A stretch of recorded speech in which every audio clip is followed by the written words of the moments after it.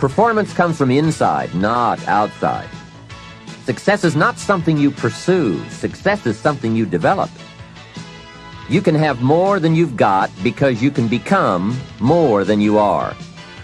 Unless you change how you are, you'll always have what you've got. The major key to your better future is you.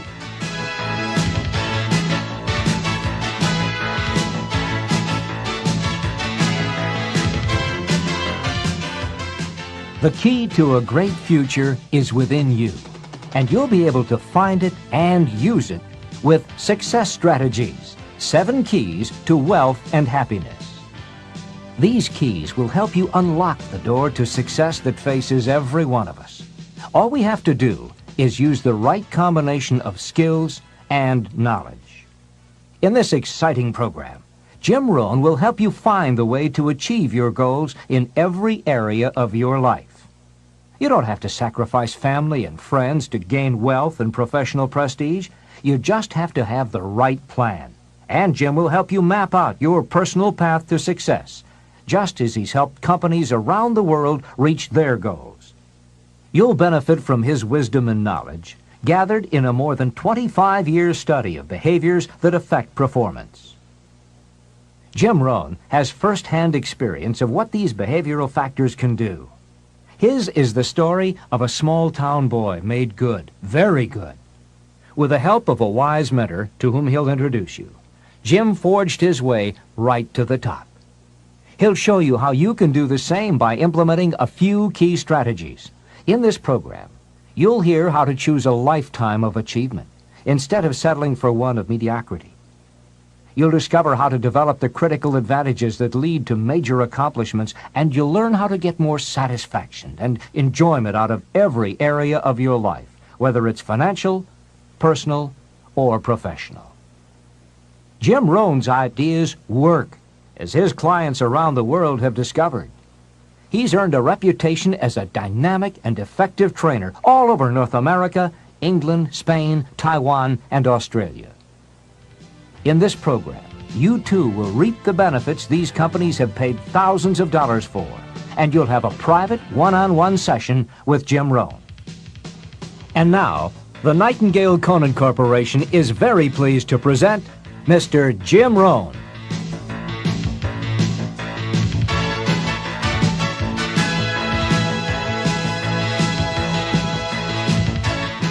This is Jim Rohn. You're going to hear a great number of ideas as you go through the sessions on these 6 cassettes. Ideas that help successful people accomplish more of their goals, achieve certain wealth, and experience greater joy and satisfaction in their lives. My hope is that you'll find a few of these ideas very useful to you right now. Unfortunately, I don't know you personally. I'm not familiar with your dreams or your problems. But fortunately for you, I don't need to be, because the ideas we'll be talking about on these cassettes are fundamentals to the art of winning. They will help you achieve your most inspiring dreams, guaranteed. They are, in fact, the 7 fundamentals for wealth and happiness. As we go through these cassettes, you'll see very clearly for yourself just how these ideas can start making a major difference in your life right away. Where did these fundamentals come from? I didn't make them up. I first discovered them when I was 25 years old, at a time in my life when I needed some new ideas to help change the direction of my life. I wasn't destitute at the time, but I certainly needed some help. I guess we could all use a little help at age 25. Let me take a minute to tell you how it happened. I had gotten off to a great start in life. I was raised in farm country in Idaho, a small community of about 5,000 people, not far from the Snake River, in the southwest corner of the state, a great place to grow up. In fact, my parents still live in this small farm community. My father is 82 years old, my mother 75, and they are still healthy and doing very well, as active now as they have ever been. I'm very proud of them, and they have always been a great example for me. After graduating from high school, I went to 1 year of college, and then I decided I was smart enough, so I quit, which was one of my major mistakes. Among many major mistakes I made in those early days, But I was ambitious and willing to work hard, and figured I wouldn't have any trouble getting a job, which turned out to be accurate. So with a head full of dreams and ambitions, I started my first job. About 3 years later, I got married, made lots of promises, worked hard, and a couple of years later started a family. And at age 25, I started taking a new look at my life. My weekly paycheck amounted to the grand total of $57. I was far behind on my promises, behind on my bills, and discouraged. I was far from making the progress I thought I should have made. I was willing to work hard. That was not my problem. But it was clear that it was going to take more than hard work. And I didn't want to wind up at age 60 broke, needing assistance, like so many people I saw around me, not in the richest country in the world. So what do you do to change the direction of your life? I thought, well, I should go back to school. 1 year of college doesn't look that good on an application. But now with my family starting, going back to school seemed like a tough decision. I didn't have any money to start my own business. Money was one of my problems. I always had far too much month left over at the end of the money, if you've ever been in that position. I remember one time losing $10, and I was physically ill for 2 days over a $10 bill. Some of my friends tried to be cheerful. They said, look, maybe some poor person who needed it found it. But that was not really helpful. I must admit at that time in my life, benevolence had not yet seized me. I was the person who needed to find $10, not lose 10. So that's where I was at that time in my life, behind on my dreams, and constantly wondering what I could possibly do to change my life for the better. Well, at age 25, good fortune came my way. And many times it's difficult to explain good fortune. Why do unique things happen to you when they do? I don't know. Part of that is a mystery to me. However, my good fortune was meeting a man, a very unique and successful man. His name was Mr. Earl Schoaf. When I met him, I said to myself, I would give anything to be like him. I wonder what it would take. Well, to make a long story short, this very special gentleman took a liking to me, and a few months after I met him, he hired me, and I went to work for him. I spent the next 5 years working for him in several of his businesses, and then, unfortunately, he died. But I did get to spend 5 years with this remarkable man, and the best thing he gave me during that 5 years was not a job. The best thing he gave me was the benefit of his philosophy, the fundamentals of living successfully, how to be wealthy, how to be happy. And sure enough, his ideas worked for me. So I will always be grateful for meeting someone who made a difference in how my life worked out. I am sure if Mr. Schoaf were still alive, I would have called him one more time today and thanked him for sharing the ideas and inspiration that changed my life. For many years, I shared this philosophy for wealth and happiness with my business partners and met with equally exciting results. I am primarily a businessman, not a professional public speaker. But I have been intrigued with the challenge of trying to put into words the ideas that can make a difference in how a person's life works out. And now I have the chance to share these ideas with you. I don't claim to have all the answers on how to do well, but I do have some answers that have worked extremely well for me and thousands of others. Take these ideas and edit them all you wish. You certainly don't have to buy everything any one person says. But give me a chance. If something sounds good, try it. If it doesn't make sense, discard it. Remember, don't be a follower, be a student.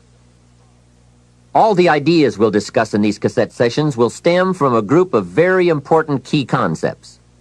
I'd like to begin this session by briefly but clearly looking at each of them. These key words are very important for us to understand if we're to get maximum value from this program and add significantly to our wealth and happiness.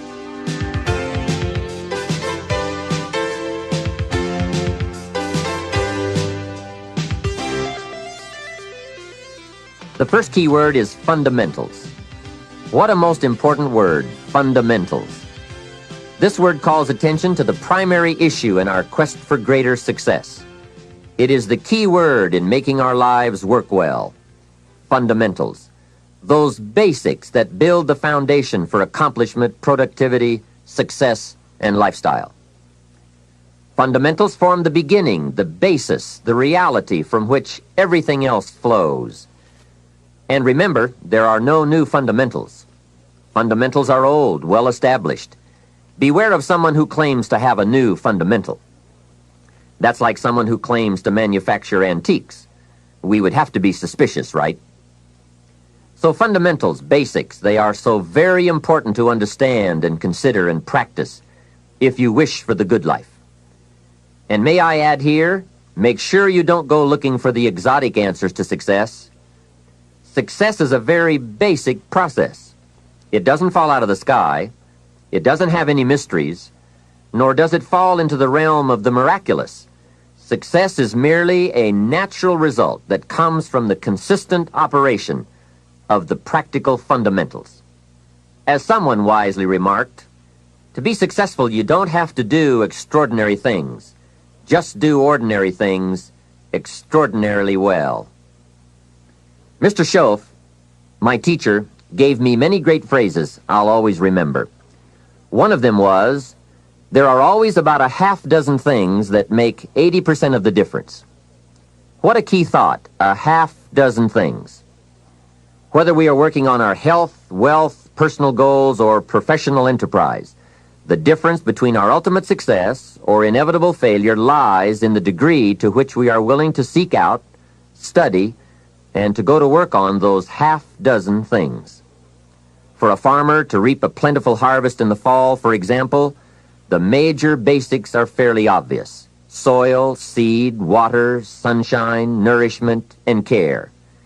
Each fundamental being equally in need of study and attention, for together they bring about the best chance for a successful harvest. A good question to ask before undertaking any project or setting any new objective, then, is what are the most important half dozen things that will make the major difference in how it works out? So whether the enterprise is art or architecture, music or sculpture, mathematics or sports, business or farming, success or lifestyle, it's the fundamentals that count. To understand them and to practice them is to take the first intelligent step toward accomplishing your objectives and living your dreams. The second key word for us to consider is wealth. Wealth is a word that brings about a wide variety of mental images, and that is part of my purpose in these cassettes, to provoke that wide variety of mental images, for that is where the dreams are, that is where the inspiration comes from, and that is where true incentive is born. The mystery and mixture of mental image, the stuff and the staff of life. Its right use, its constant use is the way to a life unique and a life abundant.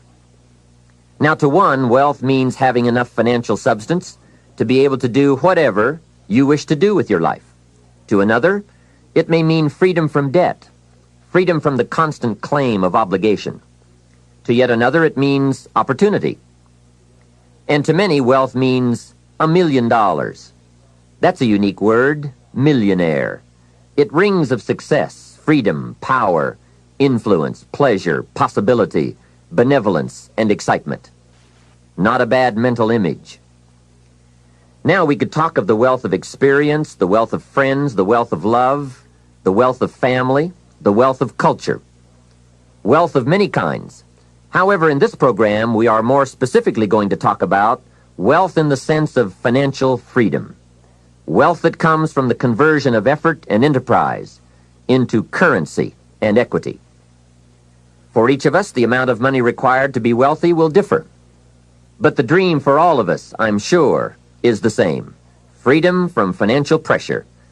More freedom of choice, freedom to enjoy, and the opportunity to create and to share.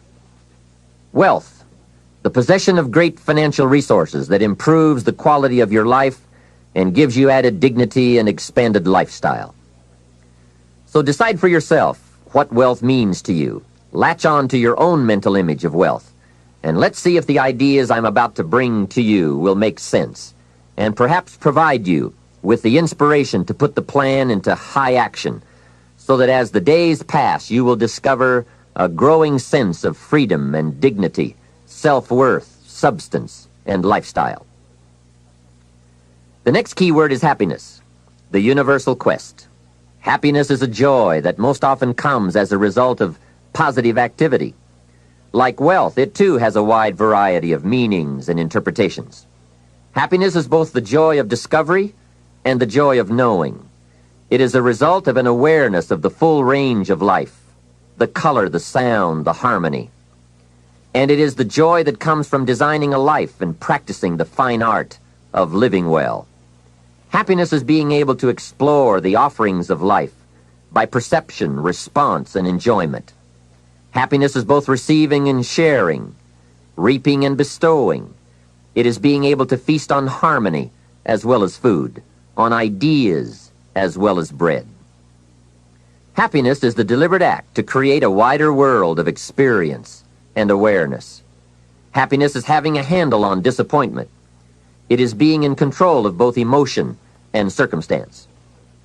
Happiness is freedom from the negative children of fear, such as worry, low self-esteem, envy, greed, anger, resentment, and so on. Happiness is an awareness and a grasp of the positive power of life and loving values. It is an order of thought, activity, and lifestyle. Happiness is values in balance. It is contact with people of substance. Happiness is contentment with the tasks of your life. It is thought inspired by, organized with, and rooted in your personal philosophy. Happiness is a life well lived, in which a wide variety of experiences are deliberately captured to become an invaluable form of currency for you to spend and invest in your own better future. Happiness is activity with purpose. It's love in practice. Happiness is both a grasp of the obvious as well as an awe of the mysterious. But for most people around us, happiness seems to be either something left behind or something yet to be discovered. Like all the good things in life, happiness is elusive by nature, but not impossible to capture. A major key for bringing joy into our lives lies in the next word we shall briefly examine: discipline. If there is a magic word that stands out above all the rest, this is the one: discipline. And in this program, you'll discover how positive this word is. Discipline is the bridge between thought and accomplishment, the bridge between inspiration and value achievement, the bridge between necessity and productivity. Remember, all good things are upstream. The passing of time takes us a-drifting, and drifting only brings us the negative, the disastrous, the disappointment, and the failure. Failure is not a cataclysmic event. It is not generally the result of one major incident, but rather a long list of accumulated little failings. Failing in life is failing to think today, failing to act today, failing to care, to strive, to climb, to learn, to keep trying day by day. If your goal requires that you write 10 letters today and you write only 3, you are down 7 letters. If you want to make 5 calls and you only make 1, you are down 4 on calls. If your plan calls for saving $10 today and you save none, you're down $10 today. Now the danger is looking at an undisciplined day and concluding that no great harm has been done. It doesn't seem like such a bad day. But add up these days to make a year, and then add up those years to make a lifetime, and perhaps you can now see how repeating today's small failures can easily turn your life into a major disaster. Success, on the other hand, is just the same process in reverse. If you plan to make 10 calls, and you end the day making 15, now you're up 5 calls. If you then get up a few on letters, move up the savings numbers, you can see what a massive difference it could make in a year, and what wealth and accomplishment awaits for a lifetime. Discipline is like a set of magic keys that unlocks all the doors of wealth, happiness, sophistication, culture, high self-esteem, pride, joy, accomplishment, satisfaction, and success. The first key to discipline is awareness of the need for and the value of discipline, and especially the discipline to make the changes. What will it take? What must I do? And what must I become to get all I want from my life? The second key is the willingness. More than that, the eagerness to maintain your new discipline deliberately, wisely, consistently. And the third key to discipline is the commitment to master the circumstances of your daily life, to see and harness the opportunities to make something of the sun and the rain, the good as well as what comes in the guise of misfortune. Discipline does many things, but most important of all is what it does for you. It makes you feel better about yourself. Even the smallest discipline can have an incredible effect on your attitude. And the good feeling you get, that surging feeling of self-worth that comes from starting a new discipline, is almost as good as the feeling that comes from the accomplishment of the discipline. Second, a new discipline immediately alters your life direction. You don't change destinations immediately. That is yet to come. But you can change direction immediately, and direction is very important. Third, discipline cooperates with nature. Everything strives. It is a common life function. How tall will a tree grow? As tall as it can. Everything strives to become all it can possibly be, and that striving to become is what discipline is all about. Disciplining ourselves to fulfill our natural potential to become all that we can be. And finally, discipline attracts opportunity. Opportunity is always looking for ambition and skill in action. Discipline taps the unlimited power of commitment. The human will in action, driven by inspiration, enticed by desire, tempered by reason, guided by intelligence, can bring you to that high and lofty place called the good life.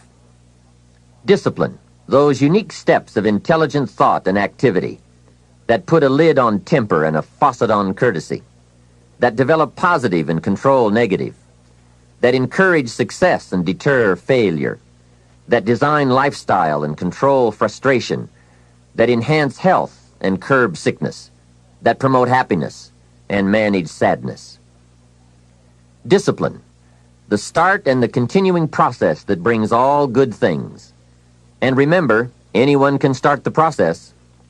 It's not if I could, I would. It's if I would, I could. If I will, I can.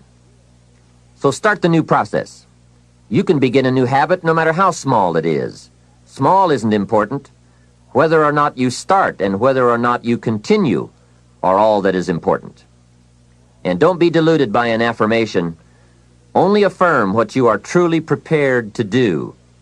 Many of us delude ourselves with our words into believing that we're making changes and making progress, when in fact our daily activity is taking us in the exact opposite direction of our affirmations. Why would you walk in the opposite direction of your dreams? The man dreams of wealth and walks daily towards certain financial disaster. The man wishes for happiness and thinks the thoughts and commits the acts that take him to certain despair. So to have a prosperous life, start a prosperity plan. To become wealthy, start a wealth plan. Remember, you don't have to be wealthy to have a wealth plan. A person with no means can have a rich plan. If you are ill, start a health plan. If you don't have energy, start an energy plan. If you don't feel good, start a feel-good plan. If you're not smart, start a smart plan. If you can't, start a can plan. If you haven't, start a have plan. Anyone can. Even a bad person can start hearing good messages and reading good books. Recognize that the start of the better life, the happy life, the wealthy life, is today. This is exciting. Both the process and the result can begin today. Start the new journey today. If you think of a new idea, today is the day to begin the discipline of putting that idea into action. Set this day up as a long, busy, exciting start for your new life. Get your first book for your new library today. Begin your new practice of setting goals today. Start clearing out a drawer of your new orderly desk Today. Start eating an apple a day on your new health plan. Today. Put some money in your new investment for fortune account. Today. Start reading with intensity for your new wealth of mind plan. Today. Write a postponed letter today. Make a delayed telephone call today. Pick up your camera and take a picture of something to start your new treasury of photographs today. Get some momentum going on your new commitment to the better life. See how many activities you can pile on in this first day. Go all out. Break away from the negative downward pull of gravity. Start the thrusters going. Prove to yourself that waiting is over, hoping is past, and that faith and action have now taken charge. It's a new day, a new beginning for your new life. With discipline, you can't believe the list of positive moves you can make in the first day of your new beginning. What have you got to lose? Only the despair and fear and guilt of the past.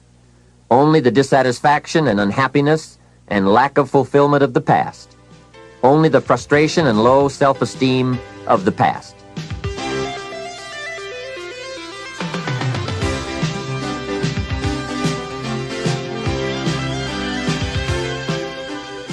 Take great pleasure in assisting in your own new birth, no matter how successful you may already be. Now I offer you the next challenge. Make this new first day a part of the week of new beginnings. See how many things you can continue and start in this week of new beginnings. Then make it the first month of the new beginnings. Then the first year of the new beginning. By the time that first year is finished, you will never again be claimed by the past.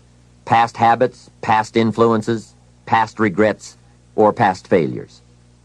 You are ready to, as the Bible phrase says, fly with the eagles. And you will have begun your certain journey toward the last key concept we'll discuss on this cassette. Success. Success is both a journey and a destination, isn't it? It is both the steady, measured progress toward a goal and the achievement of a goal. Success is an accomplishment, whether it be great or small, and it's an understanding of the potential and power of an entire human life. Success is an awareness of value, and it's the cultivation of value through discipline. It can be tangible or intangible. Success is a process of turning away from something in order to turn toward something else. From no exercise to exercise, from candy to fruit, from not investing to investing.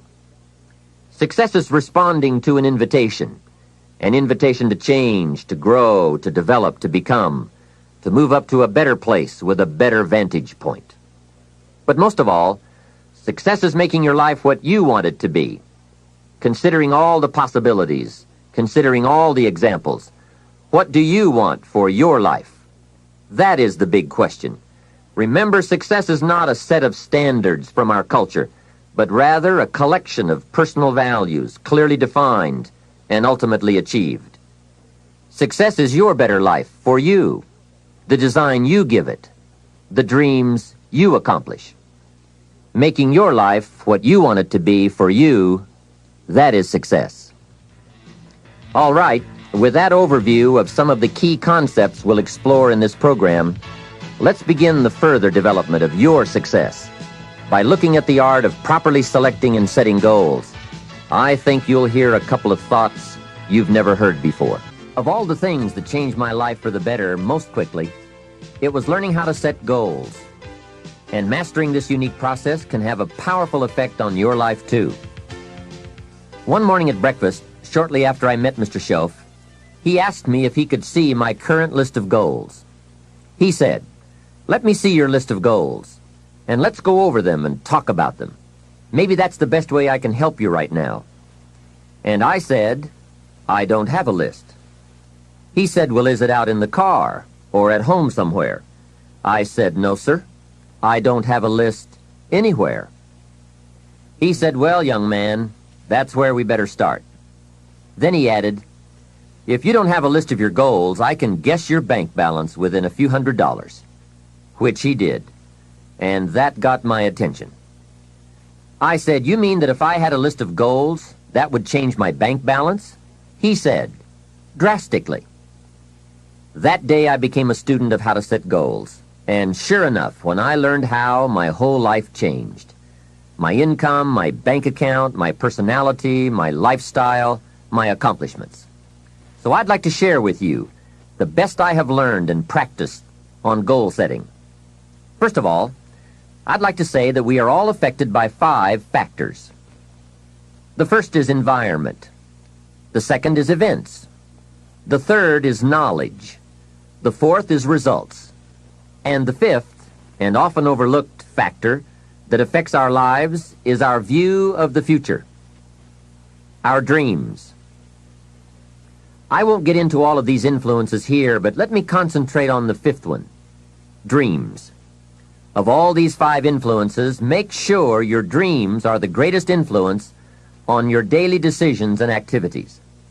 Put another way, make sure that the greatest pull on you is the pull of the future. For your dreams to greatly influence you, for the future to pull you, your future must be well planned. There are 2 ways to face the future. One is with apprehension, the other with anticipation. Guess how many people face the future with apprehension? Why? They don't have it well designed. And without really thinking about it, they have probably bought someone else's view of how to live. You will face the future with anticipation when you have planned a future you can get excited about, when you have designed your future results in advance. In this way, the future will capture your imagination. It will exert an enormous influence on you. And to design your future, you must have goals. Well-defined goals are like a magnet. They pull you in their direction, and the better you have defined them, the better you have described them, the harder you work on them, the stronger they pull. And they pull you through all kinds of difficulties, too. Without goals, it is easy to let life deteriorate to the point where you're just making a living. It is not difficult to get trapped by economic necessity and settle for existence rather than substance. We all have a choice. We can either make a living or design a life. Mr. Shove said to me, "I don't think your current bank balance is a true indicator of your level of intelligence." I was happy to hear that. He said, "I think you have plenty of talent and ability, and that you're much smarter than your bank balance indicates." And that turned out to be true. I was much smarter. My question to him was, then why isn't my bank balance bigger? And he said, "You don't have enough reasons for accomplishing great things. If you had enough reasons, you could do incredible things. You have enough intelligence, but not enough reasons." That's the key. If you had enough reasons. In my years of study, I've also discovered this. Reasons come first, and answers come second. Life has a strange way of hiding all the answers and disclosing them only to people who have been inspired to look for them, who have reasons to look for them. Put another way, when you know what you want, and you want it badly enough, you will find ways to get it. The answers, the methods, the solutions will become evident to you. Hey, what if you had to be rich? Are there any books and tapes on the subject? The answer is yes. There are plenty of good ones. But if you don't have to be rich, you probably won't read the books or listen to the tapes. What drives us to find the answers is necessity. So work on your reasons first, answer second. Now, what are some of the reasons for doing well? It varies from person to person. I'm sure that if you did a little soul searching, you could come up with a fairly strong list of reasons why you want to accomplish great things. There are personal reasons, sometimes uniquely personal reasons. Some people do well for the recognition. Some do well because of the way it makes them feel. They love the feeling of being a winner. That's one of the best reasons. I have some millionaire friends who keep working 10 to 12 hours a day, making more millions. And it's not because they need the money. It's because of the joy, pleasure, and satisfaction that come to them from being constant winners. To them, money is not their main drive. It's not the money. It's the journey. Once in a while, someone says to me, if I had $1 million, I'd never work another day in my life. Hey, that's probably why the good Lord sees to it that he doesn't get his million. Because he'd just quit. Family is another reason, or motivator for doing well. Some people do extremely well because of other people. And that's a powerful reason. Sometimes we will do things for someone else that we would not do for ourselves. We are made that way. I met a man who once said to me, Mr. Rohn, to do everything I want to do around the world with my family, I need at least $250,000 a year. I thought, incredible. Could a man's family affect him that much? And the answer is, of course. How fortunate are the people who find themselves greatly affected by someone else. It's powerful. Benevolence, the desire to share, can be a powerful reason for wanting to achieve. Some people do extremely well gathering up resources, so they can then be benefactors. When Andrew Carnegie, the great steel magnate, died, his desk was opened, and in one of the desk drawers was found a slip of paper. On that slip of paper, Mr. Carnegie had written his goal for his life, and he wrote it when he was in his 20s. On that slip of paper he had written, I'm going to spend the first half of my life accumulating money. I'm going to spend the last half of my life giving it all away. That's terrific. He was so inspired by that goal that during the first half of his life he accumulated $450 million. And during the last half of his life, he gave it all away. How powerful.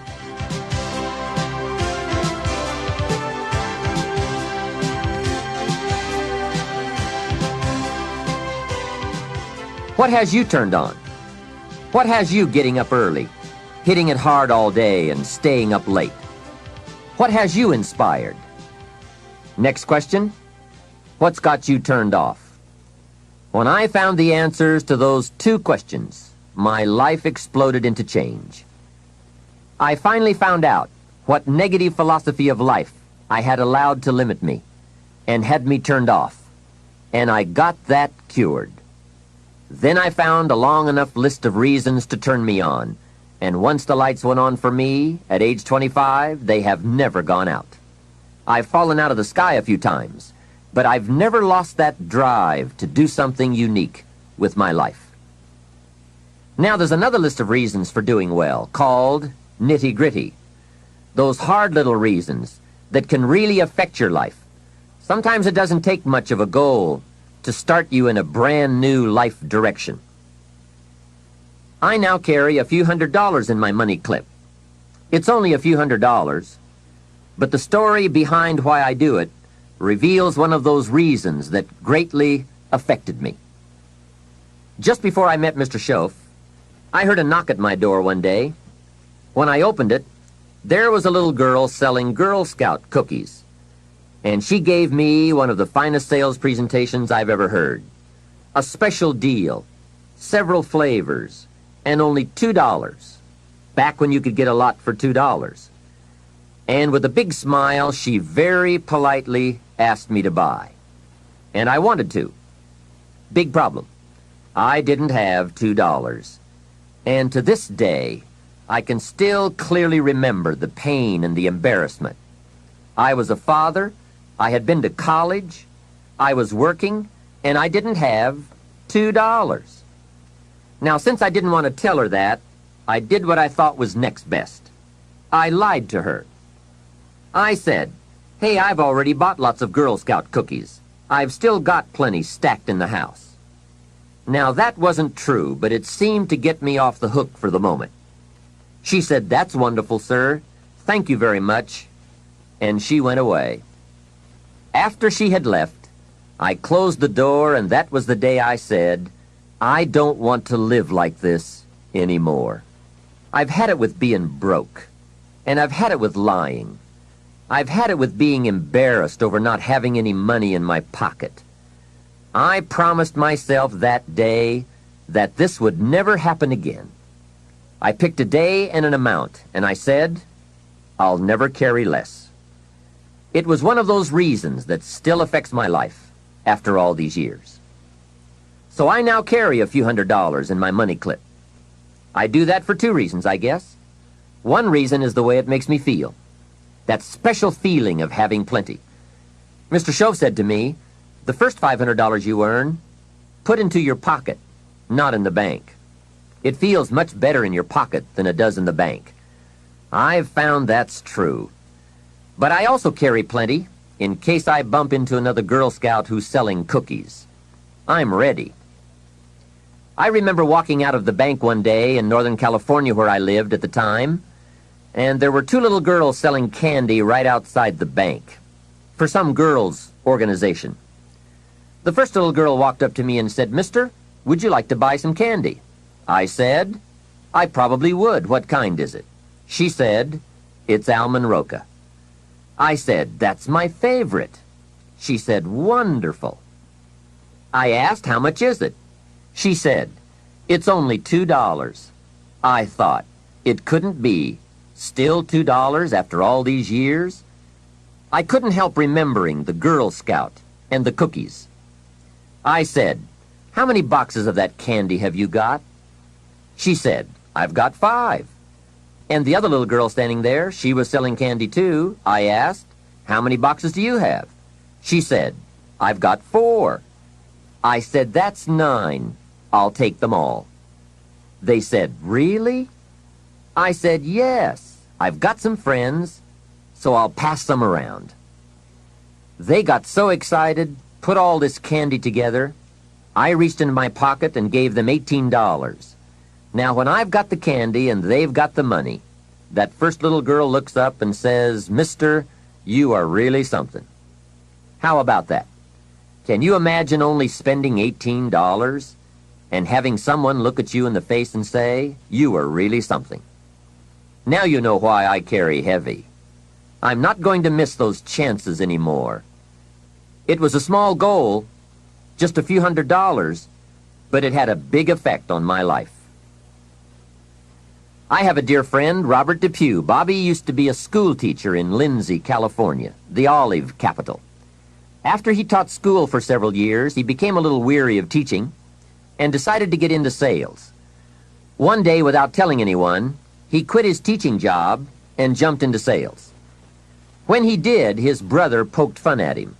His brother said, "You're going to go right down the drain. You had a good teaching job. Now you're going to lose everything you have. You must be out of your mind." He put him down something fierce.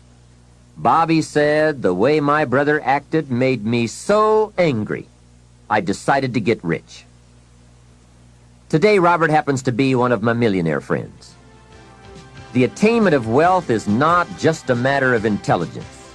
Mostly, it's a matter of inspiration. So if you have strong enough inspiration, a strong enough reason, large or small, it can have an incredible influence on the direction of your life.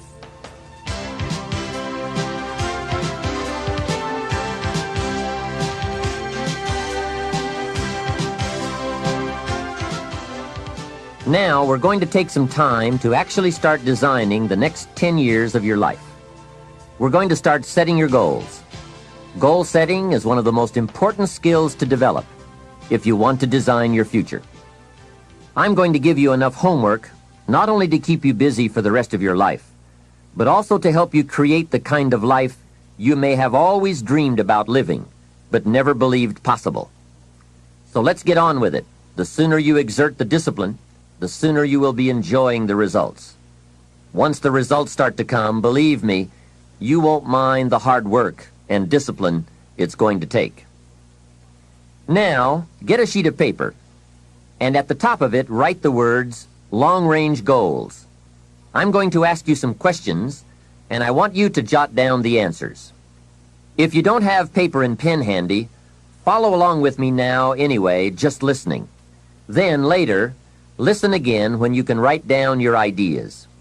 After I've asked the questions, which is the first part of this exercise, you can stop the tape and work on your answers.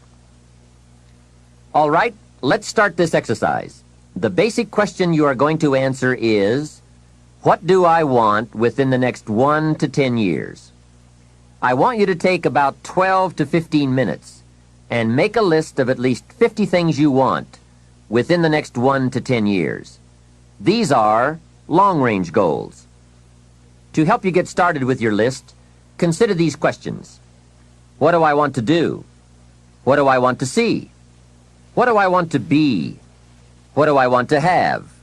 Where do I want to go? And what would I like to share? Now, with these thought-starter questions in mind, answer the basic question. What do I want within the next 1 to 10 years? See how many things you can write down. At this point, don't take the time to describe in detail everything you want. This is the time for you to let your thoughts pour, to write fast and to abbreviate. For example, if you just write down 380, you'll know what that means. You don't have to describe the color and the interior of the car. You'll do that later in this exercise. I want you now just to abbreviate and write fast. Make the list as long as you possibly can. Try to write down at least 50 items, 50 things you want within the next 1 to 10 years.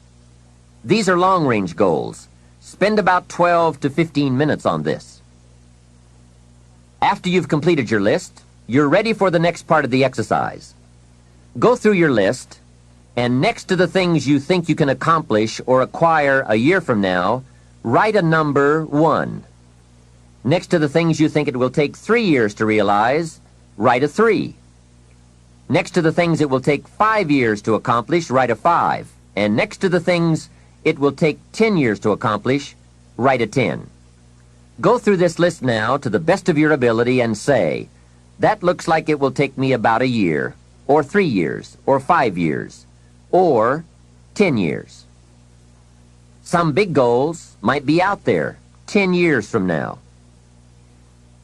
Once you complete this part of the exercise, you might come to the conclusion that you need a lot more 3-year goals and less 1-year goals, for example, or that you need more 10-year goals. You see, while you're working on one goal, you must have something else in the planning stages. If you don't, what happened to some of the early Apollo astronauts could happen to you. After they came back from the moon, some of those astronauts experienced deep psychological and emotional problems. And the reason for that? Why, after you've been to the moon, now where do you go? That seemed to be the end, the finish. What later astronauts did was to make sure that they had major projects lined up after they returned from the moon trip. The way you enjoy life best is to wrap up one goal and start right on the next one. Don't linger too long at the table of success. The only way to enjoy another meal is to get hungry. Another thing to check for on your list is that you have included goals for each of these 3 important categories. First, make sure you've listed your economic goals. Your goals for income, profits, and productivity. Second, make certain your list includes material items you want. Tangibles, such as a home, a car, a boat, furniture, or jewelry. Don't attach the wrong importance to things, but they are important. Third, you'll want to include on your list goals for personal development. Write down all your personal development goals. Your goals to be more physically fit, to lose weight, to be more decisive, to be a more effective leader, to be a better communicator, to learn another language. Of course, there are other types of goals to consider: family goals, social goals, lifestyle goals. This is pretty heavy homework, but remember, whether or not you do your homework shows up in the marketplace as well as in the classroom. After you have determined which of your goals are 1 year, 3 year, 5 year, and 10 year, and after you've made certain your list includes economic goals, things, and personal development goals, I want you to go back to this list again. Now pick out the 4 most important 1-year goals, the 4 most important 3-year goals, the 4 most important 5-year goals, and the 4 most important 10-year goals. Those 16 goals will give you plenty of work for now. Get out some more paper, and in a brief paragraph, describe each goal. How high, how long, how much, what size, what model, what color, for example. Also describe why it is important to you. This is a process where you either talk yourself into it or talk yourself out of it, which is good. When you're unclear as to why something is important, usually you put only half-hearted effort into it. What you want is a powerful motivator, but the reason why you want it is an even more powerful motivator. It has greater pull. You may find that some of your goals you thought at first glance were important are not important after all. Do some reflecting, refining, and revising. The point is, right now, try to have approximately 4 one-year, 3-year, 5-year, and 10-year goals that you truly believe in, that inspire you, that you've sold yourself on. When these goals and the reasons you want to obtain them are each clearly described in a brief paragraph, transfer this information to a journal or some type of notebook that you can carry with you easily and refer to often. It's essential to set aside some time every week to review all of your goals, to rearrange them, redo them, restructure them, to add goals, or to tear up the whole list and start over. Goal setting is not something you do just once. It's a continual process. Also, you must constantly check your progress toward your goals. You don't want to fall too far behind on, or worse, lose sight of, your important goals. Now, just as important as your long-range goals are your short-range goals. Your goals for tomorrow, next week, next month, 6 months from now. These are goals you can accomplish within the next year, the immediate future. We call these goals confidence builders. When you work hard, burn the midnight oil, and accomplish these little things, it builds your confidence to go for your long-range goals. Write down in your notebook or journal all the little things you would like to have or accomplish in the next year. How you set up this list is up to you. You might want to break it down by week or by month. Set it up in whatever way works well for you. Part of the fun of having a list is being able to check off something as obtained or completed. Every week, try to check off at least one thing on your list of short-term goals. And when you are able to check off something major, something on your list of long-range goals, celebrate. Make winning joyful. Congratulate yourself. It is very important to celebrate progress. We grow from two experiences. One is the joy of winning, and the other is the pain of losing. Here's what that also means. Make losing painful. Put it on yourself. If you set something up, fooled around, didn't pull it off, put it on yourself. And get around people who will help in this area.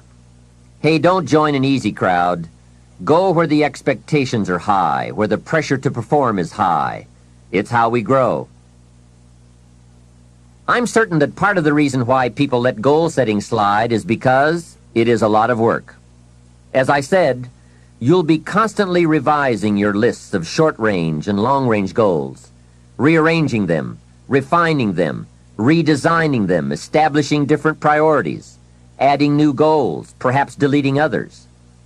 It's interesting that so many people work hard on their jobs, but they don't work hard on their futures. They let that slide. Some people live such mediocre lives that at the end of the day, they don't know whether they're winning or losing. They just go through life with their fingers crossed.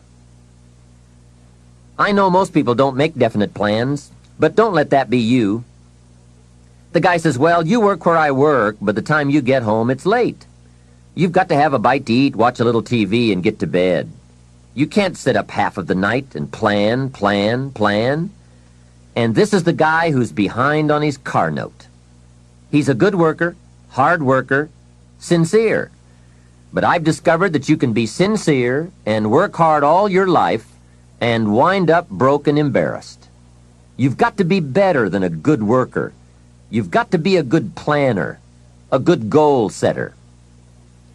You've heard the old saying, the people who fail to plan are planning to fail. It's true. So work on your plans. Put yourself in the top few percent who put this power to work for themselves. Writing your goals down also shows you are serious. And to do better, you must get serious. You don't have to be grim, but you do have to be serious. Hey, everybody hopes things will get better, but remember, the future does not get better by hope. It gets better by plan. And hope unaided by clear plans can finally become an illness. There's a Bible phrase that says, hope long delayed makes the heart sick. It's a sickness. I used to have the illness known as passive hope. It's bad. And there's one that is even worse, and that is called happy hope. That is really bad. The man is 50, and he's broke, and he's still smiling. That's bad. So get serious. Make plans. Put them on paper. My suggestion from experience. There's a phrase from the Bible that goes, without dreams and vision, we perish. How true. Humans have this unique ability to aspire, to dream, to go for something, to become something. Without that, life is not life. We must have dreams and never give up on our dreams. I'd like to share with you some further observations I've made on goal setting. Understand that your goals, whatever they are affecting you all day long. Your goals affect your handshake, your attitude, how you feel. Your goals affect how you look, how you dress, how you walk, how you talk, all day, every day. Your personality, conversation, activity, it's all affected by your goals. I asked a man one time, what are your goals for this month? And he said, if I could just scrape up enough money to pay these lousy bills. That was his goal. Hey, I'm not saying it isn't a goal. It is, but it's such a poor goal. It certainly isn't inspiring. You don't jump out of bed on Monday morning and say, oh boy, another chance to go out and scrape up the money to pay these lousy bills. The point is that goals should be fun. They should be big, challenging, rewarding. They should allow you to grow. Remember, too, that the major purpose of having a goal is not just to acquire the goal. The major reason for setting goals is to compel yourself to become the person it takes to achieve them. In other words, attaining the goal is of secondary importance. What's far more important is what you become in the pursuit of it. The greatest value in becoming a millionaire, for example, is not the $1 million. The greatest value is the skills, the knowledge, the discipline, and the leadership qualities you acquired in becoming a millionaire. It's the experience you acquired in planning, development, strategy. It's other qualities you acquired, such as courage, commitment, and willpower, to attract $1 million. You could lose everything you attained, but you could not lose the skills, knowledge, and experience you have obtained. Even better than having is being. Here's a most important question to spend some time answering. What kind of person will I have to become to get all I want? Write down a few thoughts on that. Write down some skills you'll have to develop, for example, and some of the things you're going to have to learn. Just spend a little time writing a few sentences on this. What kind of person will I have to become to get all I want? The answer to this will give you some personal development goals. Remember that income does not far exceed personal development. All of us have to do this kind of self-examination. I have to look at my own life and say, well, here's what I want, but am I willing to become what it takes to get what I want? If I'm too lazy, if I don't want to learn, read, study, and grow to become that kind of person, then I cannot attract what I want. Now, either I have to change my wants, or I have to change myself. Here are a few more key points I'd like to share with you on goals and designing your future. First, if you don't right now feel as if you're equipped to get all you want, just remember, ability will grow to match your strong dreams. That's why the goal-setting process we've discussed is so important. The more you work on this, the more ideas you will get on how you can change, how you can grow. I am nowhere near the person I was when I met Mr. Schoaf 25 years ago. I'm not that person anymore. I've changed. There's nothing you can do about the past, but you can do a great deal about your future. You don't have to be the same person you were yesterday. You can make changes in your life, absolutely startling changes, in a fairly short period of time. You can make changes you can't even conceive of now, if you give yourself a chance. Your abilities will grow. You have untapped talents and potential that you haven't even reached for yet. And as time goes on, you'll be able to reach deeper and deeper. The first thing you'll know, you'll be able to do things you never thought you could do. You'll be able to handle things you never thought you could handle. You'll have ideas that you've never had before. All of this is sparked by the goal-setting process. When you know what you want, and you want it badly enough, the answers will come to you. I can't tell you why it works. All I know is, it works. Give yourself a chance to become all you can become and to accomplish all you can accomplish. Let me give you a Bible philosophy that teaches how to get whatever you want. Here's what it says. Ask. That's it. Ask. Of all the important skills to learn in life, be sure to include the skill of asking. What does ask mean? Ask means, what do you want? And the complete formula is staggering. It says ask, and you will receive. Hey, we ought to look into that. The man says, yes, but you work where I work. By the time you struggle home, it's late. You've got to get a bite to eat, watch a little TV, and get to bed. You can't sit up half the night and ask. And this guy is behind on his bills. He's a good worker, hard worker, sincere, but you've got to do better than work hard and be sincere all of your life. You'll wind up broke and embarrassed. You've got to be better than a good worker. You've got to be a good asker. Let me give you some key points on this asking and receiving, setting goals, asking of life. Here's part of the philosophy that helped me to change. First, asking starts the receiving process. Asking is like pushing a button, and all this machinery starts working, mental and emotional machinery. I don't even know how it works, but I do know it works. There are a lot of things you don't need to know how they work. Just work them. Some people are always studying the roots. Others are picking the fruit. It all depends on what end of it you want in on. So asking is the beginning of receiving. Second, receiving is not the problem. You don't have to work on receiving. It's automatic. So if receiving is not the problem, what is the problem? It's failing to ask. The man says, I see it now. I got up every day this year and hit it hard, but nowhere in my house is there a list of what I want from my life. Can you see? Good worker, poor asker. Third, receiving is like the ocean. There's plenty, especially in this country. It's like an ocean here. Here, success is not in short supply. It isn't rationed so that when you step up to the window, it's all gone. No.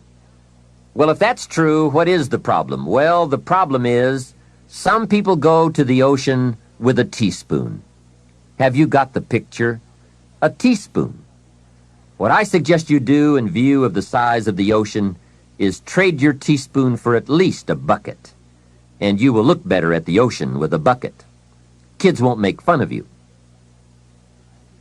Now, here's something else to remember about asking. There are two ways to ask. One is ask with intelligence. It didn't say ask intelligently, but I'm sure it meant that. Don't mumble. You won't get anything by mumbling. Be clear, be specific. Intelligent asking means how high, how long, how much, when, what size, what model, what color. Describe what you want. Define it. Remember, well-defined goals are like magnets. The better you define them, the stronger they pull. And Give your goals purpose. Answer both questions. What do I want? That's the object. And the second question, what for? That's purpose. Purpose is stronger than object. What you want is powerful and it will pull, but what you want it for is more powerful. Here's the second way to ask. Ask with faith. Faith is the childish part. It means believe you can get what you want like a child, not an adult. Many adults are too skeptical. They've lost that wonderful childlike faith and trust. Don't let that happen to you. Believe in, have faith in yourself and your goals. And get excited like a child. Childlike enthusiasm. Nothing can beat it. Kids think they can do anything. How exciting. They hate to go to bed at night and can't wait to get up in the morning. Develop that kind of enthusiasm toward your life and your goals. And be curious like a child. Kids can ask 1,000 questions. Just when you think they're finished, they come up with 1,000 more. They'll drive you to the brink. But it's really a virtue. Have plenty of curiosity. Ask questions. That's how you learn. Another fringe benefit of setting goals is what it does for your ability to manage your time effectively. This is no small thing. We'll look at time management in detail in a later session, but now, while we're talking about goals, I'd like to share a few ways your use of time are affected by or influence the achievement of your goals. Have you ever thought that without some very clear written goals, you never even need to consider managing your time? Time essentials come from objectives well defined. Time can't be critical if objectives aren't defined.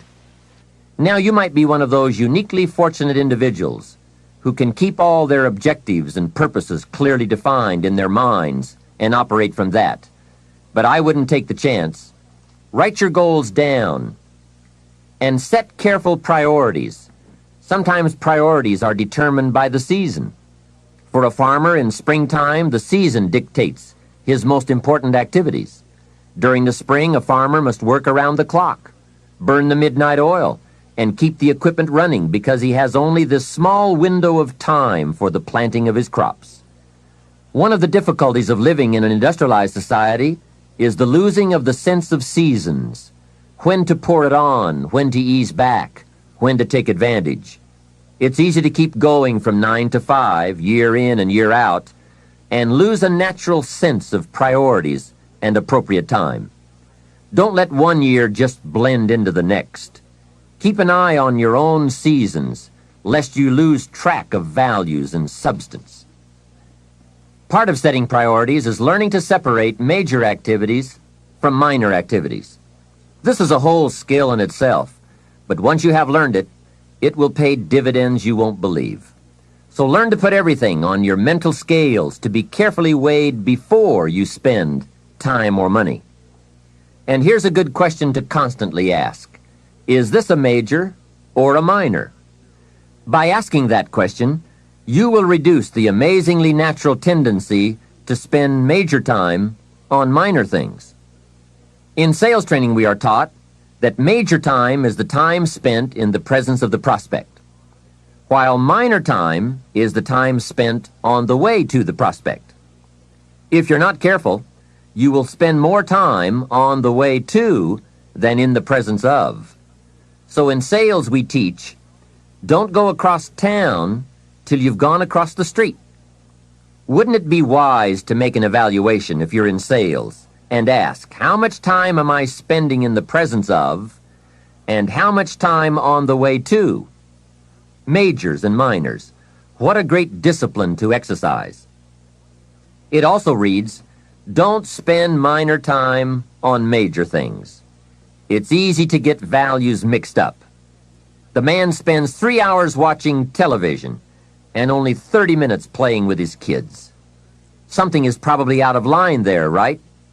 It also reads, don't spend major money on minor things. If you spend more on candy than on audio cassettes like this, or books, that would be foolish, right? Here is a great goal-achieving tip. Don't mistake movement for achievement. It's possible to be busy all day, come home exhausted, and only then realize that very little of your day consisted of productive activities in the pursuit of your goals. Don't get faked out by being busy. The man says, "I've been going hard all day. I've really put in the hours and the effort." But here's the major question. Doing what? It isn't going hard all day that counts. It's the doing what, the value that counts. Another essential is concentration. This is one of those difficult things, especially in a society where there are so many voices asking for our attention. The television voices, the radio voices, your family voices, the friends' voices, social voices, business voices, advertising, commercials. Isn't it amazing? You can turn off the television and the commercials keep running. How do you turn them off in your mind? That is the challenge to be mastered. The best use of time comes from putting plenty of value in it, and concentration means you take that challenge seriously. It's called careful investment for maximum results. Concentration. The big sports stars will tell you the cost of not concentrating. Just a little slip of concentration, and they put one by your feet. And there goes first place, and maybe the big money. So writing a letter, concentrate. Making a call, having a conversation. Trying to solve a problem, concentrate. You won't believe the effect this will have on your life. Now, there is a time to let your mind wander, but it's a time you designate specifically for that purpose. At that appointed time, you can go off for that walk on the beach, or that drive to the mountains, away from business. Let the breezes blow and your mind soar. Do some dreaming. That's healthy. But do it at that pre-planned time. At all other tasks, concentrate. Another aspect of managing goals and time is constant review. There's just no way to keep on target with your priorities without this. Whether it's business goals, personal goals, family goals, or investment goals, they must all be reviewed to see if you are on track, which is all the more reason for writing them down. Careful goal setting could be the time management answer you've been looking for. Goals well defined and well described and well thought out make us look carefully at the time we have and how to get the most from it to make all of our dreams come true. The answers to do better come from the necessity to do better. You will undoubtedly be amazed at the ideas you can come up with for the use of your time when goals and purpose have you stimulated to the maximum. Now there is a last main point to consider. You won't get everything you want. What a statement to make after studying how to get whatever you want. But you won't get everything you want, and the reason is, it's not that kind of planet. Sometimes it's going to hail on your crop and rain on your parade.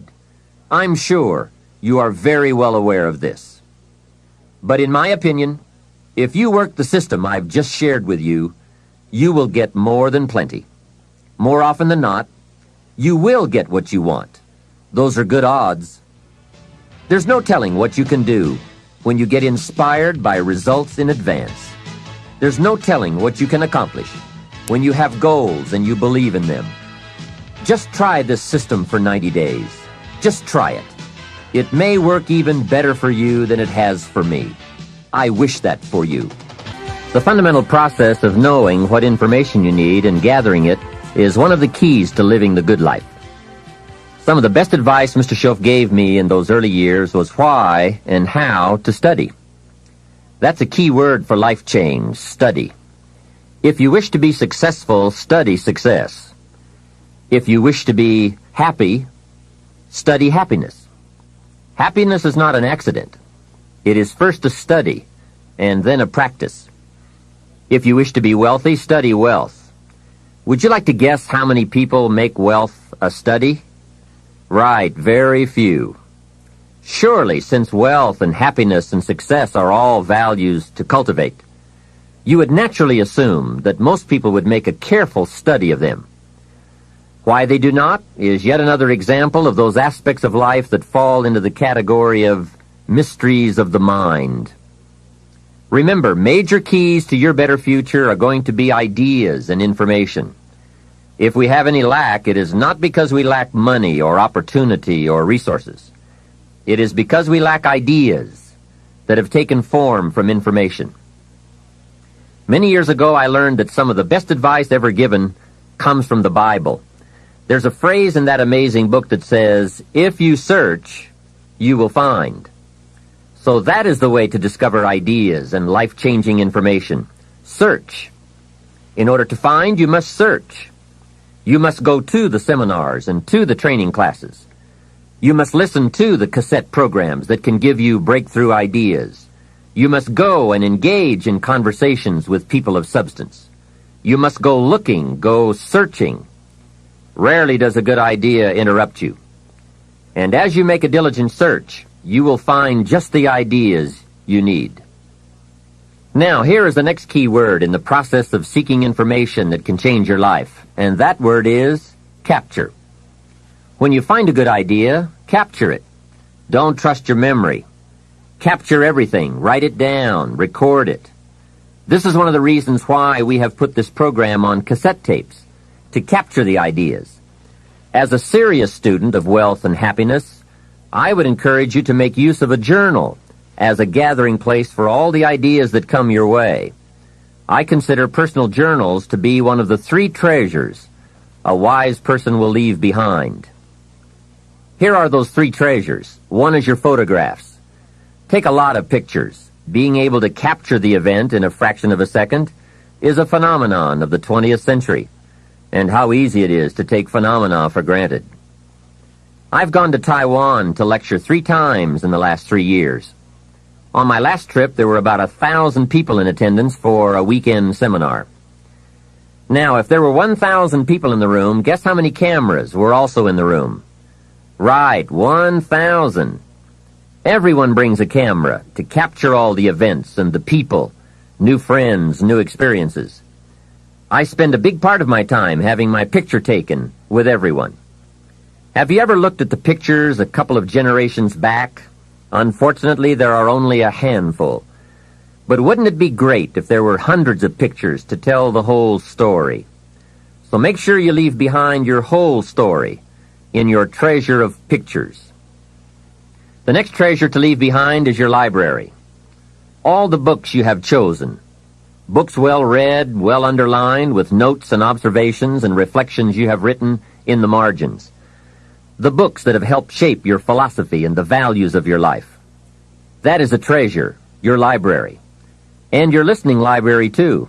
All these terrific cassettes. They are a treasure. The third treasure to leave behind is perhaps the most important. And that is your journals, containing all the ideas you have captured in your lifetime. Business ideas, social ideas, culture ideas, investment ideas, lifestyle ideas. Can you imagine the value these journals would have? They will certainly be more valuable to leave behind to your children than your couch. So, get serious about your search for information and ideas, and about leaving that information behind for future generations. Here is the next key word for expanding your life for the better. That word is review. Go back over all your life experiences. Learn a skill called reflection. Pondering life's events with the intent of learning. That is so important. I call it running the tapes again. The events of your life are some of the best sources of information. Don't merely go through your days, get from your days. Be aware of what's going on around you so that you will drive the grooves in the record of that day deep into your consciousness. Here are some good times to reflect. First, at the end of the day, take a few minutes and go back over your day. Where you went and what you did and what you said, what worked and what didn't. What do you want to do again? What do you want to correct? The colors, the sights, the sounds, the conversations, the experiences. You see, experience can become commodity, currency, coin, an incredible source of value, but only if you take time to reflect on the experience and turn it into something of value. As we mentioned in our first fundamental, it's not what happens that makes the difference in how your life works out, but rather what you do about what happens. And part of doing something about what happens is this process of reflection, studying an event in order to glean valuable information from it. Another time to reflect is at the end of the week. Take a few hours. Take a half a day at the end of the month. Take a weekend at the end of the year. Reason? To make the past more valuable. Sophisticated people have learned how to gather up the past and invest it in the future. When my father was about to celebrate his 76th birthday, I said to him, "Father, can you imagine what it's going to be like to gather up the last 75 years and invest them in your 76th? That's how life can become productive and exciting.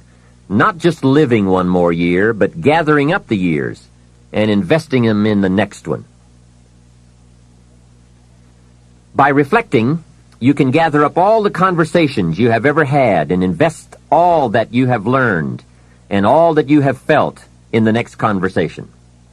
Gather all your experiences and invest all that you have learned and felt in your next experience. And the more value, the more substance, the more information, the more wisdom you can gather from all of your yesterdays, the more exciting your future becomes. Probably all of us already know all that we need to know in order to make our lives turn out the way we want, except for one thing: how to gather what we've learned in order to invest it in what we want to become. So start a new discipline that can lead to wealth and happiness. Find out how things work. Never let it be said you didn't find out.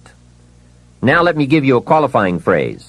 You may not be able to do all you find out, but make sure you find out all you can do.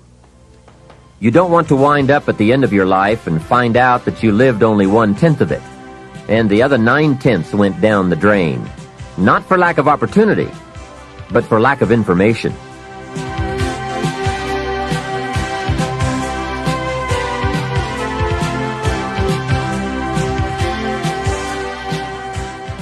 Let me share with you two of the best sources of information available. First, as we have mentioned, learn from your own experiences. Become a good student of your own life. It's the information you are most familiar with and feel the strongest about. So make your own life one of your most important studies. And in studying your own life, be sure to study the negative as well as the positive, your failures as well as your successes. Our so-called failures serve us well when they teach us valuable information. They're frequently better teachers than our successes. One of the ways we learn how to do something right is simply by doing it wrong. Doing it wrong is a great school for learning. Now I would suggest that you not take too long. If you've done it wrong for 10 years, I wouldn't suggest another 10. But what a close at hand and emotionally impactful way to learn from your own experiences. When I met Mr. Schoaf, I had been working 6 years. I started when I was 19, and when I met him, I was 25. He said to me, "Mr. Rohn, you have been working now for 6 years. How are you doing?" I said, "Not very well." He said, "Then I suggest you not do that anymore." 6 years is long enough to operate the wrong plan. Next he asked, "How much money have you saved in the last 6 years?" I said, "Not any." He said, "Who sold you on that plan 6 years ago?" What a fantastic question. Where did I get my present plan that wasn't working well? Hey, everyone has bought someone's plan. The question is, whose? Whose plan have you bought? Now, those initial confrontations as you come to grips with your own past experiences may be a little painful at first, especially if you have made as many errors as I did. But think of the progress you can make when you have finally confronted those errors by becoming a better student of your own life. Now, the next way to learn is from other people's experiences. And remember, you can learn from other people whether they have done it right or wrong. You can learn from negative as well as positive. The Bible is such a great book because it is a collection of human stories on both sides of the ledger. One list of human stories is called examples. Do what these people did. And the other list of human stories is called warnings. Don't do what these clods did. What a wealth of information. What to do and what not to do. I think it also means, however, that if your story ever gets in somebody's book, make sure they use it as an example, not a warning. There are 3 ways to learn from other people. The first is to listen to the cassettes and read the books by and about people who've accomplished great things. All the successful people I know and work with around the world are good readers. They just read. They are so curious that they are driven to read because they just have to know. It is one of the things they all have in common. Here's a good phrase: all leaders are readers. And they use cassette programs too, especially while they're in the car or during other times when they can't read. Cassettes can help all of us easily pick up new ideas and new skills. Did you know there are cassettes and books on how to be stronger, more decisive, a better speaker, a more effective leader, have a better effect on other people, become more loving, develop personality, get rich, develop influence, become sophisticated, and people don't use them? How would you explain that? Did you know that hundreds of successful people have written their stories in books and told how they did it on cassettes like this, and people don't want to listen? How would you explain that? The guy's busy, I guess. He says, well, yeah, if you worked where I work, by the time you struggle home, it's late. You've got to have a bite to eat, watch a little TV, and get to bed. You can't stay up half the night and read. And this is the guy that's behind on his bills. He's a good worker, hard worker, sincere. But remember, you can be sincere and work hard all your life and wind up broke, confused, and embarrassed. You've got to be better than a good worker. You've got to be a good reader, a good listener. At least he could hear a good cassette on the way home, right? Now, you don't have to read or listen to educational cassettes half the night. Although if you're broke, it's a good place to start. But here is all I ask, just 30 minutes a day. That's all. Stretch it to an hour if you can, but at least 30 minutes. Half rich isn't bad. 30 minutes. Hear or read something challenging, something instructional, at least 30 minutes a day. And here's the next key. Every day. Don't miss. Miss a meal, but not your 30 minutes. Hey, you can get along without some meals, but you can't get along without some ideas, examples, and inspiration. There's a Bible phrase that says, humans cannot live on bread alone, or food alone. It says the next most important thing to bread is words. Words nourish the mind. Words nourish the soul. Humans have to have food and words to be healthy and prosperous. Make sure you have a good diet of words every day. I told my staff one day, some people read so little they have rickets of the mind. And also remember to properly feed the mind, you must have good balance. Don't just read or listen to the easy stuff. You can't live on mental candy. Here is a thought. Why not call good books and cassettes tapping the treasure of ideas? That's it. Tapping the treasure of ideas, like you're doing with this program.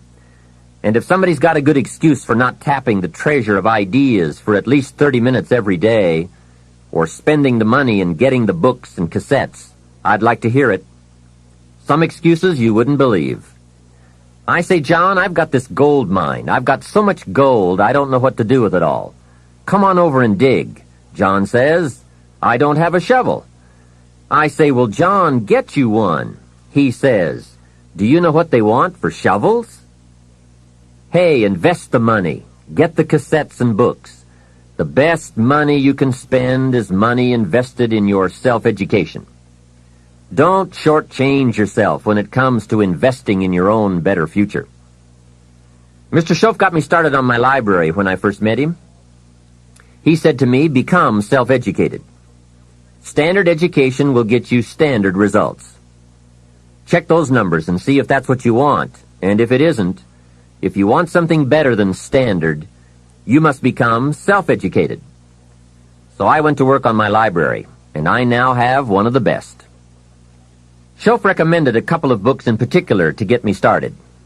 Now, I had a Bible, that's 66 books, So that was a pretty good start, and my parents saw to it that I had a good study of the Bible. But the first book Mr. Schoaf told me to get was the book Think and Grow Rich by Napoleon Hill. If you don't already have it, it's a great one to add to your library. Earl Nightingale has put it on cassette.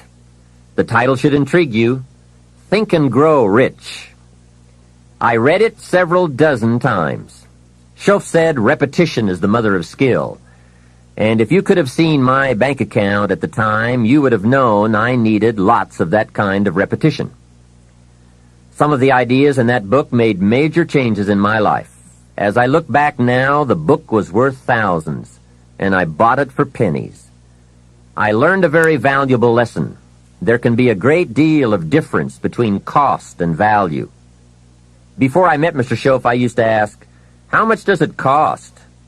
After I met him, however, I soon learned to ask, how much is it worth? I started basing my life on worth instead of cost, and everything changed. So that was one book he recommended, Think and Grow Rich. The next book he recommended I get was a book on nutrition. Schoaf said, study nutrition. Vitality plays an important part in doing well. Some people don't do well because they don't feel well. It's not that they're not intelligent. It's that they're ill. They don't have the fire and the vitality to do well. So he really got on me about nutrition. Now, some of those health books are a bit weird, but you can separate out the weird stuff. There are cassettes on nutrition, too. Remember, don't be a follower. Be a student. Someone says, I read this book. Should I follow? And the answer is no.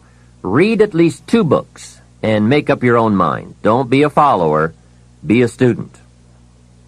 So take care of yourself. There's a Bible phrase that says, many times the spirit is willing, but the body's weak. So you have to work on both. You wake up in the morning and the mind says, let's go get 'em. And the body says, I can't even get out of bed. So work on your health. A person's library of books and cassettes reveals his or her most dominant desires. It's interesting to walk into someone's house and browse through the library. What does your library say about you? So read all the books. Now here's good news. You don't have to read them all at once. Try this. 2 books a week. In 10 years is 1,000 books. If you read 1,000 books in the next 10 years, do you think they would greatly influence all the dimensions of your life? The answer is, of course. Well, here's what's exciting. It's only 2 books a week. However, I would suggest if you haven't read 2 books a week for the last 10 years, you are about 1,000 books behind. Can you imagine the incredible disadvantage it will be 10 years from now to stride into the marketplace 1,000 books behind? For some confrontations, you won't be a match. And for some opportunities, your knowledge will be too lacking. For some values, your philosophy will be too shallow. Missing skills, missing knowledge, missing insights, missing values, missing lifestyle. It could happen if you don't read the books. Remember, the book you don't read won't help. You can't read too many books, but you can read too few. Now, the next way to learn from others is to listen.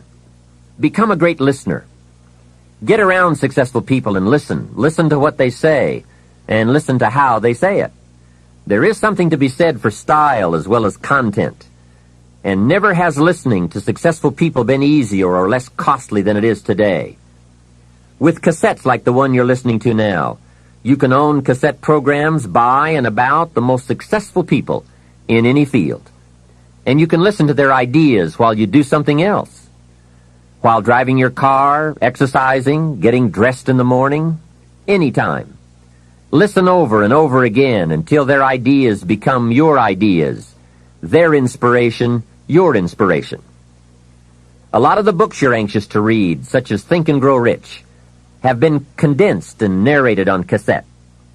Your cassette library of great authors and ideas can be the investment with the greatest return of all. Great cassettes will do more than teach you great ideas. They'll also remind you of the important things you already know but sometimes forget. They'll lift your spirit. They'll keep your mind on what's important, on your goal and how you can achieve it. And what a modest investment for the seeds of fortune.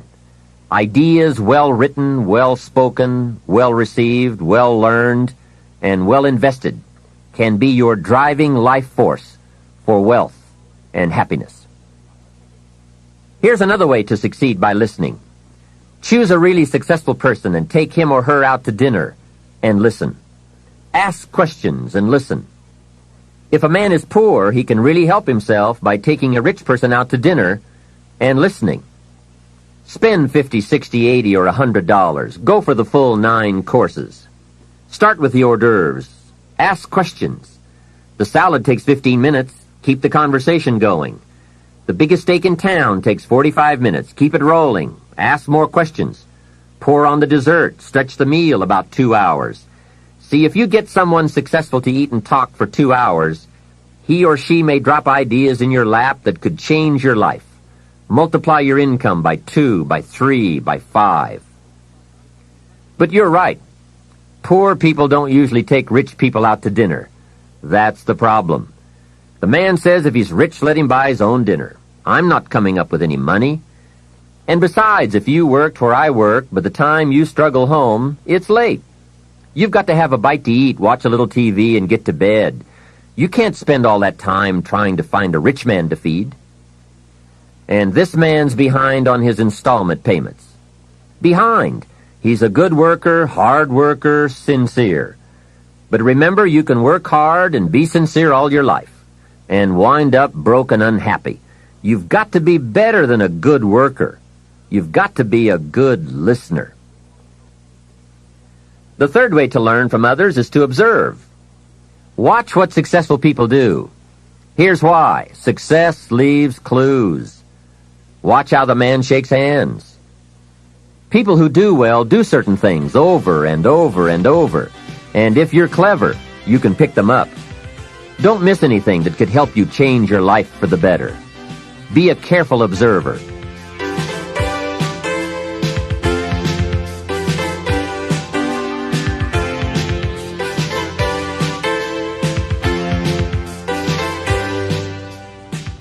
We have covered a lot of ideas in this part, but what a major fundamental to wealth and happiness. The consistent, disciplined, purposeful, constant search for knowledge. It's where the life-changing ideas are. Pursue it with high expectations. Spend the money and time and the effort. They're all investments, time, effort, and money. But the payoff is so great, it's hard to compare the cost to the reward. First is the money, and it does take some money. I have a great suggestion for the cassettes and the books and the lectures, the seminars and the videos you need for a constant flow of ideas and inspiration. Set up an educational fund. Take a portion of your income each month and set it aside to invest in all the means of the search for knowledge. Remember, the best money spent is the money spent to cultivate the genius of your own mind and spirit. Make sure you don't spend more for accommodation than you do for education. The money, small price. The promise, unlimited potential. Next is the time. That is a valuable expenditure. I understand that. To ask people for their money, that's one thing, but to ask them for their time, that's a major request. But I don't know any shortcuts to this. It takes time, precious time. The time you spend is that much less time you have to spend. You can get more money, but you can't get more time. However, life has a unique way of rewarding high investment with high return. This major investment you're making now, listening, could be that small fine-tuning you need for major accomplishment. And last, the investment in effort. There is a great deal of difference in casual listening and serious listening. Listening to know, listening to learn, listening that opens up the whole mental and spiritual process is truly an investment in effort. Bringing heavy attention to bear, that takes effort. A mental rifle shot to strike the idea target, that takes a great deal of concentrated effort. However, this effort, high-gear mental machinery, is the effort investment that opens the floodgates where ideas can work their magic for you in the marketplace. So, I do not hesitate to ask you to spend in deliberate, consistent fashion the money and the time and the effort. It's an investment that turns on the lights, opens the windows, sharpens the focus, and starts turning wishes into pride and product, wealth, and happiness. Of all the assignments Mr. Schoaf gave me in those early days when we were working together, personal development was probably my most challenging. Some things he taught me I caught on to right away, and some things took longer than I want to admit. This one I've been working on all these years, and I'm certainly not finished. I guess it is a lifetime project, seeing what you can become. Personal development is truly the key to the good life. You see, what you become is far more important than what you get. The most important question to ask on the job is not, what am I getting? The most important question is, what am I becoming? However, it is also true that what you become directly influences what you get. Most of what we have attracted by the person we have become. So here's the great challenge of life. You can have more than you've got because you can become more than you are. That is the great focus of attention for life change. Now, on the other side of the coin it reads, unless you change how you are, you'll always have what you've got. I've discovered that income does not usually exceed personal development.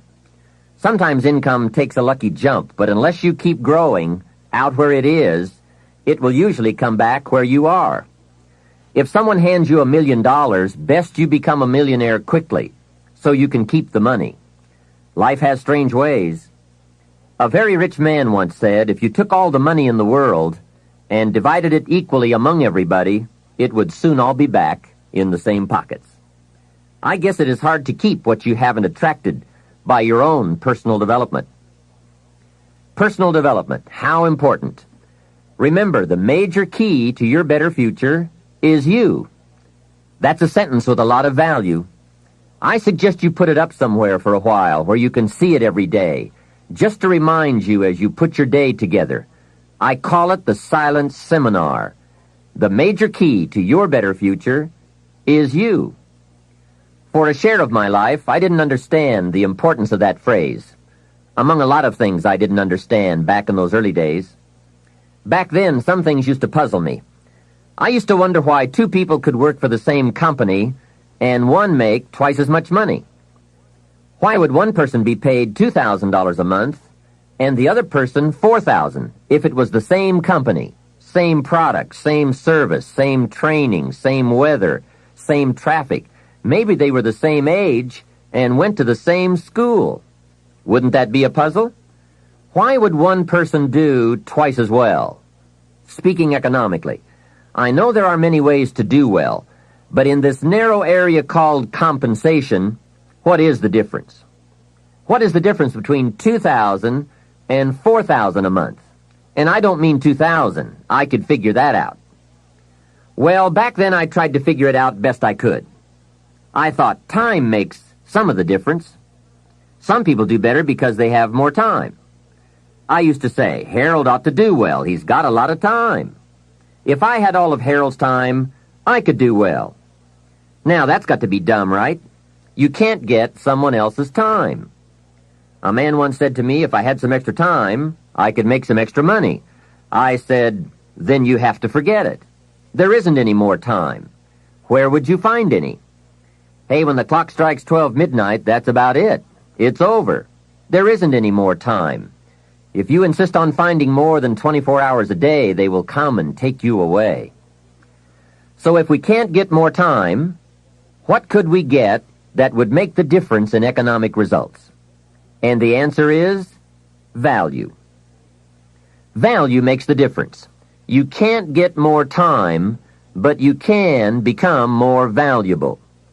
So value makes a major difference in how much money you earn. Now, here's a primary lesson in economics. We get paid for value. Bringing value to the marketplace is how we get paid. Whether you work on a job or whether you bring goods and services, we get paid for the value. Now, I know it takes time to bring value to the marketplace, but you don't get paid for the time. You get paid for the value. Mistakenly, the man says, I'm getting $20 an hour. And the correction is, no, not for the hour. If that was true, you could just stay home and have them send you your money. No, you don't get paid for an hour. You get paid for the value you put in an hour. An hour is simply a convenient way to measure the value. So one of the important questions to ask is it possible to become twice as valuable and make twice as much money in the same time? Could you become 3 times as valuable and make 3 times as much money in the same time? And the answer is, of course. Yes, you can become more valuable if, and it's always if, right? Life is known as the big if. Harry Truman once said, life is iffy. How true. And here's the big if we are going to consider. It's possible to earn 2 or 3 or more times as much money in the same amount of time if you go to work primarily on yourself. And that's what we're considering in this session, learning to work primarily on ourselves. Mr. Schoaf put it to me this way when I first met him. He said, Mr. Rohn, if you wish to be wealthy and happy, learn this lesson well. He said, learn to work harder on yourself than you do on your job. When he said that, I suddenly understood why I was broke. I was a hard worker on my job. If anyone would have asked me at age 25, Mr. Rohn, are you a hard worker? I would have said, yes, I'm a hard worker. Check my record. And that was true. I was a hard worker. But see, that was my problem. I was working hard on my job, but I wasn't working hard on myself. And that was the main reason for my lack of progress. See, it's easy to get faked out. The man says, I've got 10 years of experience. I don't know why I'm not doing better. What he doesn't understand is that he probably has 1 year of experience repeated 10 times. He grew pretty well that first year, and then he just did that first year 9 more times. He didn't keep growing. Some people look for more money, but they look for it in the wrong direction. The man says, I need more money. I'm going to go to work on my boss. Hey, I found out bosses are notorious. They don't play fast and loose with the company till. I've never seen a boss get excited and triple somebody's wages. They don't behave in such an irrational manner. So that's not it. Some people say, I'll strike for more. Well, the problem with that is, once you start, you'll always have to strike. And I'll tell you what you get by demand. Little bitty pieces. Barely enough. And now inflation beats that approach, right? Inflation will usually equal or exceed a small wage increase, especially after taxes. Forget the little increases that just let you get by. Hey, you can get by with a crust of bread and a pair of shoes. But in this program, we are talking big success, not just getting by. The guy in sales says, I know what I'll do.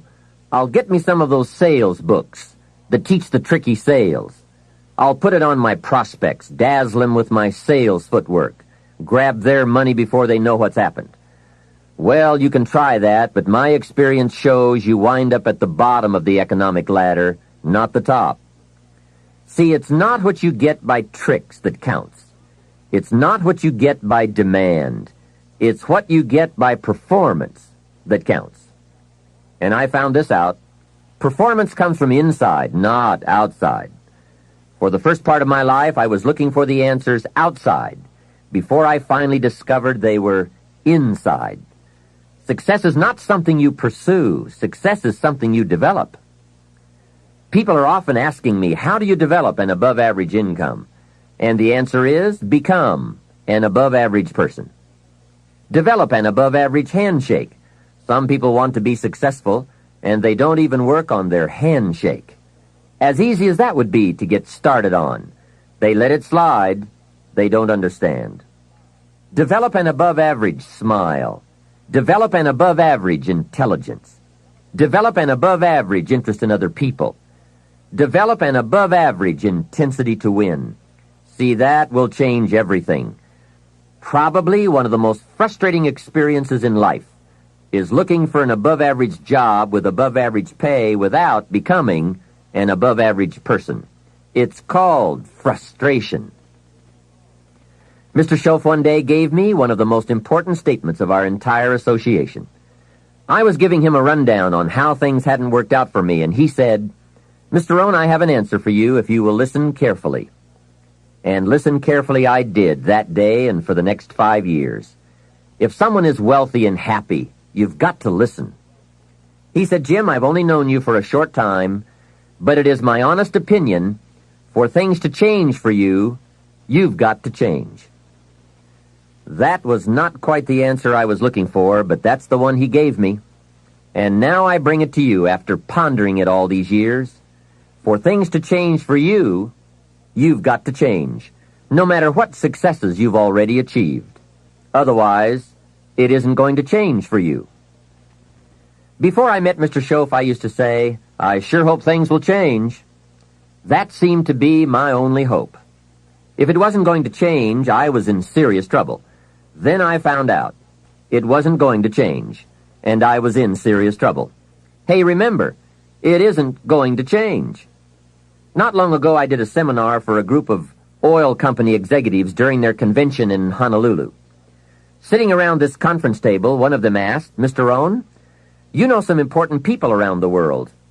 What do you think the next 10 years are going to be like?" I said, "Gentlemen, I do know the right people. I can tell you." So they all listened very carefully. I said, "Gentlemen, based on the people I know, and from the best of my own experience, I've concluded that in the coming 10 years, it's going to be about like it's always been." Aren't you glad you're listening? I don't share that with just everybody. Now, I said that to make a point, but I also said it because it's accurate.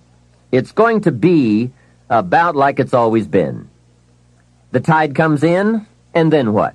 It goes out. For 6,500 years that we know of, called recorded history, and probably long before that. So it's not likely to change. It gets light, and then what? It turns dark for 6,000 years. We are not to be startled by that now. If the sun goes down and the man says, "What's happened? What's happened?" Surely he just got here, I guess. Hey, it always goes down about this time of day. In rotation, the next season after fall is winter. And pray tell, how often does winter follow fall? Every time, without fail, for 6,000 years that we know of. Now, some winters are long and some are short. Some are difficult and some are easy. But they always come right after fall. It isn't going to change. Sometimes you can figure it out, sometimes there's no way to figure it out. Sometimes it goes well, sometimes it gets in a knot. Sometimes it sails along, sometimes it gets in reverse. See, that's not going to change. The last 6,000 years reads like this: opportunity mixed with difficulty. That's how it reads. It isn't going to change. The man says, "Well, then how will my life change?" And the answer is, when you change. Whether I'm talking to high school kids or business executives, my message is always the same. The only way it gets better for you is when you get better. Better is not something you wish. Better is something you become.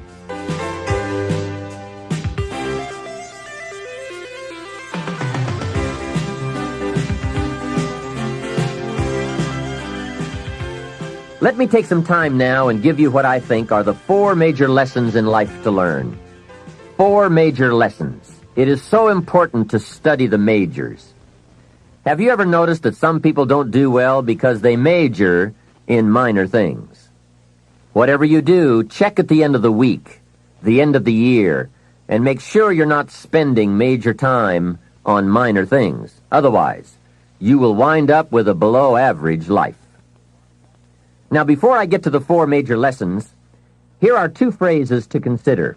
First, life and business are like the changing seasons. That's one of the best ways to illustrate life. It's like the seasons that change. Frank Sinatra sings, "Life is like the seasons." Here is the second phrase. You cannot change the seasons, but you can change yourself. Now, with those two key phrases in mind, here are the four major lessons in life to learn. The first is, learn how to handle the winters. They come right after fall, with regularity. Some are long, some are short. Some are difficult, some are easy. But they always come right after fall. Remember, it isn't going to change. Now, there are all kinds of winters, right? The winter when you can't figure it out. The winter when it all goes smash. Wintertime, we call it the winters of your life. One writer called it the winter of discontent. The winter when it turns upside down, when it all goes wrong. There are economic winters, social winters, personal winters, when your heart is smashed into 1,000 pieces. Wintertime, disappointments. Disappointment is common to us all. So learn how to handle the winters. You must learn how to handle the nights. They come right after days. You must learn how to handle difficulty. It always comes after opportunity. You must learn to handle recessions. They come right after expansions. It isn't going to change. So the big question is, what do you do about the winters? Well, you can't get rid of January simply by tearing it off the calendar. But here's what you can do. You can get stronger, you can get wiser, and you can get better. Make a note of that trio of words: stronger, wiser, better. See, the winters won't change, but you can. Before I understood this, when it was winter, I used to wish it was summer. I didn't understand. When it was difficult, I used to wish it was easy. I didn't know. Then Mr. Schoaf gave me the answer from a part of his very unique philosophy when he said, "Don't wish it was easier. Wish you were better." Here's the second major lesson in life to learn. Learn how to take advantage of the spring. Spring is called opportunity, and uniquely enough, spring follows winter. And pray tell how often? Is it reliable? Can you count on it? Well, 6,000 years that we know of, that's pretty reliable. And what a great place for spring right after winter. If you were going to put it somewhere, that would be the place to put it. God is a genius. Hey, days follow nights. Isn't that terrific? Opportunity follows difficulty. Expansion follows recession. And all with regularity. You can count on it. However, make a special note of the two words, take advantage. That is what we must learn to do, take advantage. Just because spring comes is no sign you're going to look good in the fall. You must do something with it. In fact, everyone has to get good at one of two things: planting in the spring or begging in the fall. So take advantage of the day. Take advantage of the opportunity. And read every book you can get your hands on to learn how to take advantage of the spring. And one more thought, get busy quickly on your springs, your opportunities. There are just a handful of springs that have been handed to each of us. Life is brief even at the longest. The Beatles wrote, "Life is so short." And for John Lennon on the streets of New York, it was extra short. But it is short. Elton John sings, "She lived her life like a candle in the wind." Life is fragile. Life is brief. Whatever you're going to do with your life, get at it. Don't just let the seasons pass.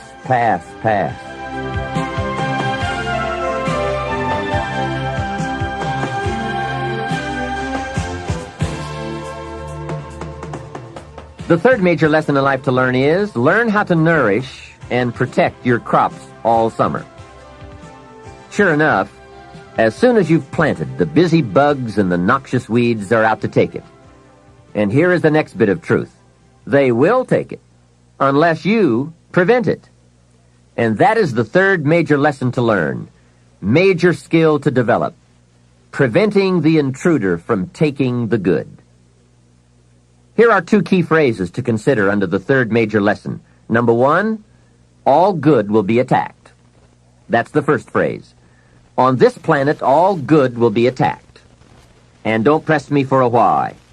I was not in on some of the early decisions, so I don't know why. All I know is, it's true. Let reality be your best beginning. Every garden will be invaded. Not to think so is naive. Here's the second phrase. All values must be defended. Social values, political values, friendship values, marriage values, family values, business values. Every garden must be tended all summer. If you don't develop this skill, you will never wind up with anything of value. Last is the fourth major lesson in life to learn. Learn how to reap in the fall without complaint. That's number 4. Take full responsibility for what happens to you. It is one of the highest forms of human maturity, accepting full responsibility. It's the day you know you have passed from childhood to adulthood, accepting full responsibility. And learn how to reap in the fall without apology. Without apology if you have done well, and without complaint if you have not. That's the best of human maturity. I'm not saying it's easy. I'm saying it's the best. Now, I used to have some problems in this area, way back in those early days. I used to have this list of reasons why I wasn't doing well. To explain, right? Otherwise, you're going to look bad. I used to have this funny list called Reasons for Not Looking Good. I really did. I used to blame the government. You can believe that or not. It was at the top of my list. I had a lecture second to none. The government. I blamed taxes. Look what you've got left after they take everything out. Taxes, that was on my list. I blamed prices. That's easy, right? You walk into a supermarket with $20 and come out with this little half bag of groceries. That was on my list. I blamed the weather. I blamed the traffic. I blamed my car. I blamed the manufacturers. I blamed my negative relatives. They were always putting me down. I blamed my cynical neighbors. They were just selfish, looking out for themselves. Wouldn't loan me any money. I blamed the community. I blamed the economy. Hey, that's a pretty good list for not doing well, isn't it? I thought it was a good list. I will never forget this one day. Mr. Schoaf was very kind, but he was also very blunt, which was helpful for me.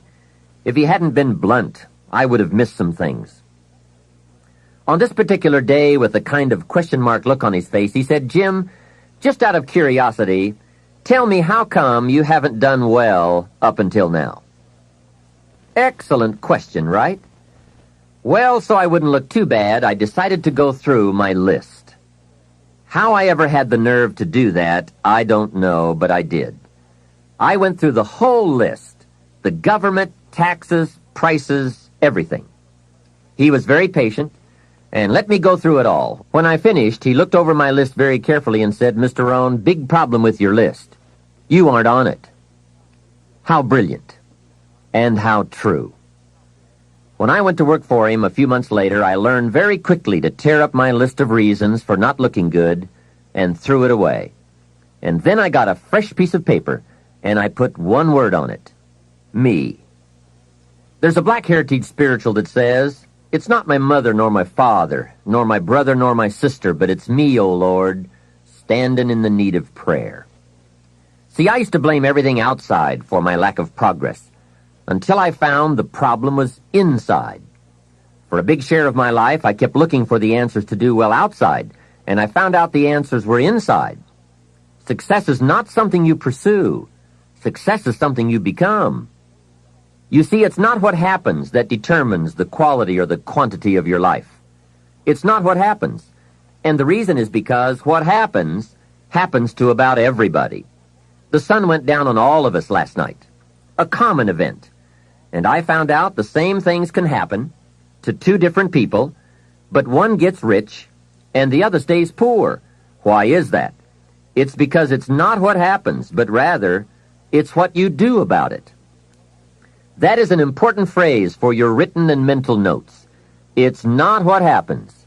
It's what you do that makes the difference in how your life works out. What happens is about the same for everybody. It's what people do that makes the difference. Anything can happen, right? I've heard all of the stories. Hey, I've been one of the stories. We could all tell stories for days on end. Anything can happen. Have you heard of Murphy's Laws? Surely you have.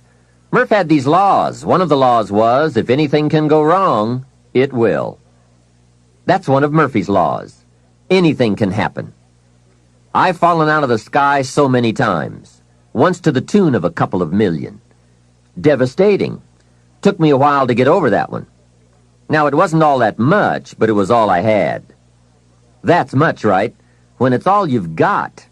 If you've got 3 and 2 go and you've got 1 left, you aren't looking that bad, but when it all goes. I'm sure you've had that kind of experience.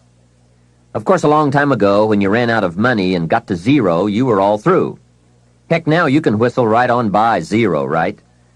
They will bury you these days.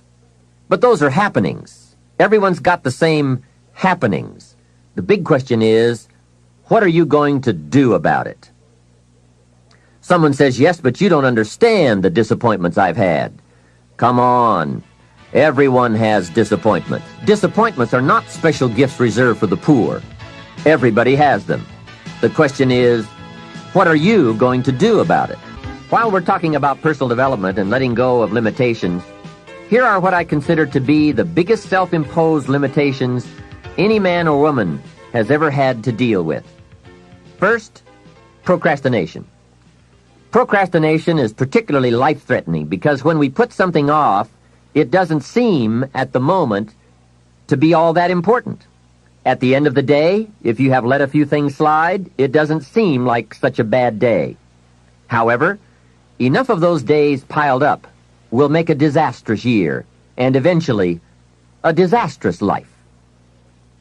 Our inability to come to grips with a natural tendency to procrastinate will surely send us drifting in the wrong direction. Before you reach the final session of this program, you'll have left procrastination behind, if you're still troubled by it. You'll have discovered that it's simply too costly to put up with any longer. Besides, you'll be too excited about where you're going to postpone the activities taking you there. Self-imposed limitation number 2.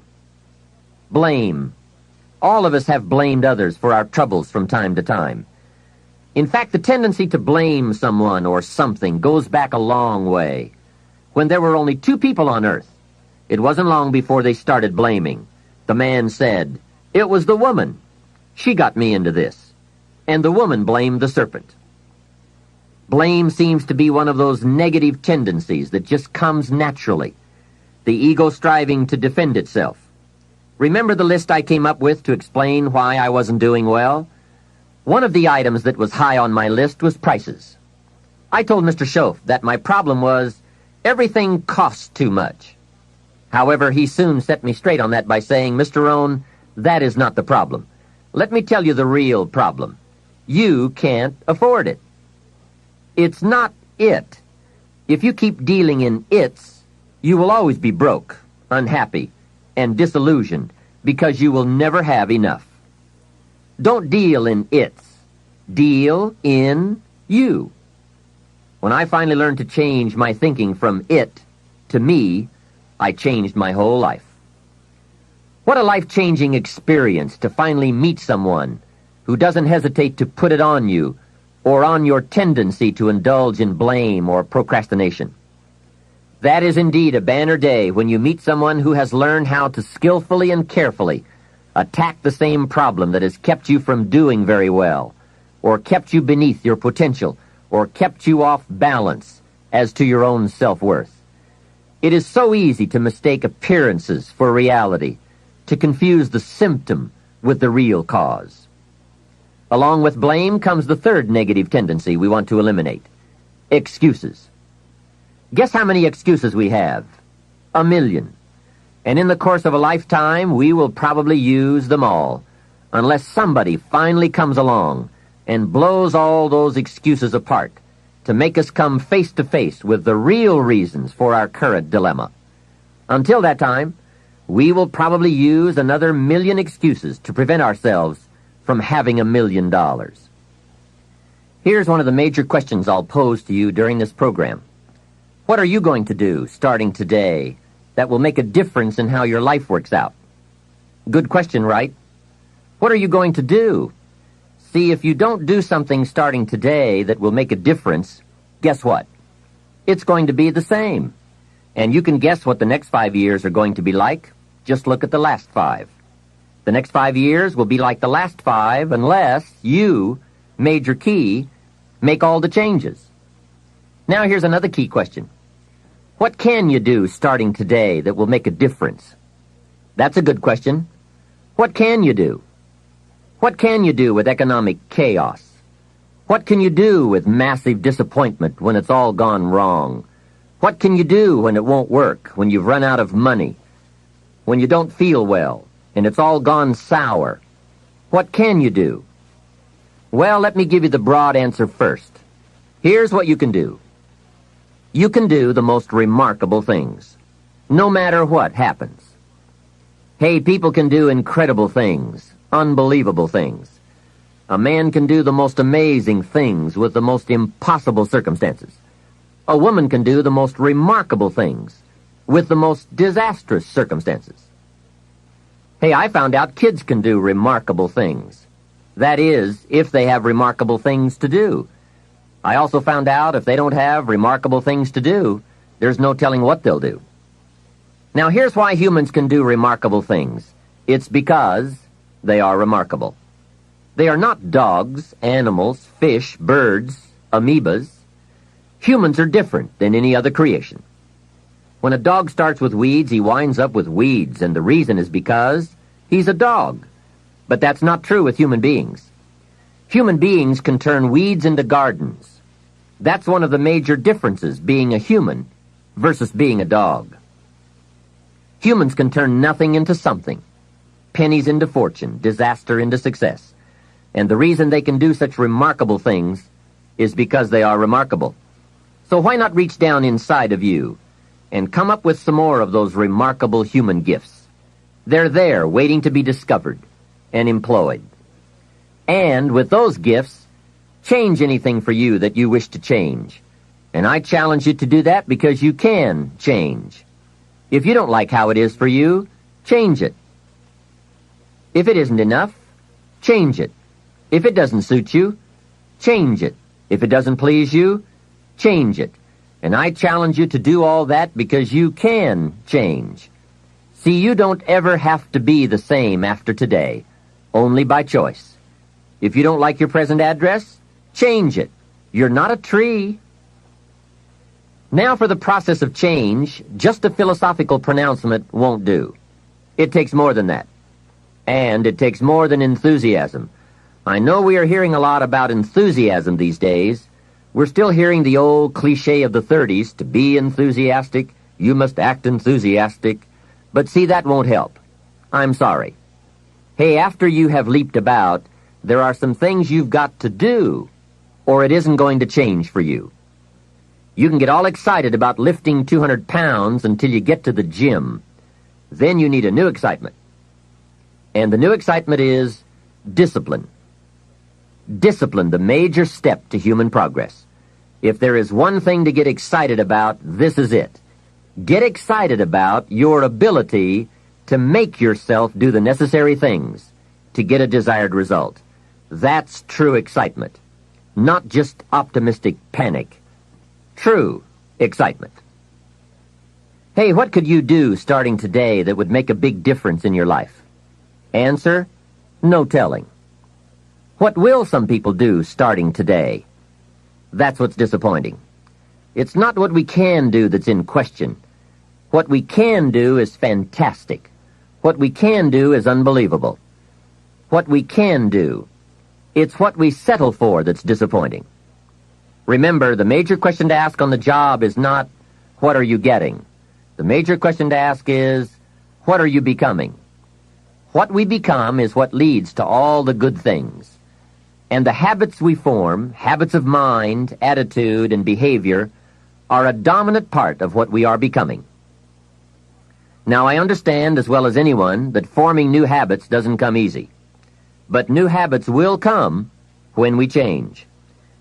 It is usually not in one cataclysmic explosion, but rather by changing small pieces and parts at a time.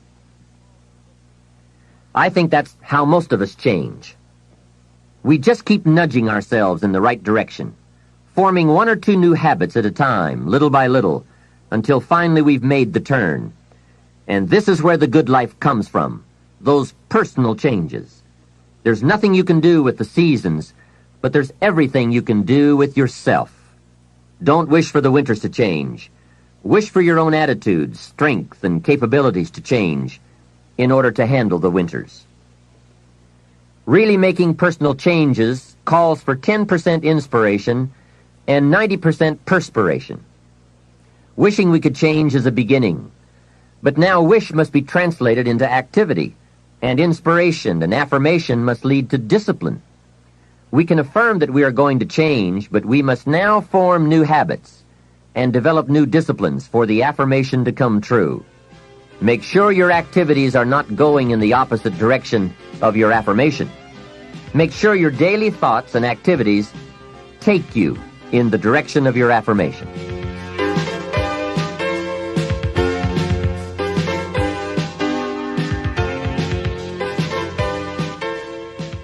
Now, in the personal development quest, there are 3 major aspects of ourselves to improve. We can look at developing ourselves spiritually, physically, and mentally. With respect to our spiritual development, this may be a major or a minor issue for you depending on your values and your goals. I confess to being an amateur in this field, but I think it's very wise for you and me to look at the spiritual side of our lives and decide what growth we want to experience here.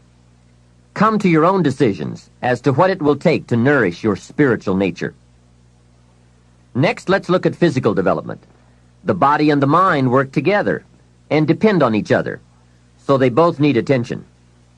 There's a Bible phrase that says, treat your body like a temple. So just put it in your notes, body like temple. Not a bad suggestion. Treat your body like a temple, not a woodshed.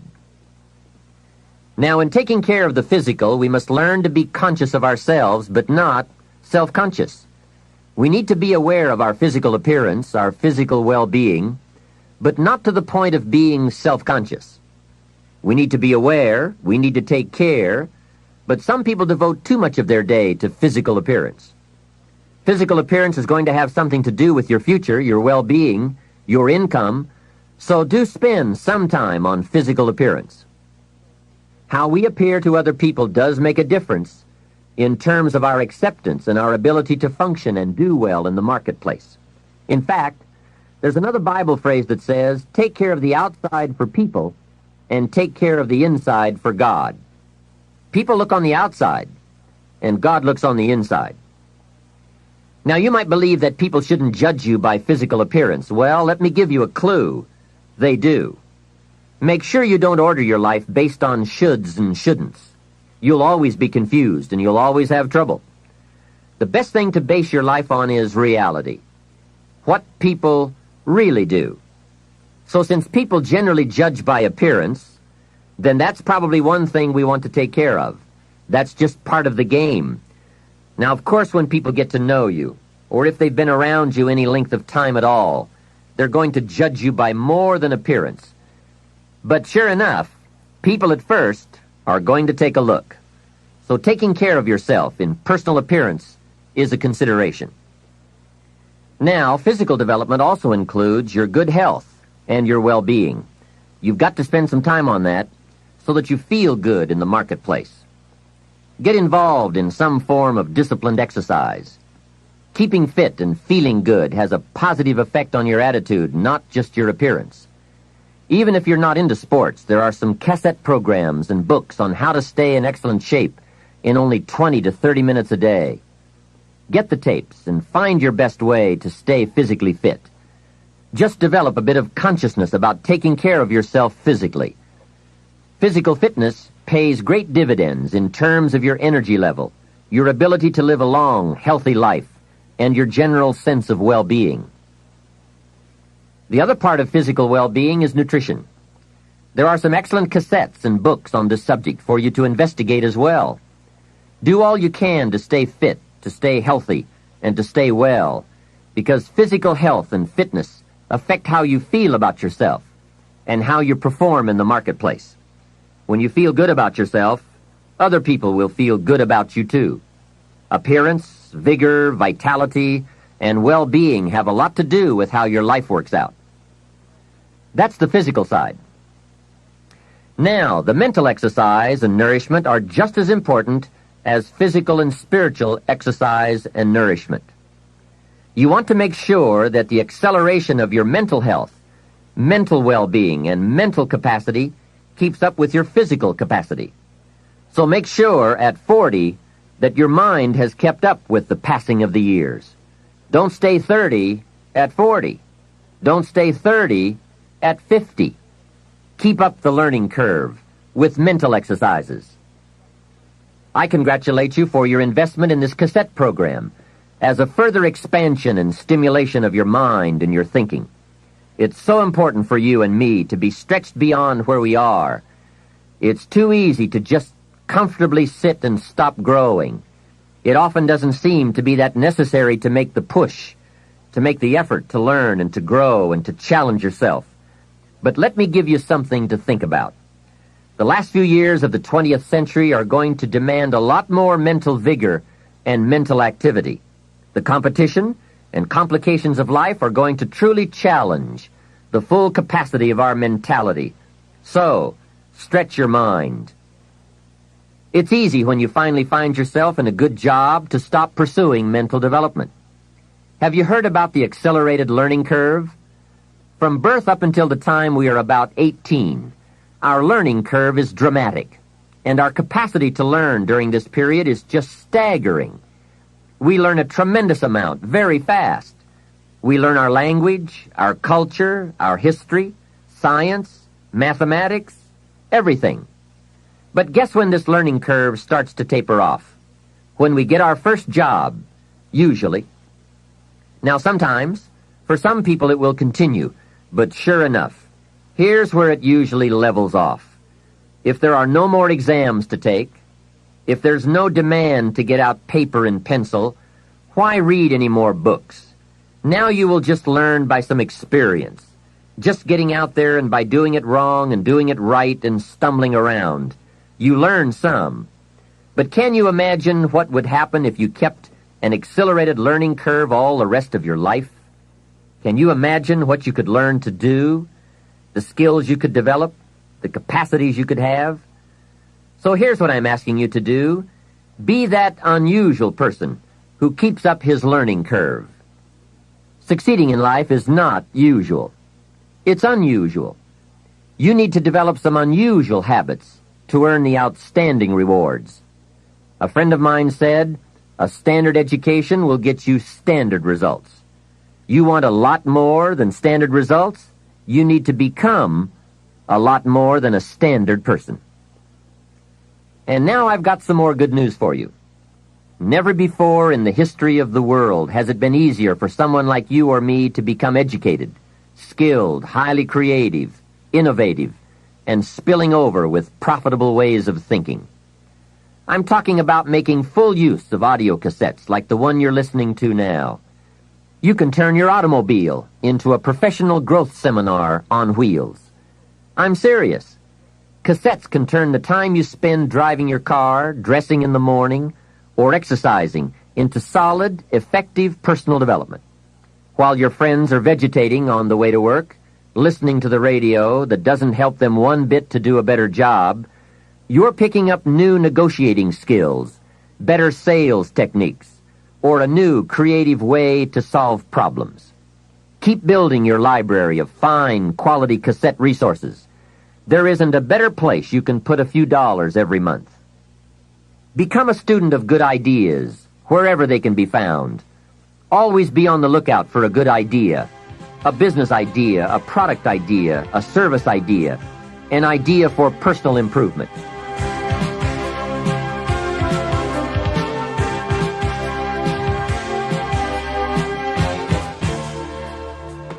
Now, since forming these new habits of personal growth will require some discipline in the beginning, let me give you a key to discipline. Discipline starts with the little ones and works up to the big ones. Start with all the things you can do to make your life better and make you feel better about yourself. Make a list. Life will give you some pretty big challenges if you can handle the small ones. But unless you practice on the small ones and master those, you don't have a chance for the major ones. A man strides out of his house to go straighten out the corporation, and he has not yet straightened out his garage. Who's kidding who? So work on all the disciplines that will improve the quality of your life. And here's an important thought. Everything affects everything else. Every lack of discipline affects every other discipline. Mistakenly, the man says, "This is the only place I let down." See, that's not true. Every letdown affects the rest of your performance. Now here's the positive side. Every new discipline affects every other discipline. Every new thing you try affects the rest of your performance. Isn't that exciting? So get started on every small discipline you can think of. You can't believe what it will do for your self-confidence. And remember, the greatest deterrent to success is lack of self-confidence. And lack of self-confidence comes from not doing what you could do. Next comes self-motivation. And really, it's the only kind of motivation there is. Self-motivation. I was on a lecture tour in Australia not long ago, and the press interviewed me. And they asked me, "Mr. Rohn, are you one of those American motivators?" I said, "No, I'm a businessman. I can share my ideas and my experiences, but people have to motivate themselves." Hey, I found out you can't change people. They can change themselves, but you can't change them. Lord knows, I've tried.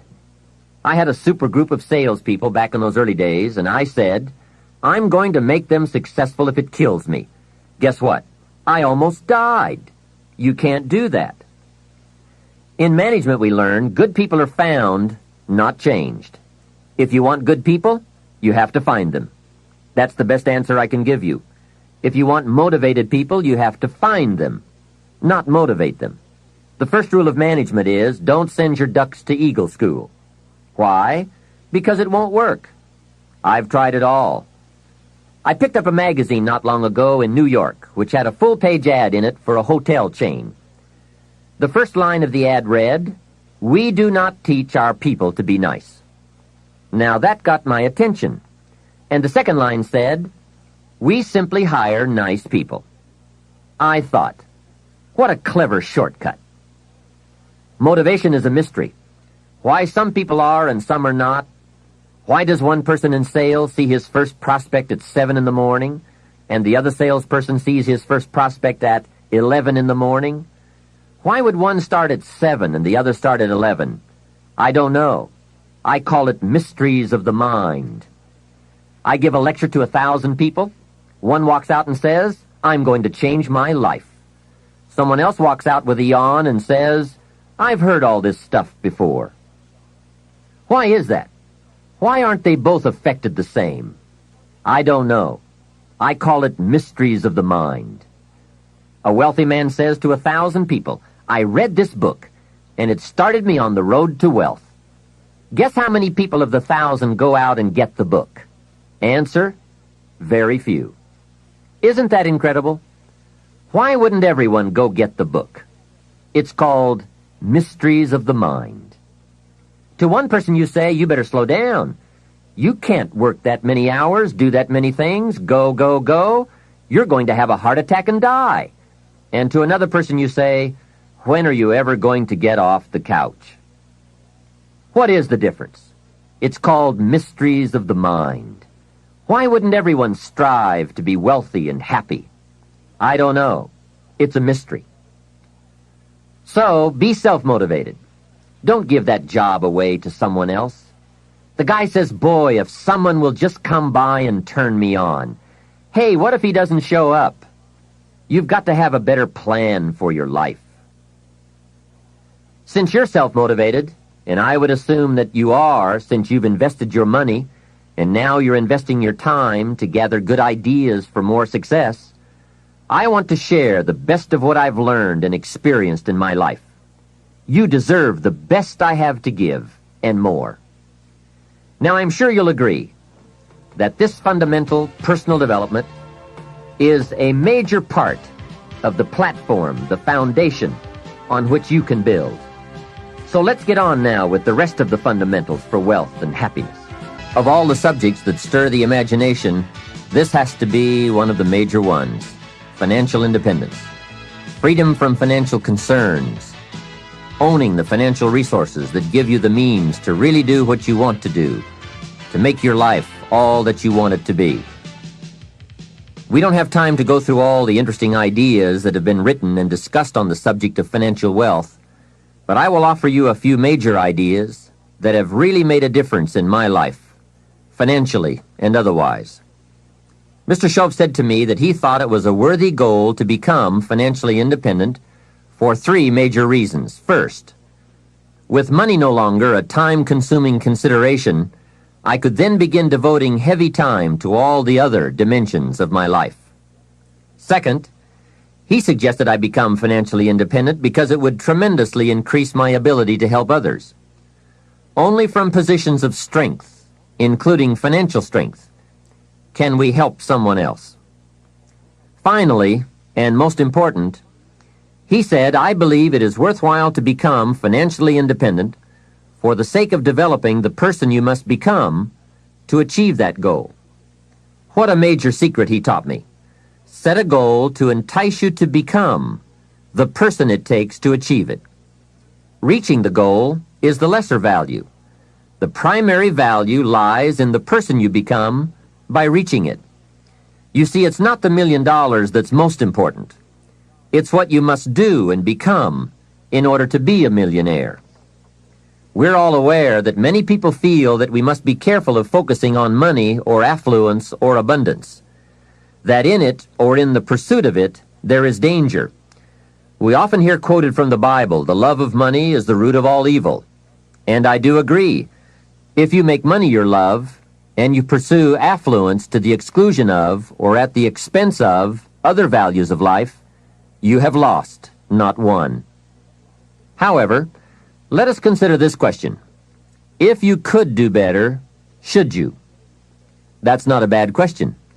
In the time allotted to labor, in the time given to economics, care for family, success, achievement, productivity, the creation of value, the development of skills and creativity, if you could do better, should you? I think that one of the greatest satisfactions of living life to the fullest is doing the best you can with whatever you have. Doing less than your best has ways of eroding the psyche. We seem to be creatures of enterprise. Surely it is the reason for the seasons. The soil and the sun and the rain and the seed all say, "What can you do with us?" The seasons say, "Do you have the genius to make something unique of us?" Life says, "Here's the raw material. What splendid things can you produce from all there is?" So, go for high productivity, the full employment of your genius, the full development of your potential in all areas of your life, including earning money. That is the essence of life. Truly sophisticated people know it isn't the amount that counts. It's doing all that you can with all you've got that counts.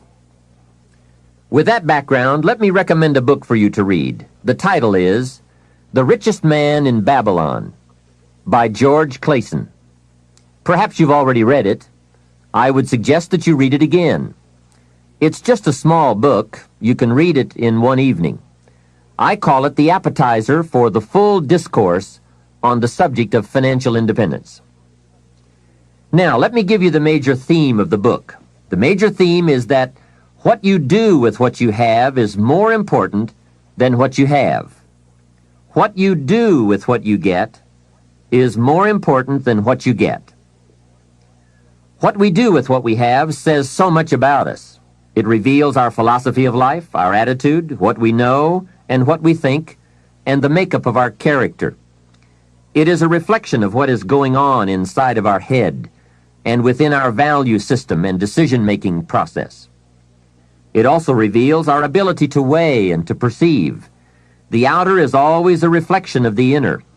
It is an indication, a reading, a revealing. It speaks, it tells, it shows. Remember that key phrase I gave you earlier? Everything is symptomatic of something, and it is symptomatic of something right or something wrong. It is a wise policy not to ignore the symptoms, for they can be early signs of a poor choice of philosophy, or a sign that something important is being misread, misunderstood, miscalculated. So of all places, take a look here. What you are doing with your money says something about you. Now, what you're doing may be okay. All I'm suggesting is that you take a look. Let me give you some of the details of a good financial plan as suggested by Clayson's book. First, a very broad but important statement. Learn to live on 70% of your net income. Net meaning the money you have left after paying your taxes. And before we go any further, let us consider that most important part of our personal, social, and economic life. We must all in our lifetime, whether we are young or old, understand the necessity and the practice of paying taxes. We have to teach our children as soon as they have any money at all from any source that if they spend it for anything, they immediately become what we call a consumer. And all consumers of goods and services, no matter how young, have to pay taxes. In California, where I live, if a child is only 10 years old and goes to the store to buy something that costs $1, the proprietor asks him for an extra 6 cents.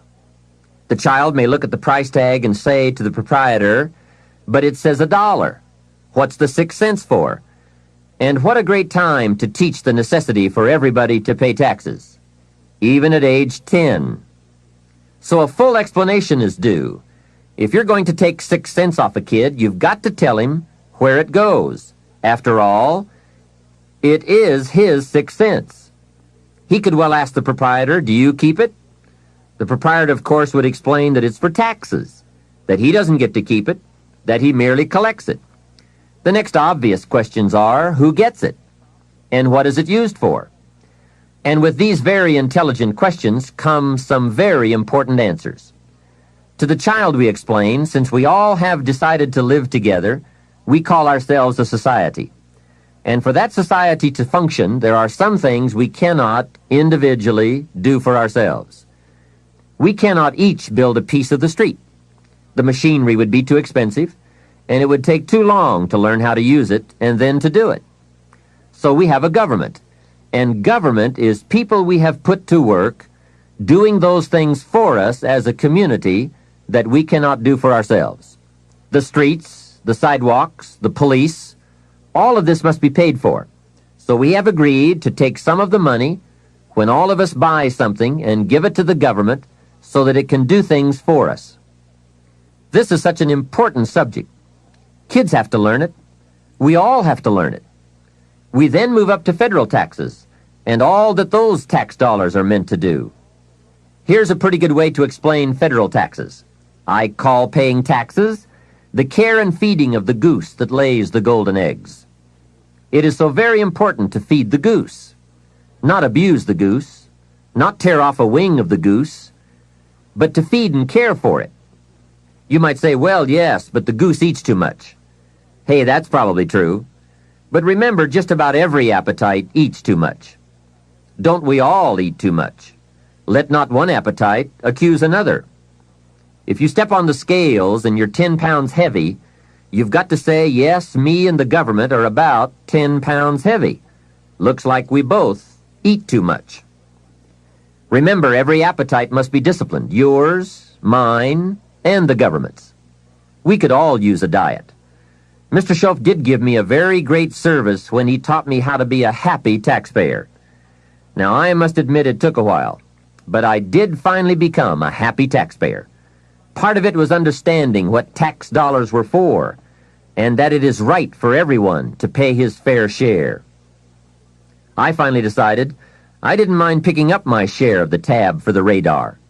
It's so necessary for our safety as a country to keep the international bullies away. Some people say, "Why bother with all that expensive equipment? After all, they won't come over here." Obviously, they haven't read their history books. Someone else says, "I'm not picking up any part of the radar."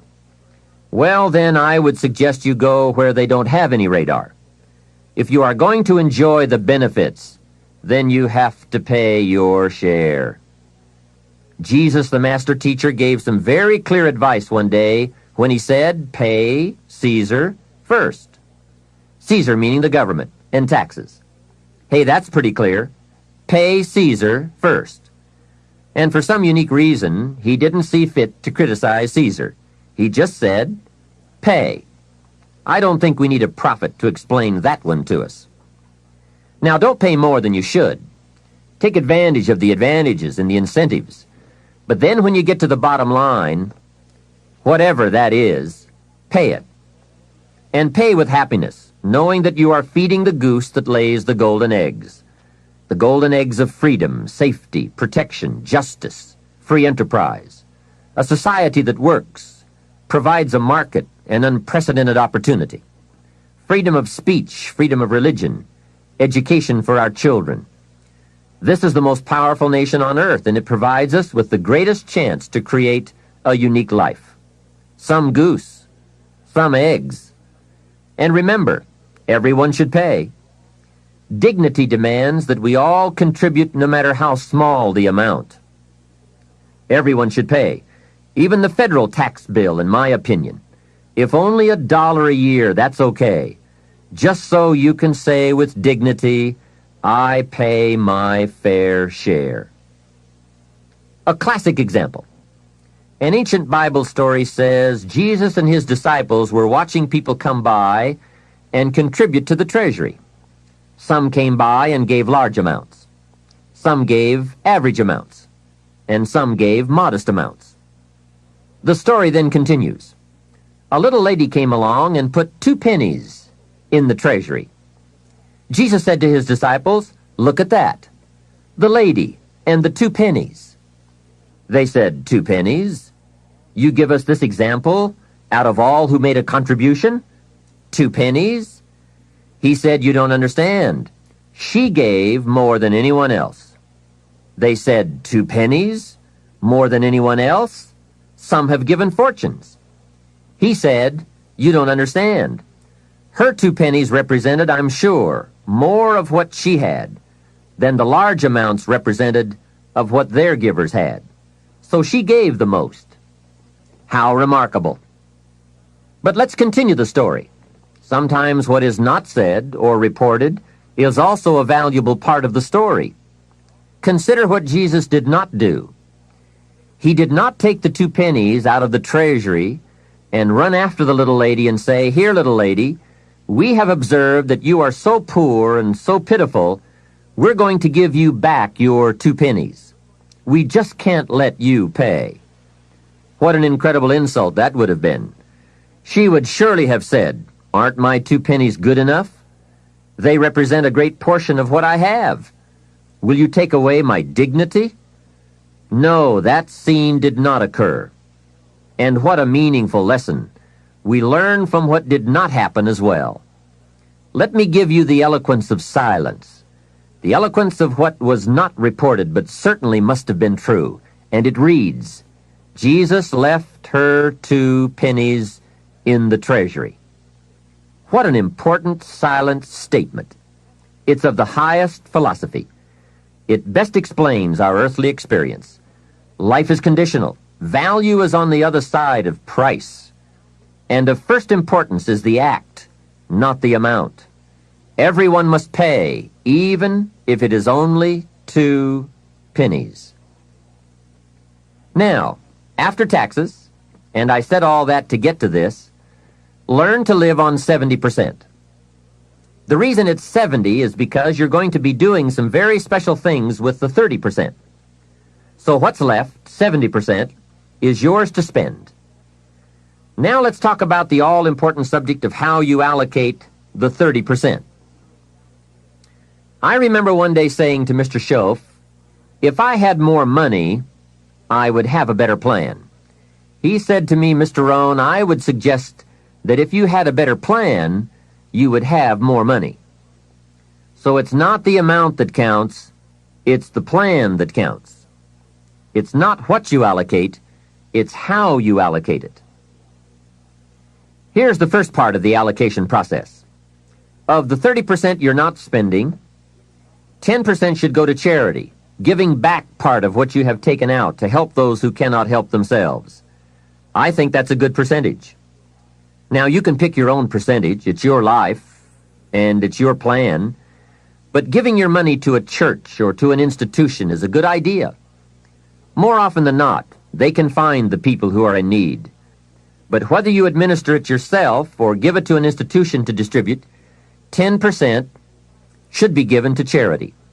And by the way, the best time to teach this allocation process is when a child gets his first dollar. Take him on a visual tour. There's nothing better than visual to illustrate what you're trying to teach.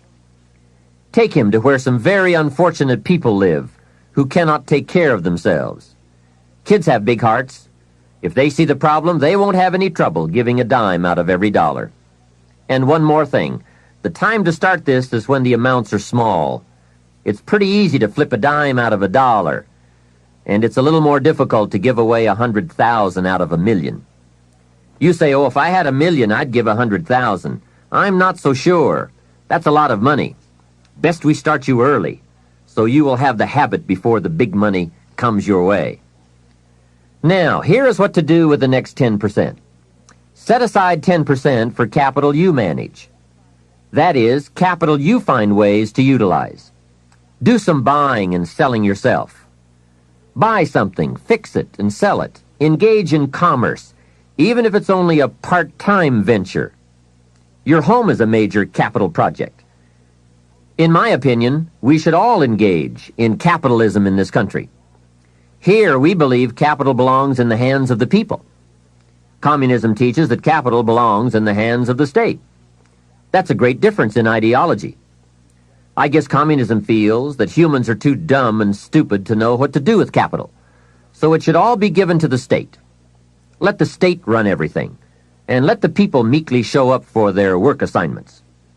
In our country, we believe the genius to know what to do with capital resides in the populace, the people, the genius to come up with ideas for goods and services brought to the marketplace.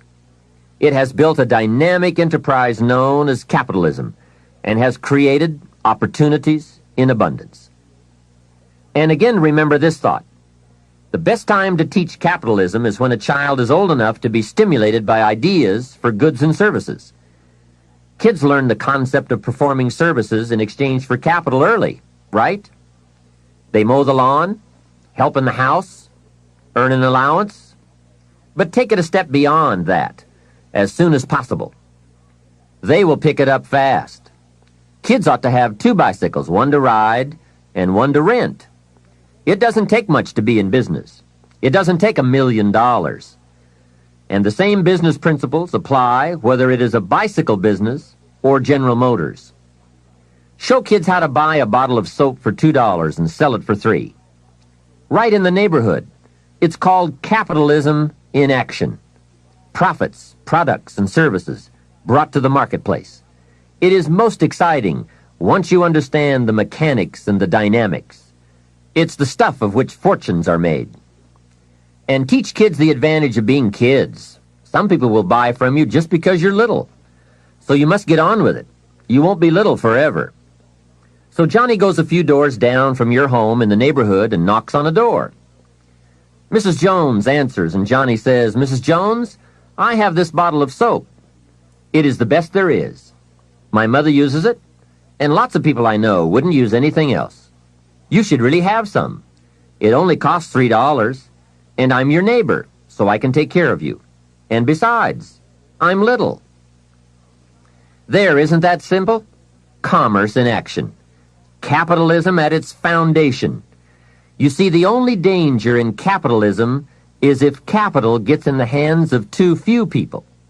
As long as it is in the hands of the many, it is a dynamic force for profitable and exciting enterprise. Back to our story. Mrs. Jones says, Johnny, I appreciate your coming by, and I think your product is unique, but really, to be honest with you, I have plenty of soap. Johnny says, let me come in and check. Hey, kids know how to overcome objections. They have been mastering that skill all their lives. Johnny knows how to get in the door. Mrs. Jones says, "You've got me. I'll be a customer." Now, when he comes home, you must get ready to teach all the other principles of enterprise and successful living. The two should go together. First, Johnny says, "I've got $3 to spend," and you point out the obvious. If you spend all $3, you will be out of business. He says, "I can see that."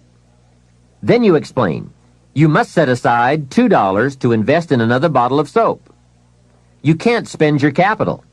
Capital must be carefully preserved. What would you think of a farmer who ate his seed corn? Dumb farmer, right? So capital must be defended. It is your only chance for another harvest. Now here's another thought for your notes. Make sure you turn part of your income into capital.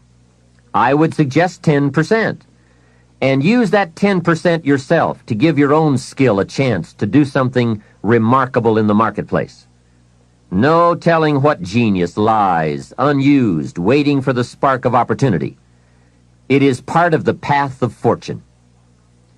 Use this thought. Why not work full-time on your job and part-time on your fortune? You can, you know. It's up to you.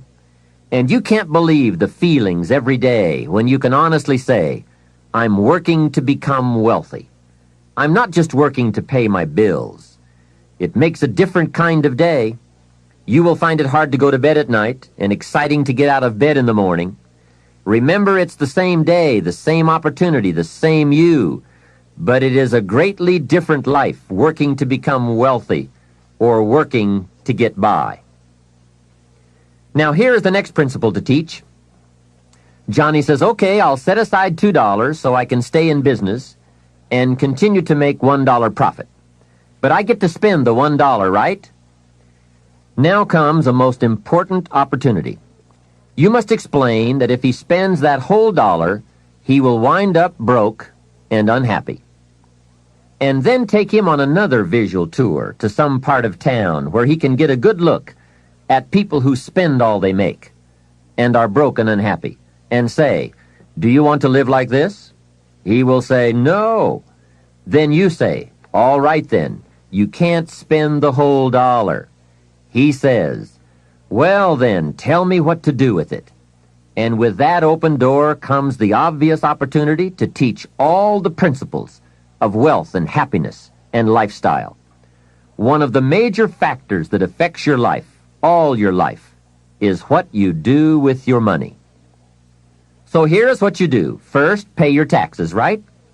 And for kids, that is easy. They pay when they spend, unless they make a lot of money. Then you must teach them to pay federal taxes.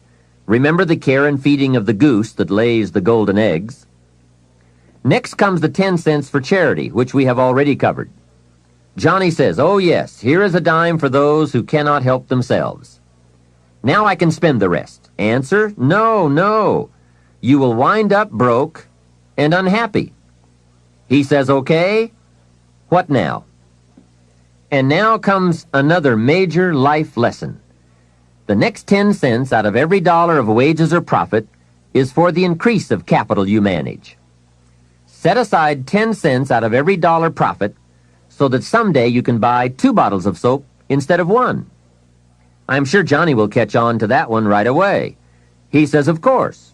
If you buy 2 bottles instead of 1, you save yourself a trip." How clever. And the next point you teach is that some companies will sell you 2 bottles cheaper than if you buy just 1 bottle at a time. They sell you 1 bottle for $2 and 2 bottles for $3.80. Johnny says, "Wow, then when I sell it, I can make even more money." How clever. It's true, everybody benefits from the increase of capital. The company gets to sell 2 bottles at one time. You save a trip and some costs, and you can keep some of the saving or pass along some of it to Mrs. Jones, your customer. Let's review so far. First, pay taxes. Next, 10 cents for charity, and 10 cents for capital you manage, and for the increase of that capital out of every dollar of wages or profits. Now, Here's the third 10 cents from every dollar, and that is capital you provide. Take 10 cents out of every dollar and put it in a financial institution.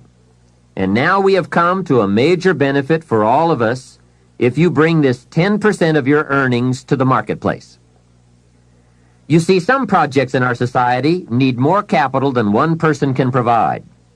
So we have a system whereby all of us can loan or invest our money in capital provided, so that large businesses can be built to provide more jobs and products and service and help create an even more dynamic society. So 10 cents out of every dollar should go into a savings account. I really prefer to call it an investment account because, and kids will love this, they pay you for the use of your money. You can get back the money you loaned, and you will have more profit from what you are paid for the use of your money. And be sure that you teach this, that if kids start this program from whatever they earn on a job or in engaging in enterprise or both while they are in their teens, by the time they are 40, they will be wealthy enough to be able to do what they want to do the rest of their lives, instead of all their lives doing what they have to do. Now, from your teenage years, it could take a much shorter period of time to become financially independent, depending on what ideas and opportunities you take advantage of. Mrs. Fields developed a new chocolate chip cookie and became a millionaire before she was 30. Mrs. Fields chocolate chip cookies. What an example of capital in the hands of the people, not in the hands of the state. A 10-year-old takes $1, searches around the community and finds a broken, abandoned wagon, pays $1 for it, brings it home, cleans it up, sands off the rust, paints it till it's shiny and new, straightens out the wheel, and sells the like-new wagon for $11. You ask, does a 10-year-old deserve $10 profit? And the answer is, of course. Society now has a mended wagon. And that's what it's all about. Find something and leave it better than you found it. Create a value. Build an equity. It's how we build this most dynamic society called America. And everyone can contribute. Everyone can bring some value to the marketplace. We can all be students of capital, profit, equity, and value. We can all engage in enterprise. We can all participate in the disciplines that bring wealth of lifestyle and treasure. All of us and our children can build the most powerful and attractive society ever. We have the knowledge, the tools, the schools, the market, the resources. All we need is the will. Let each of us begin. Its riches are for the having. All of these principles in action furnish, to the best of my knowledge, the best soil from which to have a high chance for fortune and lifestyle at a very early age. It is so simple, but it is so powerful. Just try it. Just try it.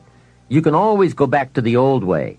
But if you just try it, I predict you will be so excited about your new commitment and discipline for wealth that you will never turn back. What we're seeing here is that wealth is a matter of allocation, not opportunity, especially in this country. There are subtleties on both sides of any issue of health and sickness, the issues of success and failure. It is the subtleties that determine the direction and the destination. The major reason it is so subtle is because what you do in a single day or a single week or month doesn't seem to matter that much. But remember, as we said earlier, everything matters. Everything weighs something. Sophisticated people never say, it doesn't matter. If you spend or invest $5 today, it doesn't seem to matter much either way. You seem to be no richer or poorer at the end of the day. But it does make all the difference in the world as you save $5 every day, and the days accumulate into weeks and into months and into years. You see, it's the accumulated total of the allocation of each day that makes all the difference in the world, whether you become rich or poor, healthy or ill, successful or mediocre. Now back to Johnny. He is going to ask about his investment account, where he's putting 10 cents out of every dollar. What kind of interest do they pay kids? So you give him the blockbuster, same as adults. That will be almost unbelievable. At last he can be treated like an adult, getting that adult interest when you're only a kid. And one added note, just by working this part of the financial independence plan alone, by putting aside less than $200 a month, will make you a millionaire in 30 years. Remember, it's called the subtlety of wealth or poverty. What you do in one day doesn't seem to matter. But as all sophisticated kids and adults know, it is the accumulated days of proper allocation of your money that makes you wealthy. It is using the ideas we're discussing, coupled with the passing of a little time, that creates fortunes. Now, the passing of time is automatic, but using the ideas is a matter of your own discipline. Whether you want to or not, or whether you care or not, bottom line, it's all up to you. Let me give you the definition of rich and poor. It is brief, but I'm sure you will get the message. Here it is. Poor people spend their money and save what's left. And you guessed it already. Rich people save their money and spend what's left. Remember, it's the same money, just a different philosophy. If 20 years ago, two people each earned $1,000 a month, and they each had an average increase in income over the last 20 years, one had the philosophy, spend your money, save what's left, and the other had the philosophy, save your money and spend what's left. Today, 20 years later, we call one poor and the other rich. The difference was in philosophy. But I can't stress too much the subtlety of it all. At the end of a day or a week or a month, it doesn't seem to matter. A rich plan or a poor plan to an unsophisticated person. But to make wise decisions, we must all weigh a larger measure of the result. We don't just weigh a week. We weigh 5 years of weeks, 10 years of weeks, and let the weight of that measure determine the change in our weekly activity and commitment. Wise decisions for wealth and lifestyle come from the wise measure of results.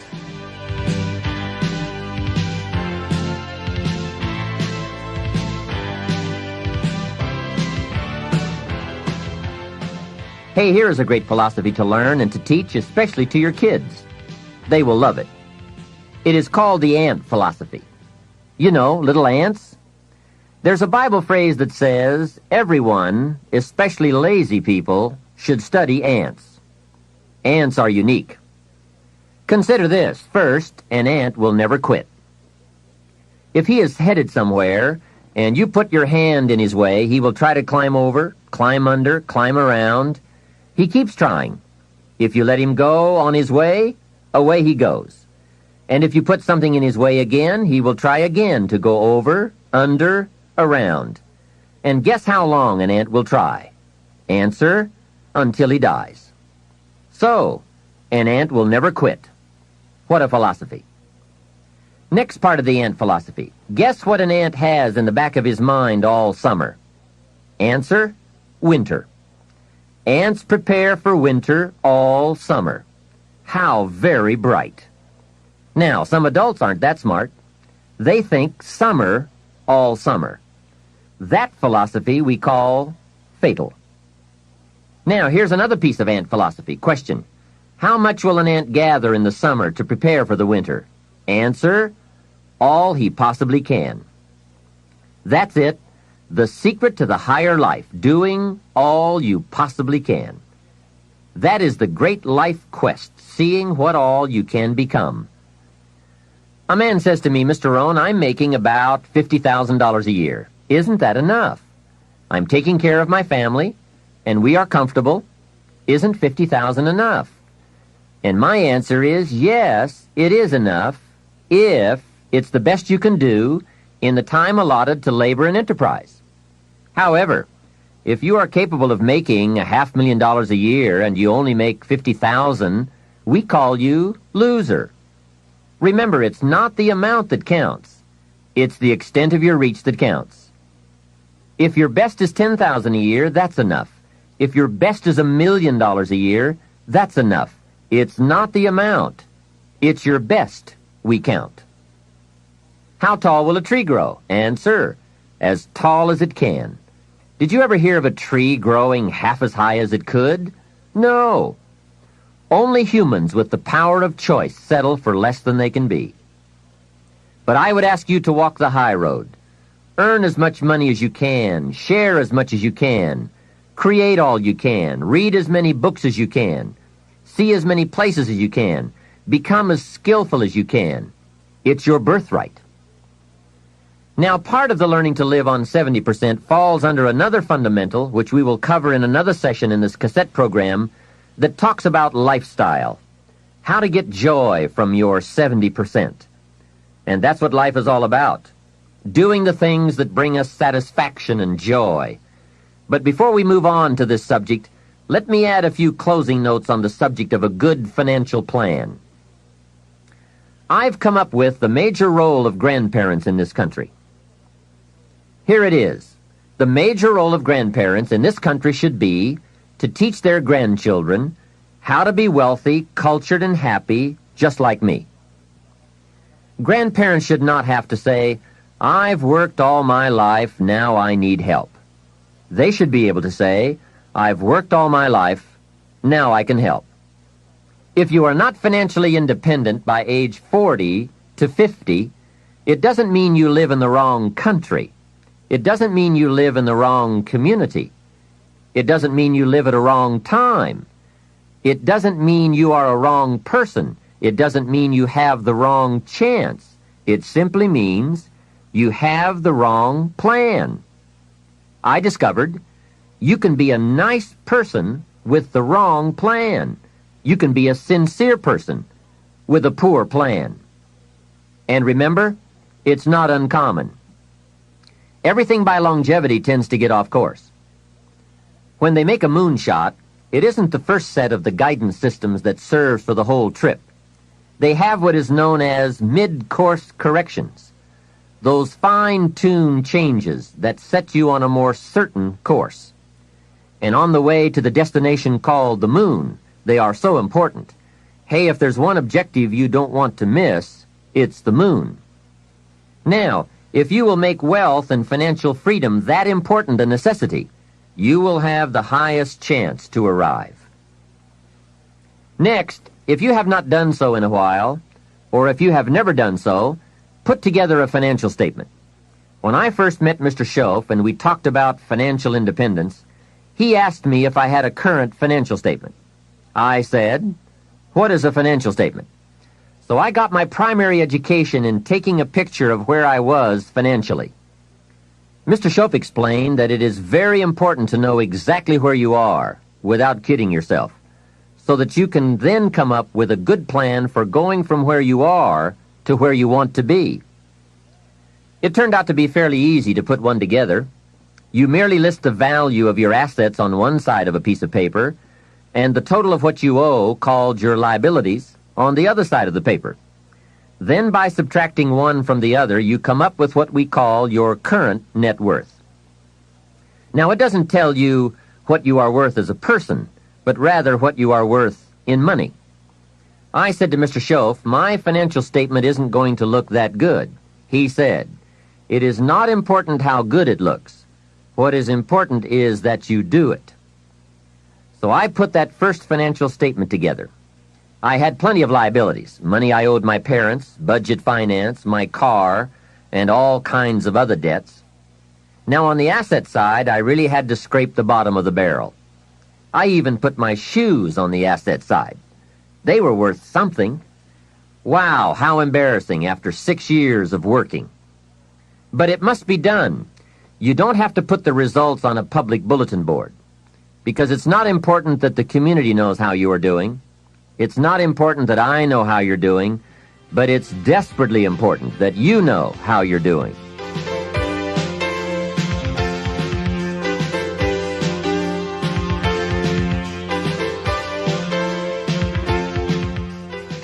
Here are some other points. First, keep excellent books, not only for tax purposes, but for yourself, your financial future, and for your own sense of self-worth. Have you ever heard the expression, "I don't know where it all goes"? Well, from now on, make a new commitment to financial independence and to the value and the feeling that comes from knowing where it all goes and where it all comes from. It is just one of those important disciplines that cause you to prove to yourself that you are on a new road, walking in a new direction, becoming a new person, and arriving at a new destination. Without that effort, you will keep falling back. Hey, I found out you can make $5,000 a month and still go broke. You say, how could you go broke making $5,000 a month? It's easy. Spend $6,000. And when you make $5,000, spending $6,000 is not that difficult. Someone once said, if your outgo exceeds your income, your upkeep becomes your downfall. So, be the master over whatever you have and whatever you are. That's where the seeds of greatness are sown.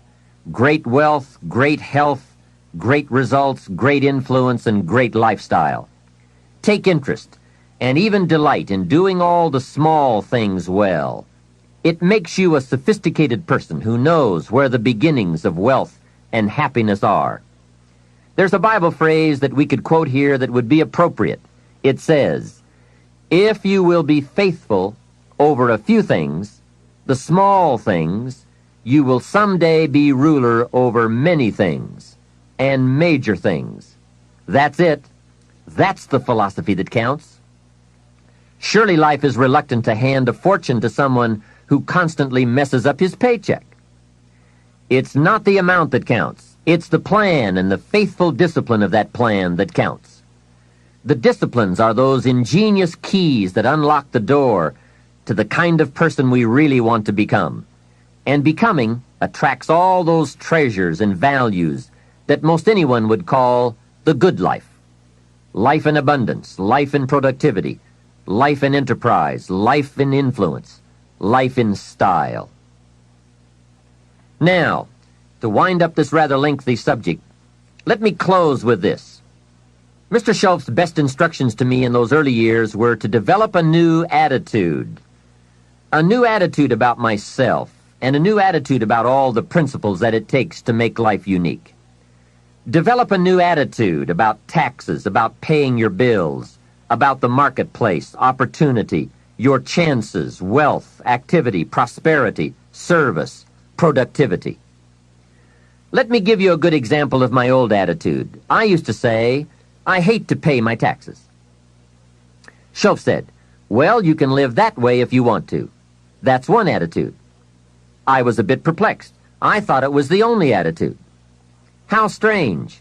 I used to say, I hate to pay my bills. And he said, well, you can live that way if you want to. I thought it was the only way. I used to say, I hate to part with my money. He said, that's one choice for lifestyle and attitude. I thought, could it be that there is another way to feel about it? He said, what if you said, I love to pay my taxes, knowing it's the care and feeding of the goose that lays the golden eggs? What if you said, I love to pay my bills, reduce my liabilities, and increase my assets? What if you said, I love to part with my money, put it into circulation, help build this dynamic society? Wouldn't that be a better way to live if you loved to instead of hated to? What an incredible way to look at it. I bought the idea and started the practice. I will admit that it took me a while to actually say truthfully, I love to. But when I did, I found a completely unique new way to live. To love to instead of hate to. Schof even taught me to pay my bills with enthusiasm. He said the next time you pay $100 on an account, put a note inside with your check that says, with great excitement I send you this $100. He said you won't believe what happens on the other end. They don't get many notes like that. But best of all, you won't believe what happens on your end. The new feeling of being in control and having a philosophy of life that brings joy instead of frustration.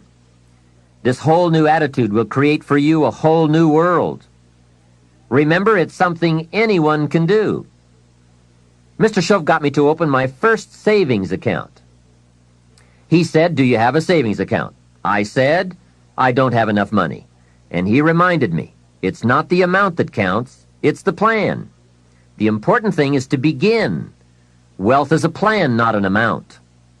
He asked me if I had $10. I said, "Well, yes." He said, "Then open up your savings account and do it with your new attitude and enthusiasm." Well, that took some doing. I went to the bank in the town where I lived and walked in to open my account. I went to the window and told the lady I wanted to open up a savings account. She said, "Great. What is your name?" I said, "Mr. Rohn." She said, "Fine, Mr. Rohn, just fill out these papers." I filled them out, handed them back to her, and she said, "That's all in order. Now, how are we going to get this account started?" I said, "Put 10 in." She said, "10 what?" I said, $10. Now, can you imagine the scene? I'm a grown man, 25 years old. I have a family, I'm working, and opening up my first savings account with $10. I said, "Hey, this may not seem like much, but I have a great plan. In fact, before long, I'll probably have the largest savings account in this bank." She said, "Well, if you say so." It was a bit embarrassing, I must admit, but Shoaff said, "Get excited about where you're going, and excited about the fact that you are one of the few who have a wealth plan in place and working." To make a long story short, guess what? Within less than 3 years, I did have the largest savings account in that bank. Now, it was just a small country bank, but I did reach my goal. What magic! And how quickly it works once you develop a new plan and a new attitude and commit to the discipline to do it. Wealth plans, anyone can have them. Wealth goals, anyone can design them. Wealth habits and disciplines, anyone can develop them. Why not start today? This can be a new day that opens up a new future and creates a new excitement about life and its possibilities for you. The management of time. Wouldn't you agree this has to be one of the master keys to wealth and happiness? I was in South Africa for a lecture tour some years ago, and I picked up this short article by Arnold Bennett on the subject of time. I thought it was excellent, and I'd like to share it with you now. Time, he wrote, is the inexplicable raw material of everything. With it, all is possible. Without it, nothing. The supply of time is truly a daily miracle, an affair genuinely astonishing when one examines it. You wake up in the morning and lo, your purse is magically filled with 24 hours of the unmanufactured tissue of the universe of your life. It is yours. It is the most precious of possessions. No one can take it from you. It is unstealable. And no one receives either more or less than you receive. In the realm of time, there is no aristocracy of wealth and no aristocracy of intellect. Genius is never rewarded by even an extra hour a day. And there is no punishment. Waste your infinitely precious commodity as much as you will, and the supply will never be withheld from you. Moreover, you cannot draw on the future. Impossible to get into debt. You can only waste the passing moment. You cannot waste tomorrow. It is kept for you. You cannot waste the next hour. It is kept for you. I have said the affair is a miracle, is it not? You have this 24 hours of daily time to live. Out of it, you want to spend health, pleasure, money, content, respect, and the evolution of your immortal soul. Its right use, its most effective use, is a matter of the highest urgency and of the most thrilling actuality. All depends on that. Your happiness, the elusive prize that you are all clutching for, my friend, depends on that. Mr. Bennett continues, if one cannot arrange that an income of 24 hours shall exactly cover all proper items of expenditure, one does muddle one's whole life indefinitely. We shall never have any more time. We have, and we have always had, all the time there is. Isn't that well said? Let's consider some approaches to managing our time most effectively. The first approach is to ignore the subject altogether. The man says, I've been late all my life. I can't ever seem to get a handle on my time. Heck with it. I'll just struggle along the best I can. That's okay. It's your life, right?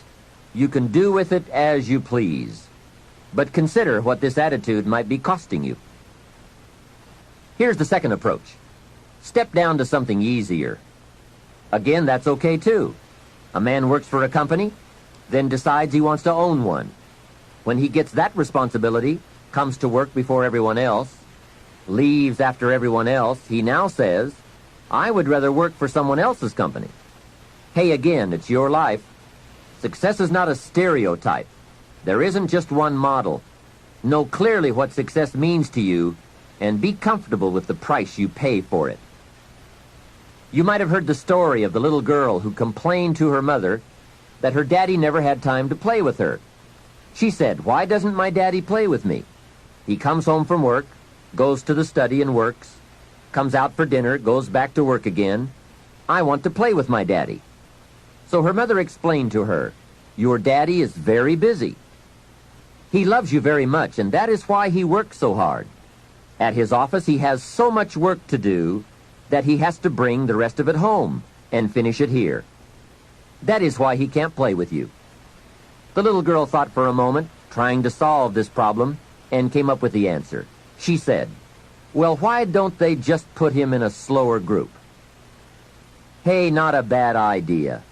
Don't throw away other important values in your life just going for one. I went for some things in my life and found out later I had paid too much. If I had known how much they were going to cost, I never would have paid. So that is a consideration. The next approach to time management is to work longer and harder. And we all know the dangers there, right? Unless you aren't working at all, then you probably need to work longer and harder. But for some people, if 10 hours won't do it in a day, they work 12. And if 12 won't do, they move it up to 14. Some people even take on 2 jobs. And there are some very real dangers here, not least of which is health problems that result from not being able to handle the stress. So you've got to be careful with this approach. The last approach, I think, is the best, and that is to get more out of you. In the time you have assigned to labor, make the hours more valuable. The key is not to work harder, but to work smarter. If you're putting in about 8 or 10 hours a day, 6 days a week, that's about it. You can't work much harder. But remember, it's not the hours you put in that counts. It's what you put in the hours. Get more from you to make the investment of time more valuable. And no telling how valuable you can become. We don't lack the capacity. We only lack the ideas and the will and the discipline to carry them out. In considering the subject of time management, remember that a big part of the key for changing is to take it in small steps. Most of us don't make revolutionary changes. We change a few degrees at a time. When you get some life momentum rolling, it's not that easy to make all the changes all at once. Hey, you can't whip a U-turn with the Queen Elizabeth II. When that big ship gets moving, they say it takes 7 miles just to get it stopped. So when it's really moving, you just have to nudge it a little, and finally you get it turned. That's a lot like our lives. A few nudges at a time. But if you're consistent, you can't believe the progress you can make in a fairly short period of time.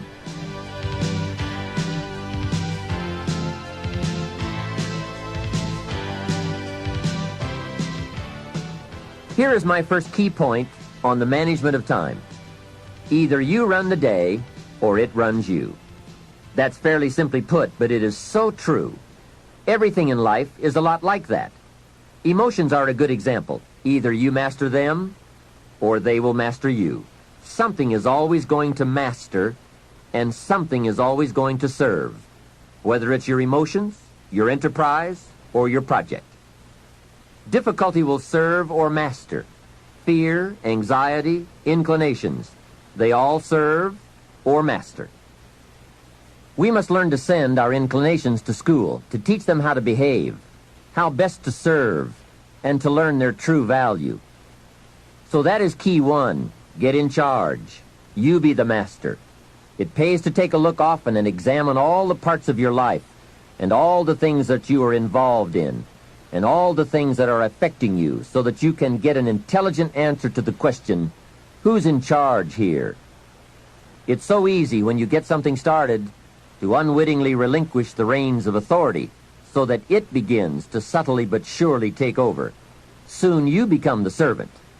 It dictates, it demands, and you respond. So let's turn this whole challenge around. You take over the reins of authority. You subtly but surely take charge. You dictate, you demand, and you will be delighted to see early signs of positive response from your enterprise, your business, and your life. The next time management essential is to learn to say no. I had some difficulty here. It is so easy to say yes to everything, trying to be a nice person, and then have to spend all that time trying to come up with excuses to get out of the obligation. It's one of the great time wasters. How much better to say, no, I don't think I can, but if that changes, I'll give you a call. And isn't it a better feeling to call someone with the good news, I can come, than with the bad news, guess what? I can't come. When in doubt, learn to say no.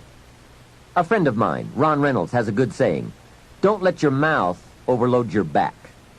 That's a great thought to keep in mind when scheduling your time. Here's the next tip. When you work, work, and when you play, play. For time efficiency and for that good feeling that comes from doing something without any guilt feeling, don't mix the two. Many years ago, I used to say, I've got to get my family to the beach. I've been promising to take them to the beach. What are they going to think if I don't take them? Now guess where I am while I'm thinking about the beach. Right, at the office. Now I finally get my family to the beach, but at the beach I'm saying, I should be at the office. I have so much to do. Now I've messed up my beach time with the family by thinking about the office. So I learned this lesson. Make a play day and a work day a work day. Don't mix the two. Sure enough, if you say I'm going to take off at 3 o'clock and go play, guess what you are thinking about all morning? Taking off to go play. So don't play at work and don't work at play. It's a great rule to follow to ensure that your time is used more effectively. Now, I know all of this has to be modified to fit your particular situation. No one rule will apply to all, but keep the main thought in mind. Separate work and play. When I take a lecture tour to Spain or Africa or Australia, I make it a work trip. Every day is filled with lectures, speeches, and business conferences. Then I arrange a play trip, because when I play, I really want to play.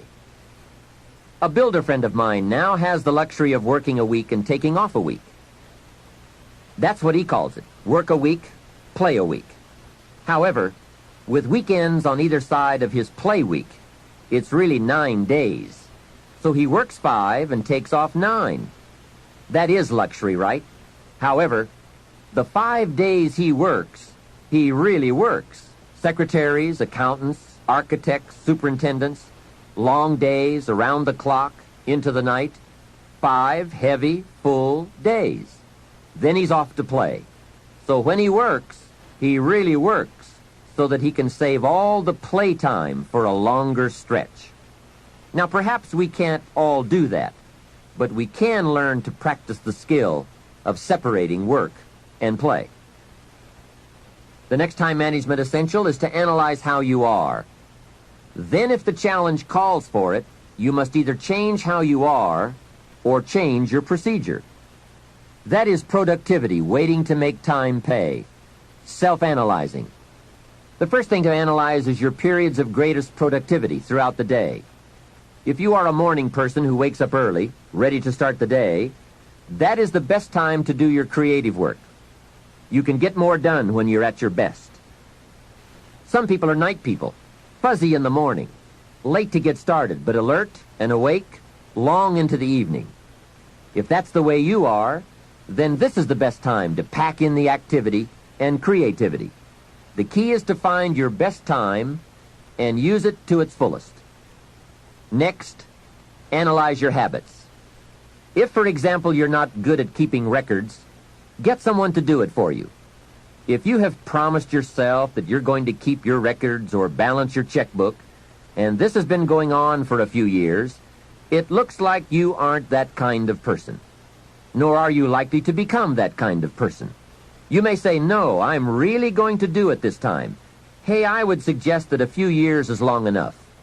Don't promise yourself any more. Just say, maybe the smart thing to do is to get someone to do this and make me look good.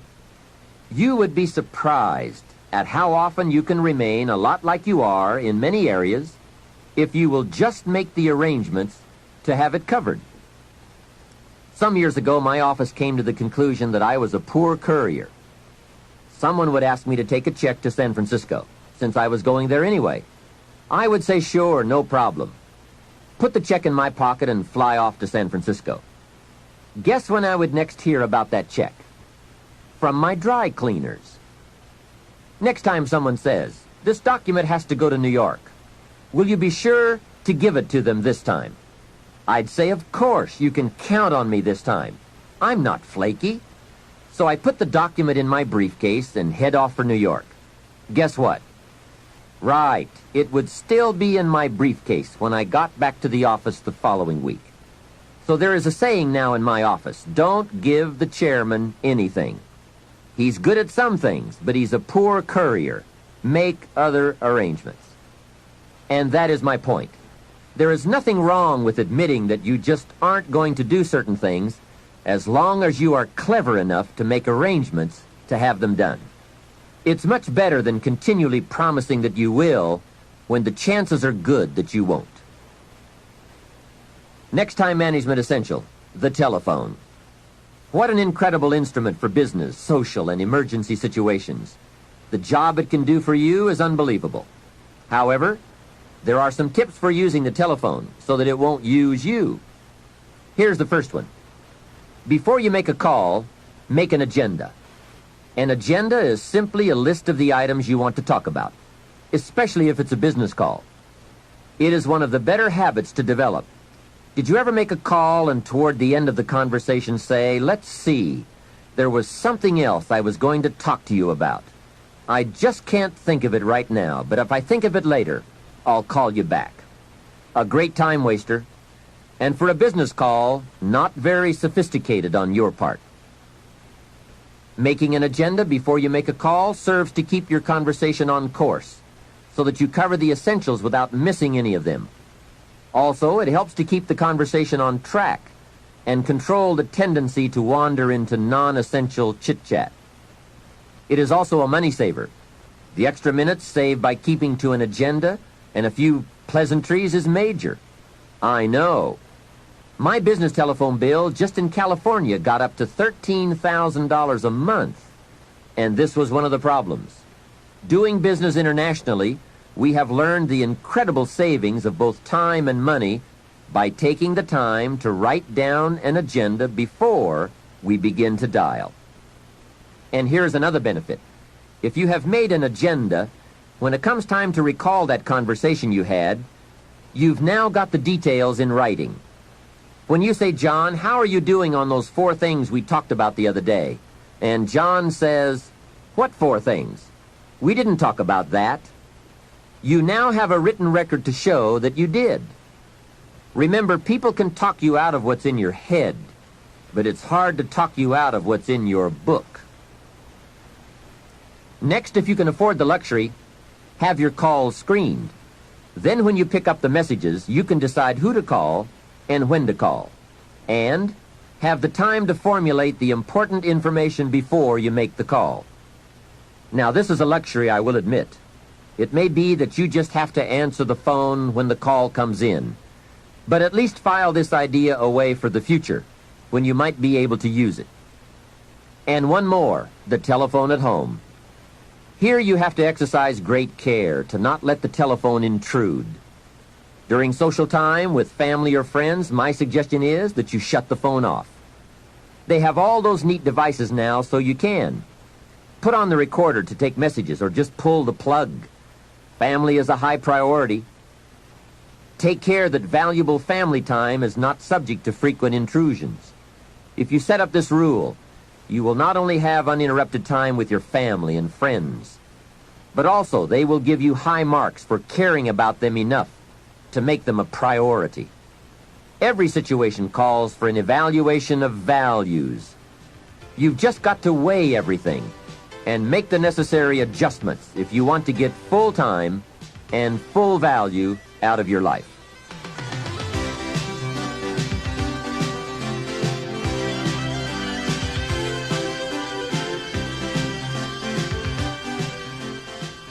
The next time management tip I have is to listen to the cassette programs and read the books on the subject. You can't possibly get all the ideas you'll need from any one cassette program or person. Remember, you have to go in search of the ideas. They don't just come by. Make a thorough investigation of the subject on your own. Sort out the ideas. Choose those that you think are most valid and put them to work in your life. Next point, be more alert and analyze all your procedures and tools. Old filing methods, old bookkeeping methods. Some things we do can become quickly outdated, especially these days. Check for all the new tools that can help you to use your time more efficiently. Dictating machines, tape recorders, answering devices, computers, calculators. There is just about every tool imaginable in today's marketplace. I now have a fabulous computer in my office that can do the most amazing things and save a great deal of time. I also have a portable computer typewriter that I can take on an airplane or in my motorhome. Then I merely transfer what I have typed onto special cassettes or send the information via telephone back to the main terminal. When I get home, all of my letters and scripts are typed and waiting for my signature or my attention. So take a look. Do some research, do some shopping, find out. No telling how much you can improve your efficiency or multiply your skills by eliminating the barriers and the hindrances so that you are now free to do all the creative things that make for fortune and lifestyle. Now here's an important time saver. Learn to ask questions. This habit will serve in so many ways. Have you ever talked to someone for an hour and then asked some questions and found out that you just wasted the last hour? Make a note. Almost everything is symptomatic of what's really wrong. Surface details don't usually give us enough information to effectively communicate. So, ask questions before. If John isn't making sales, we say, okay, let's get on him about making sales. But perhaps we should ask, why isn't he making sales? Someone says, he isn't making enough calls. We say, okay, let's get on him about making calls. Well, maybe we should ask another question first. Why isn't he making calls? Well, it's because he isn't getting up early and getting out into the marketplace. We say, okay, let's get on him about getting up early and getting out into the marketplace. Well, perhaps we should ask just one more question. Why isn't he getting up early and getting out into the marketplace? Now we have probably gotten to the heart of the problem. Perhaps it's something personal, problems at home, not his sales skills. The real problems are usually about 3 or 4 questions deep. So if you get good at asking questions, you can save yourself a lot of time by getting right at the heart of the matter when dealing with other people. Otherwise, you tend to waste valuable time just finding out what the problem really is. Now here's the last part of time management. Learn to think on paper. From all of my experience working on many projects and in many countries, one of the major time savers is thinking on paper. It is so important to take things out of your head and put them on paper, then work from the paper. Building your business is a lot like building a house. You take the ideas out of your head, put them on paper, and then build from the plan. We have a saying on this idea: operate from document, not from thought. It's just about over when a person wakes up in the morning and says, let's see, what shall I do today? Too late, right? The best thing you can do now is to take today off and at least plan tomorrow. Let me give you 4 major ways to think on paper. The first is a journal. I spend a lot of time talking about journals in my lectures and programs, primarily because it is such an invaluable tool for the serious student of the better life. A journal is merely a gathering place for all the good information that comes your way, from sermons, from books, from lectures, from business conferences, magazines, thinking time, research, any source of information that you feel is worth keeping. Don't let the good ideas of life escape you. Remember, most good ideas usually only come by once. Get into the habit of capturing them with pen and paper by making daily use of your journal. Now maybe you won't write in it every day, but at least make sure it's with you every day. Here's the second way to think on paper, a projects book. This is simply a ring binder with tabs in it to help you keep track of all the current people and projects you are involved with and need to work on to make all the parts of your life work to the maximum. If you are working with people, give them each a tab in your projects book. Then under this tab, you keep a running account of all the current information you need to know about that person. Performance, family, goals, strengths, needs, perhaps even some graphs showing recent progress or comparisons to past performance. Essentially, you make a note of all the information you need to know so that when you sit down to have a meeting with this person, you have all the pertinent facts there before you in order to have a meaningful and productive conversation. Without this habit, it's so easy to take up time talking with someone and get so very little accomplished because most of the meeting ends up by being devoted to bringing you up to date on the facts you could have already had in your projects book. Now, depending on your particular business or enterprise, you might want to have a tab for each office or each department or each ongoing project.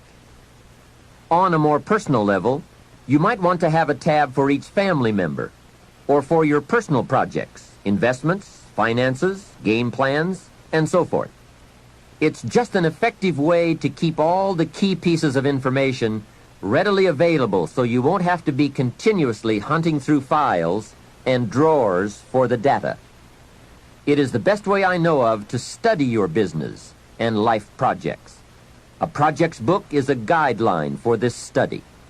We simply don't study files. They are for storing information. The projects book is for the daily or weekly summary accounting of all the pieces, like a financial statement of your business at the end of the month. In fact, that is one of the sections in your projects book.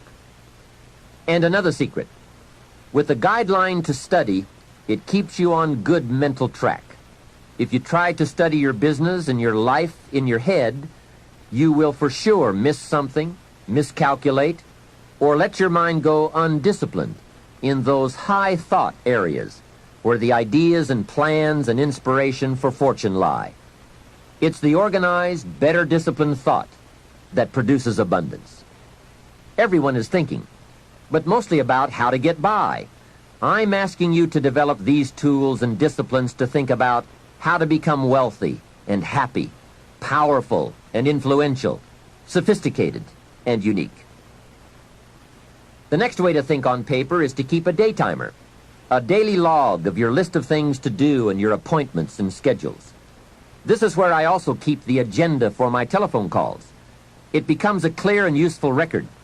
If you have a business and need to keep track of expenses for income tax purposes, your day timer should also accommodate this need. A day timer is also a good place to record telephone numbers and other key information that you need on a daily basis. Basically, it's a way of keeping a record of your daily activities.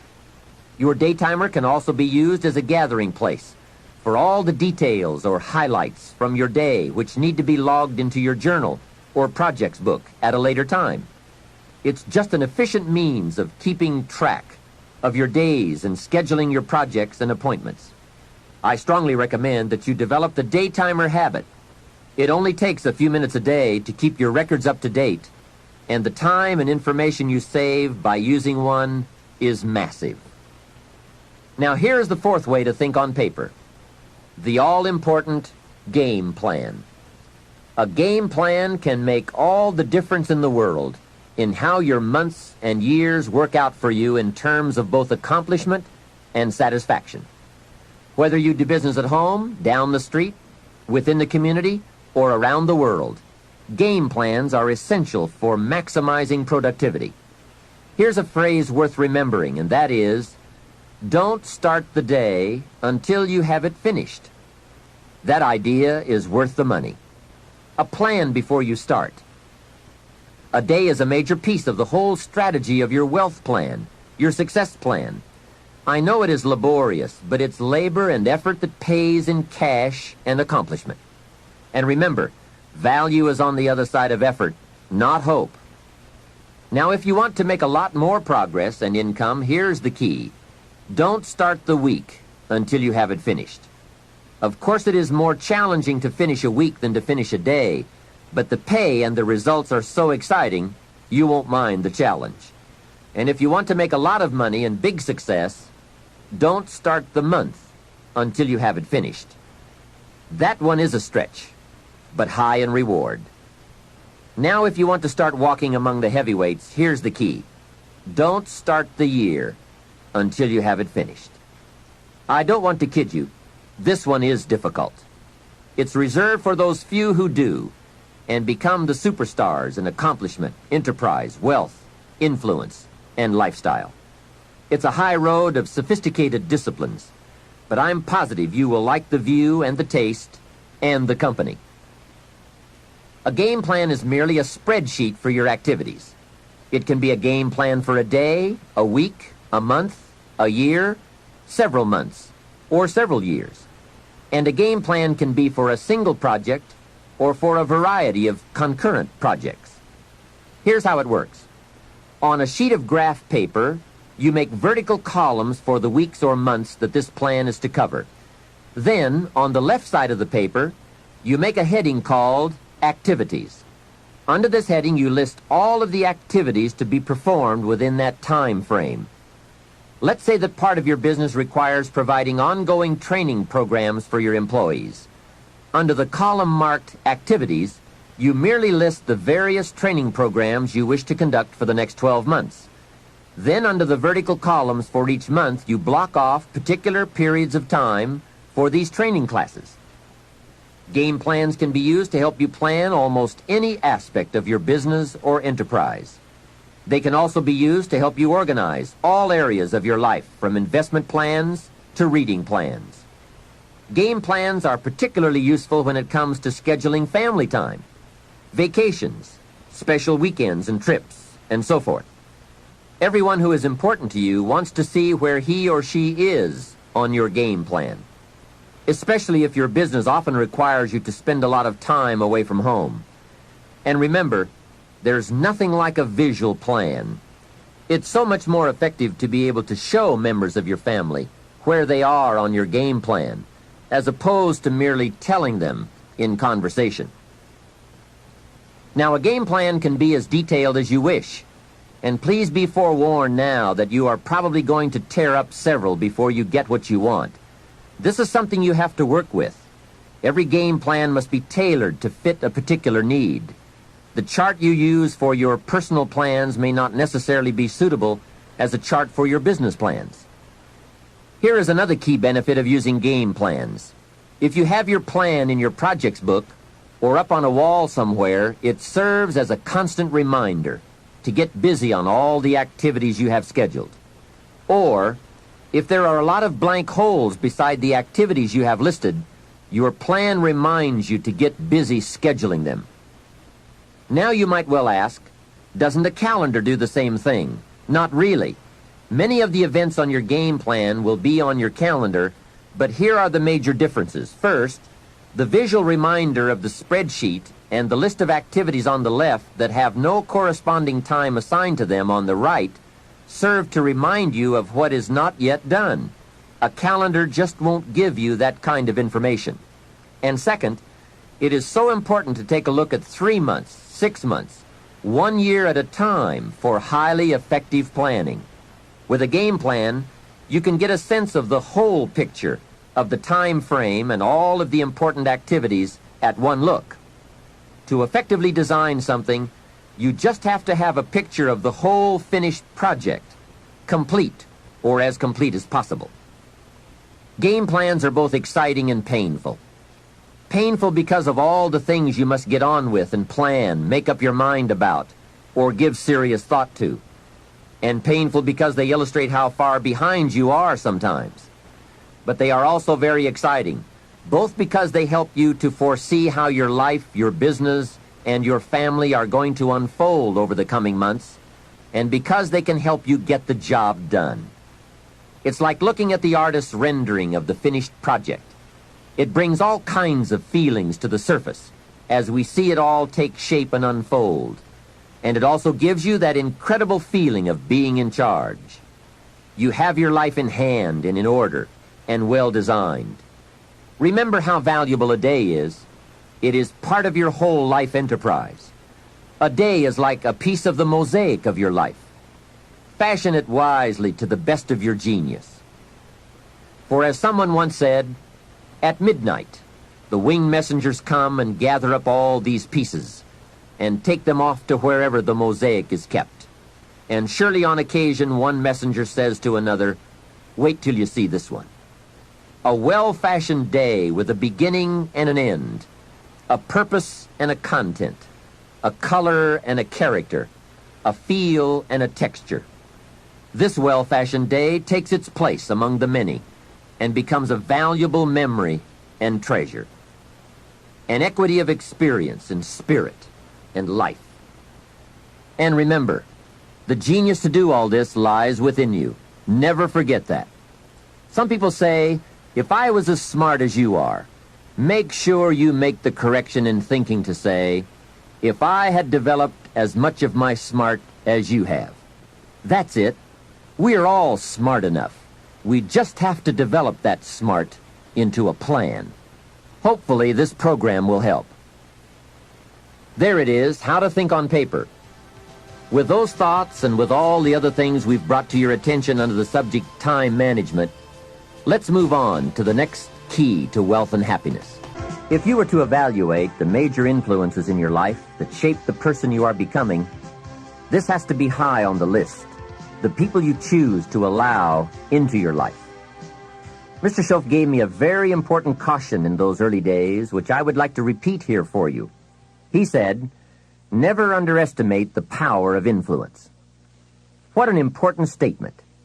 The influence of those around us is so powerful. Many times we don't even realize we're being strongly influenced because it generally develops over an extended period of time. Peer pressure is an especially powerful form of influence because it is so subtle. If you're around people who spend all they make, chances are excellent that you'll spend all you make. If you are around people who go to more ball games than concerts, chances are excellent that you'll do the same. If you're around people who don't read many books, chances are excellent you won't read many books. People around us can keep nudging us off course a little at a time, until finally, 10 years from now, we find ourselves asking, how did I get here?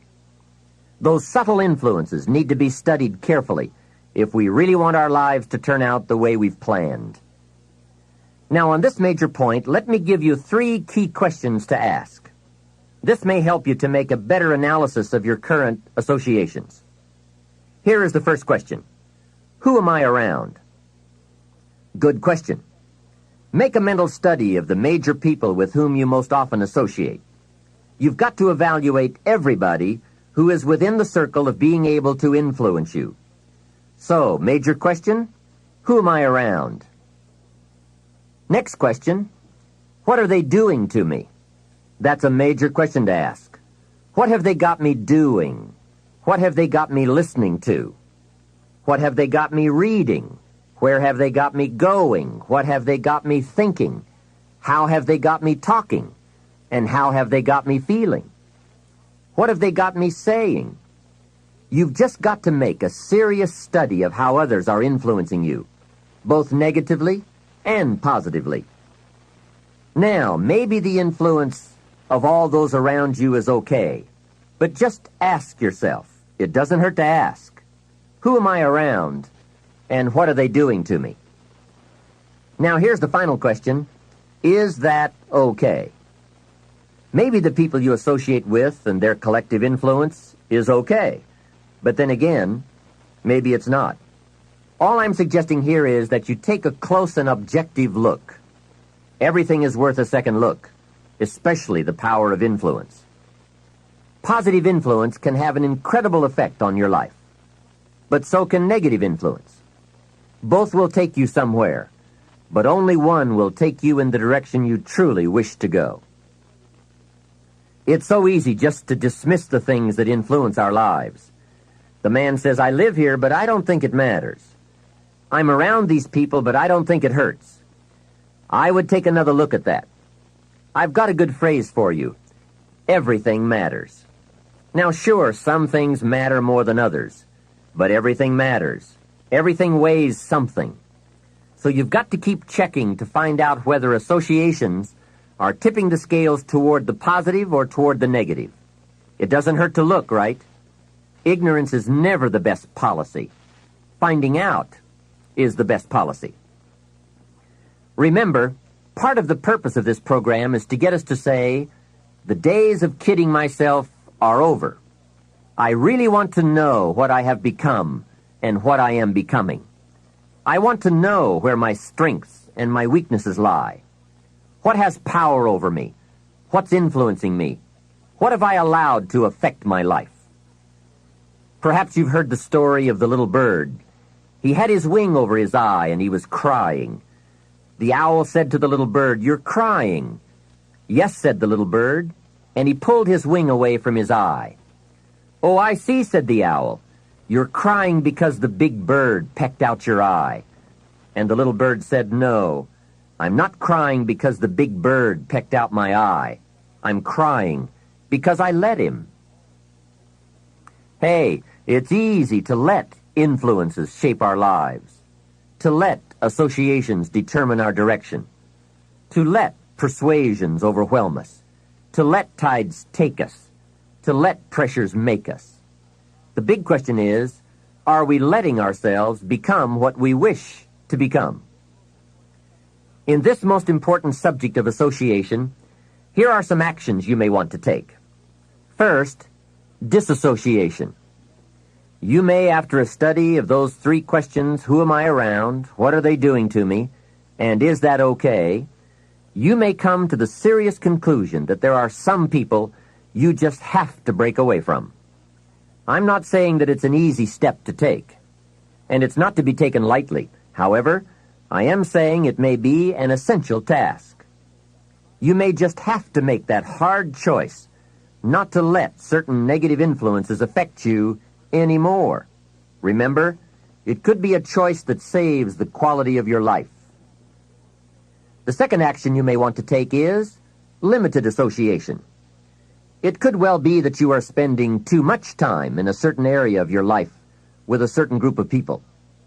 It's easy to put time and effort in the wrong place. The guy spends 3 hours at the ball game and 30 minutes listening to the sermon. See, that's called out of balance. 30 minutes for spirituality, 3 hours for entertainment.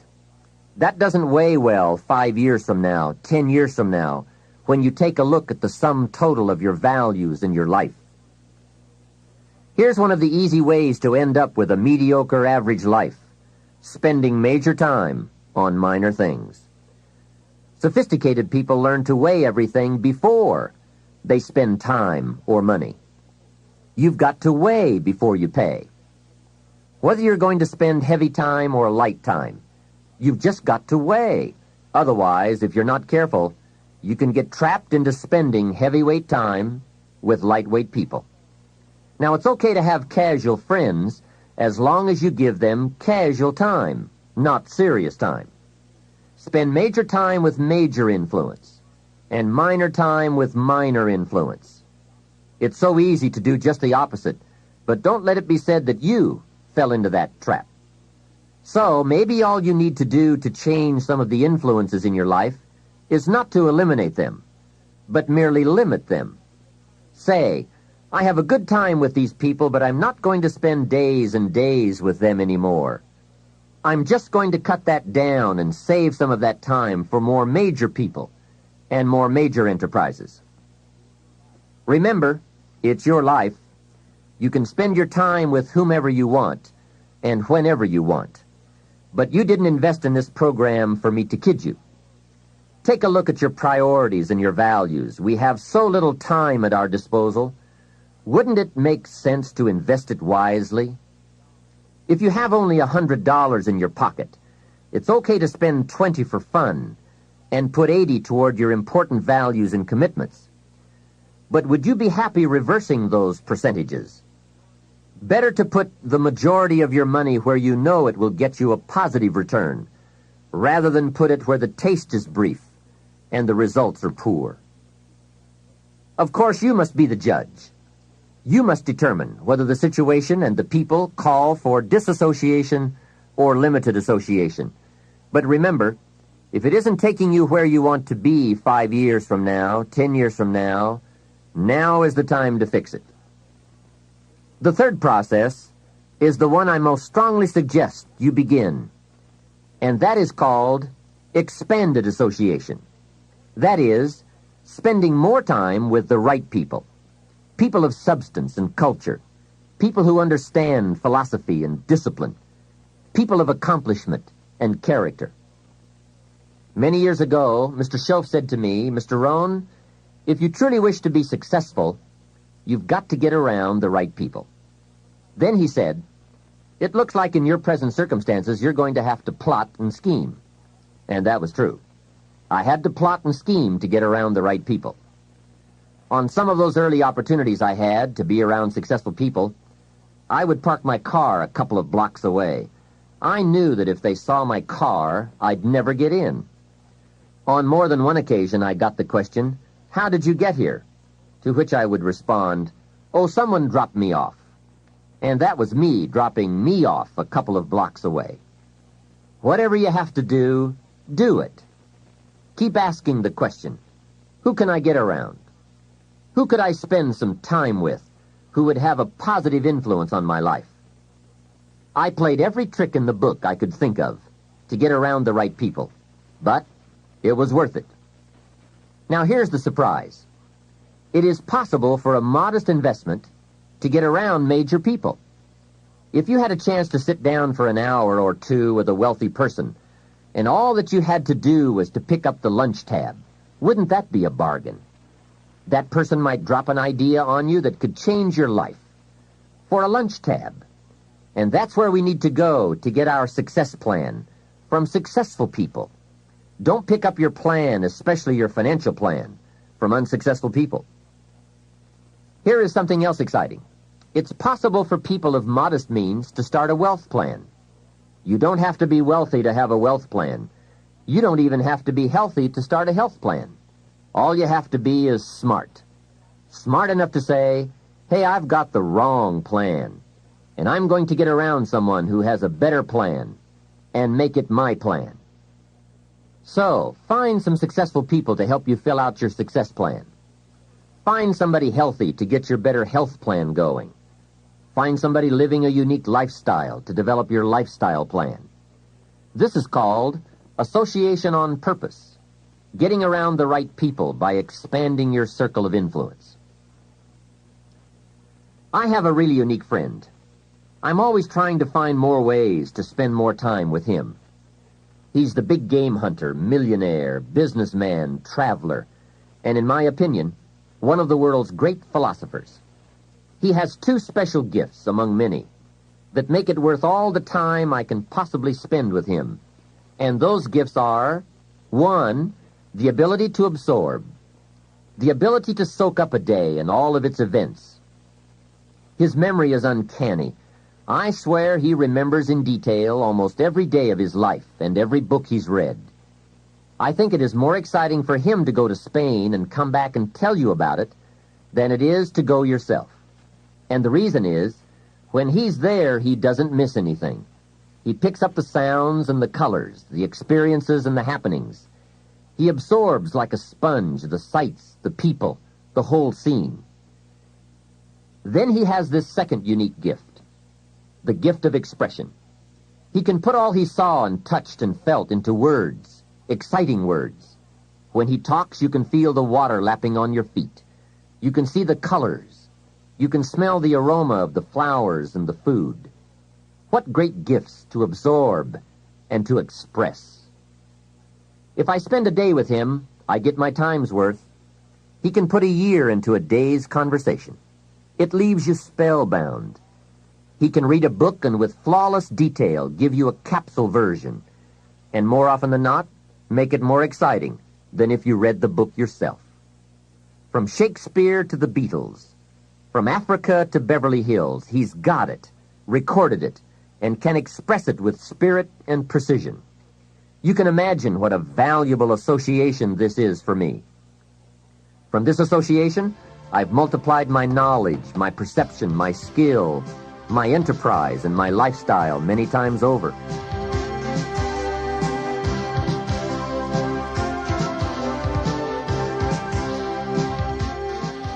Here's another good question for you. Where do you go for your intellectual feast? Where do you go? Pity the man who has a favorite restaurant, but not a favorite thinker.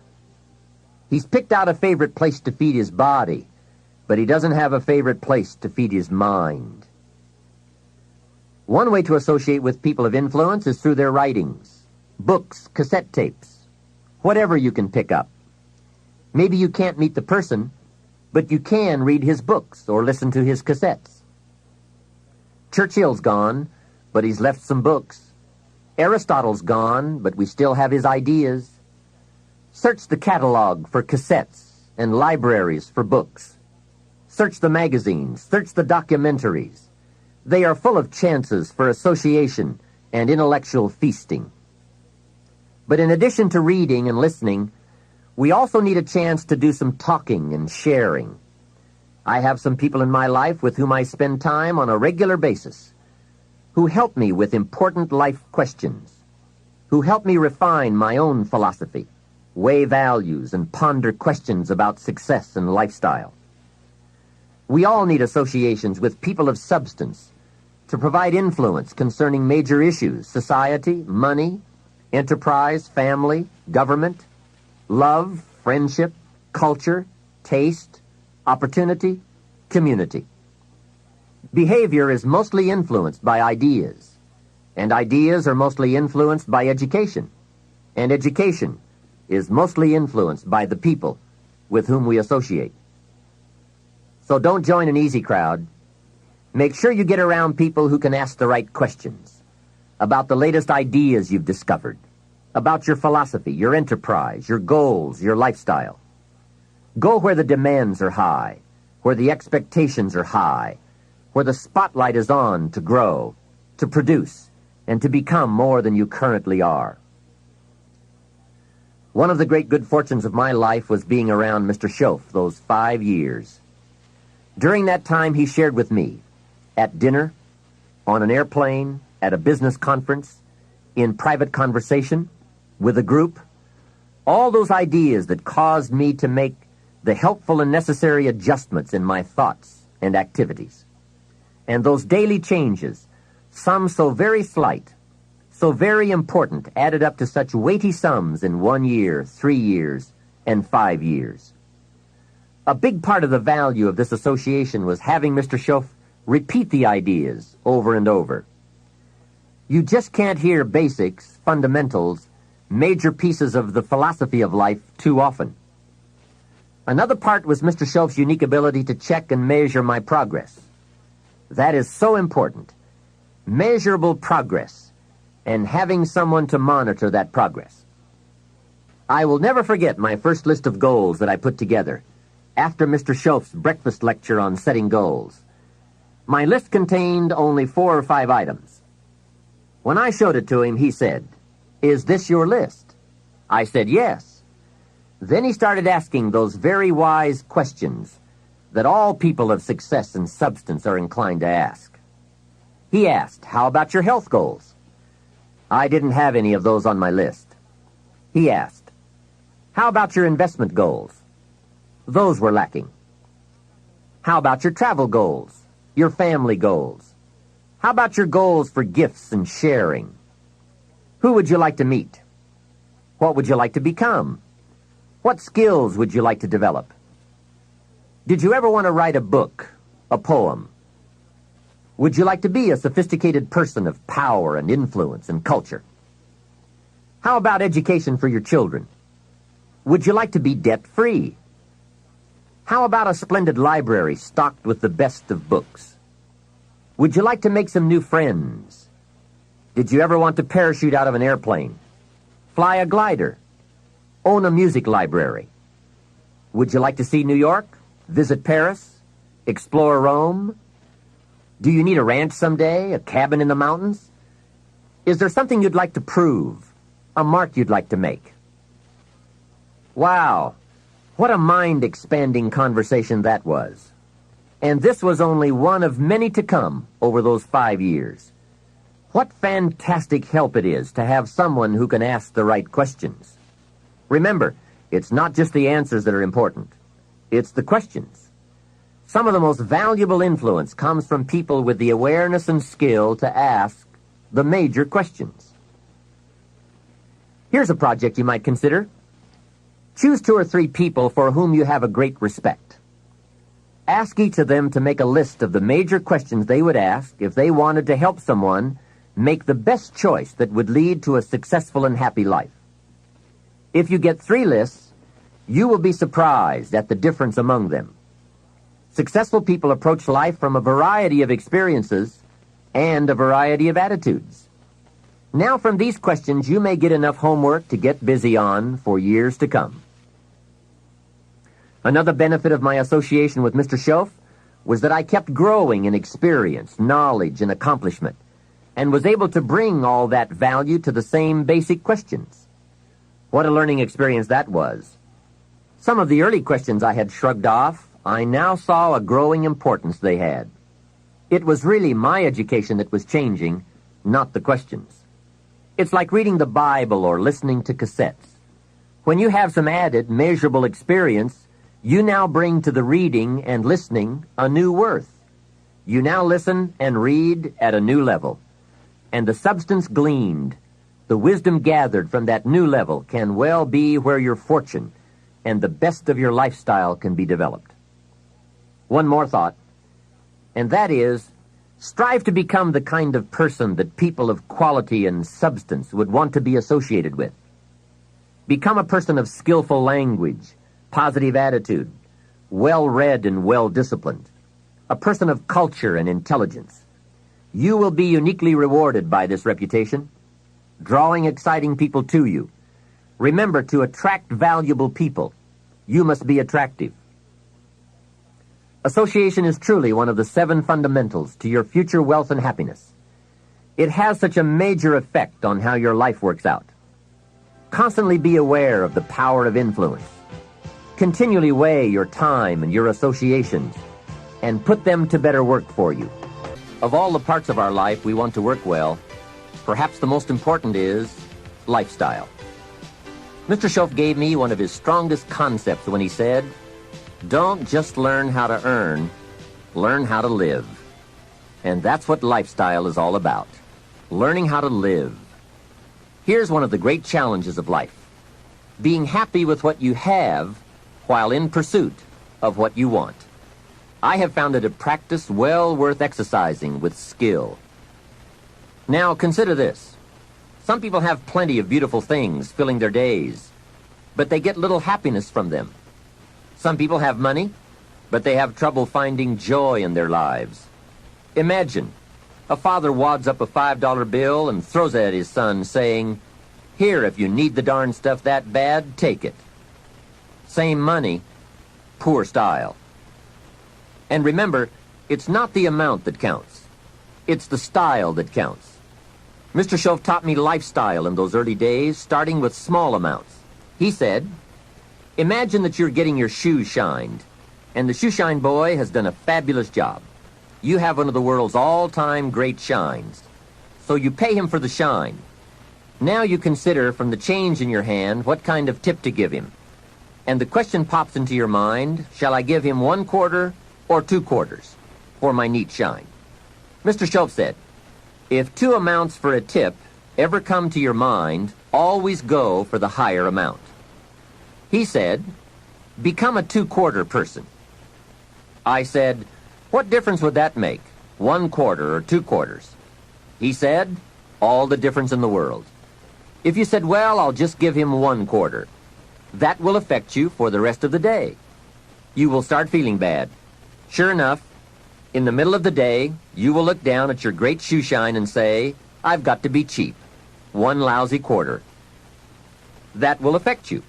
However, if you go for 2/4, Schoff said you can't believe the feeling you can buy for another quarter." That's lifestyle. Becoming a two-quarter person and learning to get joy from the greater person you are becoming. A man came up and introduced himself to me after one of my seminars in Detroit, Michigan. And he said, "Mr. Rohn, you got to me tonight. I've decided to change my whole life." I said, "Fantastic." He said, "You will hear about it someday."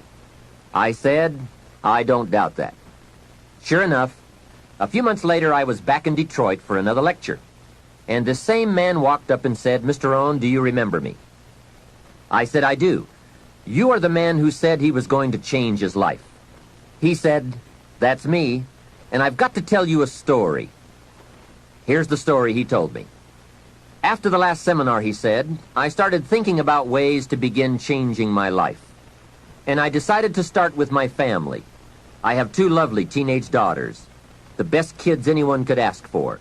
They never give me any trouble. However, I've always given them a hard time, especially as teenagers. One of the things they dearly love to do is to go to rock and roll concerts, to see their favorite performers. Now, I've always given them a hard time on this subject. They would ask to go, and I would say, "No, I don't want you to go. The music is too loud. You'll ruin your hearing. And besides, it's the wrong crowd." I would always give them a hard time. Then they would beg, "Please, Daddy, we want to go. We don't give you any trouble. We're good girls. Please let us go." Well, after they had begged long enough, I would reluctantly throw them the money and say, "Okay, if you have to go that bad." So that's where I decided to start to make some changes in my life. Then he said, "Here's what I did. Not long ago, I saw this advertisement that one of my daughter's favorite performers was coming to town. Guess what I did? I went down to the concert hall and bought the tickets myself. Later that day, when I saw my girls, I handed them this envelope and said, 'Daughters of mine, you may not believe this, but inside this envelope are your tickets to the concert that's coming to town.' I knew it was one of their favorites. They could not believe it. Then I told them one more thing. I said, begging days are over. Now my girls really couldn't believe it. Finally, I made them promise not to open the envelope till they got to the concert, and they agreed. Now comes concert time. When they arrive, they open the envelope and hand the tickets to the usher. He says, 'Follow me.' And he starts down front. They say, 'Wait a minute. Something must be wrong.' The usher looks at the tickets and says, 'Nothing is wrong. Follow me.' They walk down front, 10th row, center. Now the girls really cannot believe it. He said, 'I stayed up a little late that night, and sure enough, around midnight, my daughters came bursting through the front door. One of them lands in my lap, the other one has her arms around my neck, and they both say, "You have got to be one of the world's all-time great fathers." What a neat story. What a great example of how it's possible, with just a change in attitude and a little thought, to live the good life. Same money, different style.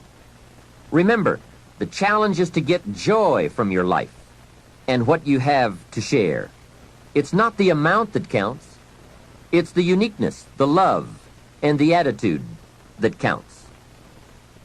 Even people of modest means can experience a sophisticated lifestyle. They simply learn to save up some of their Pepsi money for a bottle of fine wine. Don't spend all your money a quarter at a time. Save up and buy something of special value, something fine, or something that lasts, or something you are proud of, or a gift of value to give to someone special. Even with modest means, you can save your candy money for a concert. And for a sophisticated person, a few may be better than many. Better a few treasures than a house full of junk. Lifestyle is a matter of awareness, values, education, and disciplined taste. It is an art that brings joy as it's practiced, not just a subject to be studied. It is the deliberate decision to savor and enjoy all the experiences and possibilities of life. Lifestyle means expanding your knowledge and experiences from the influence of books, people, films, and new adventures. So take advantage of everything and everyone with whom you come in contact. You can begin expanding your lifestyle today. Think of something you can do today to make you feel richer and better about yourself and your life. Make a phone call. Reserve tickets to a concert. Buy some unique music records. Send flowers. Send a thank you note. Plan a trip of new discovery. Begin to read a classic. I'll bet that within 50 miles of where you are right now, there are some places you have never seen, some foods you have never tasted, experiences you've never had. I grew up in Idaho, and I've never been to Yellowstone Park. And part of it is in Idaho. Thousands of people from all over the world have traveled to Yellowstone. Old Faithful? Doesn't everyone know about Old Faithful? Hey, I've been to Africa, but not to Yellowstone. Isn't it easy to miss something? Isn't it often easier not to do something, see something, experience something?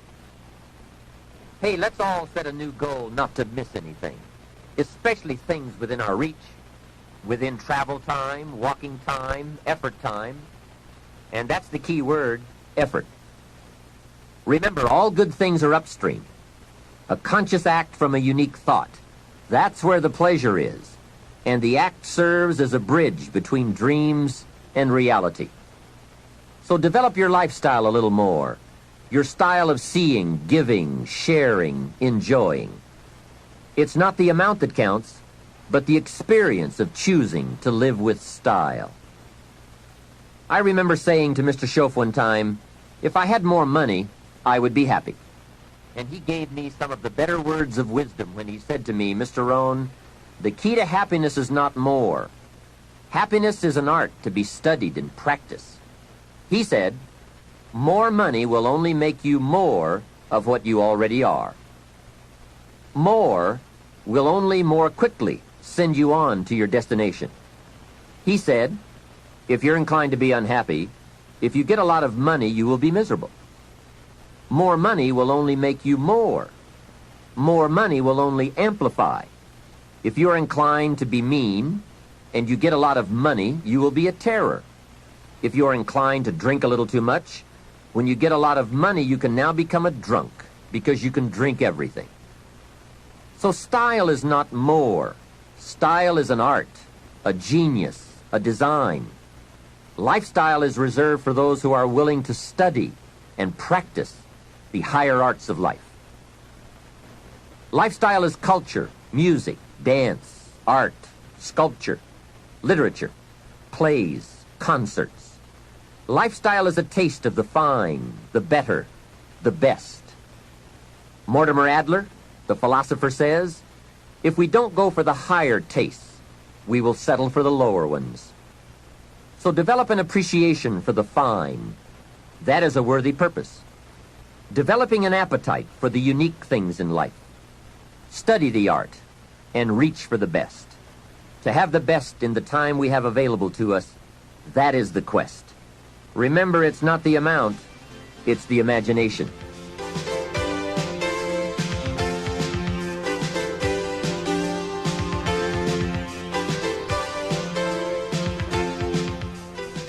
My lady and I were on a trip to Carmel, California one sunny summer day to do some shopping and exploring. I stopped to have the car serviced at a gas station. This young man, about 18 or 19, I would guess, came bouncing out to the car with a big smile, and he said, "Can I help you?" I said, "Yes. A full tank of gas, please." Well, not only did he fill the tank with gas, he checked every tire, washed every window, even the moonroof, checked everything, and all the time he was working, he was whistling and singing. My lady and I couldn't believe all the service and his obvious happiness. The young man brought me the bill, and as I was signing it, I said, "Hey, you really have taken good care of us. I appreciate it." And he said, "I really enjoy working. It's fun for me. I get to meet nice people like you." We couldn't believe it. This kid was something else. I said, "My lady and I are going to Carmel, and we want to drink one of those $2 milkshakes on the way up there. Where is the nearest Baskin-Robbins?" He said, "That's a great idea. Baskin-Robbins is just a few blocks away." And he told us where to find it. And he said, "Don't park out front. Park around to the side so your car won't get hit." What a kid.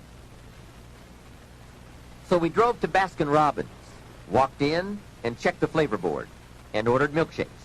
However, instead of ordering 2 milkshakes, we ordered 3. Then we drove back to the station.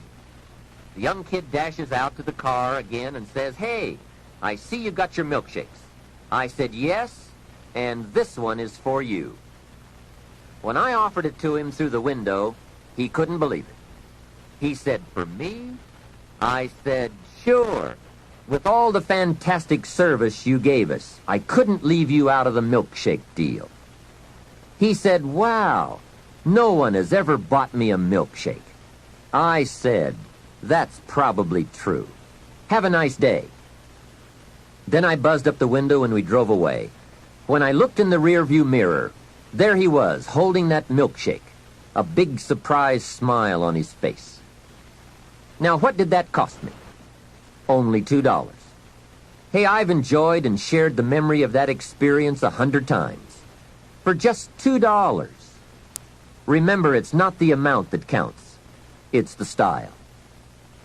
That same day, I guess I was feeling extra creative. When my lady and I got to Carmel, I drove straight to the flower shop. We walked inside, and I said to the florist, "I need a long stem red rose for my lady to carry while we go shopping around Carmel." She was some impressed. The florist said, "Well, we sell them by the dozen." I said, "I don't need a dozen. I just need one." He said, "That'll cost you a couple of dollars for just one." I said, "Wonderful. There's nothing worse than a cheap rose." I selected the rose, handed it to my lady, and said, "Here, carry this while we stroll around town." She was impressed. And the cost? $2. Just $2. A couple of hours later, we were having some refreshments, and my lady looked across the table and said, "Jim, I just thought of something." I said, "What's that?"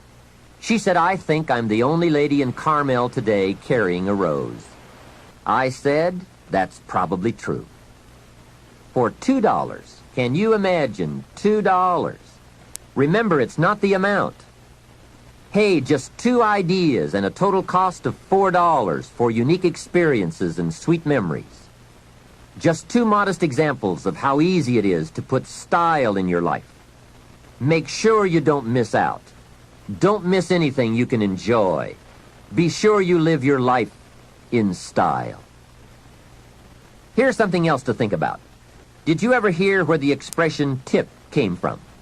As in tipping the waiter or waitress in a restaurant. Mr. Schoaf taught me that it began as a symbol for the phrase, "to ensure promptness." Now, Schoaf said, if a tip is to ensure promptness, when should you give it? Answer, up front. See, I didn't know that. I said, no, you have lunch, and if you get good service, you leave a good tip. If you get lousy service, no tip. And he said to me, no, Mr. Rohn. Sophisticated people don't take a chance on good service.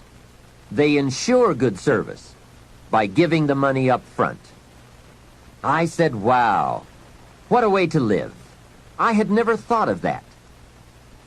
So the next time you have someone special to take to lunch, call the waitress over, arm around the shoulders, and say, here's $5. Would you take good care of me and my friend? Schoaf said you won't believe what happens. They do what's known as hover. They hover around your table. Without the insurance, you are usually looking around saying, where is my waitress? Has she gone on a break? Same money, different style. One last major point. Life in style is also life in balance. Make sure you pay attention to all the values and dimensions of your life. One is family. If you have someone you care about, there is no value to match that. One person caring for another is life in the best of style and value. Protect it with a vengeance. If a chair gets in the way, I suggest you destroy the chair. It was wisely said so long ago, but is still true for today. There are many treasures, but the greatest of these is love.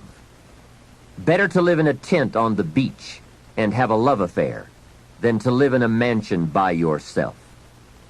Ask me. I know. Family must be cultivated like an enterprise, like a garden. Time and effort and imagination, creativity and genius must be summoned constantly to keep it flourishing and growing. Next is friendship. A priceless value, friendship. Friends are those incredible people who know all about you and still like you. Friends are those people who are coming in when everyone else is leaving. And, as someone once suggested, be sure to make the kind of friends on your way up who will take you in on your way down. Life is a bit of both up and down. But with true friends, friends who care regardless of your circumstances, the ups are more automatic and the downs less devastating.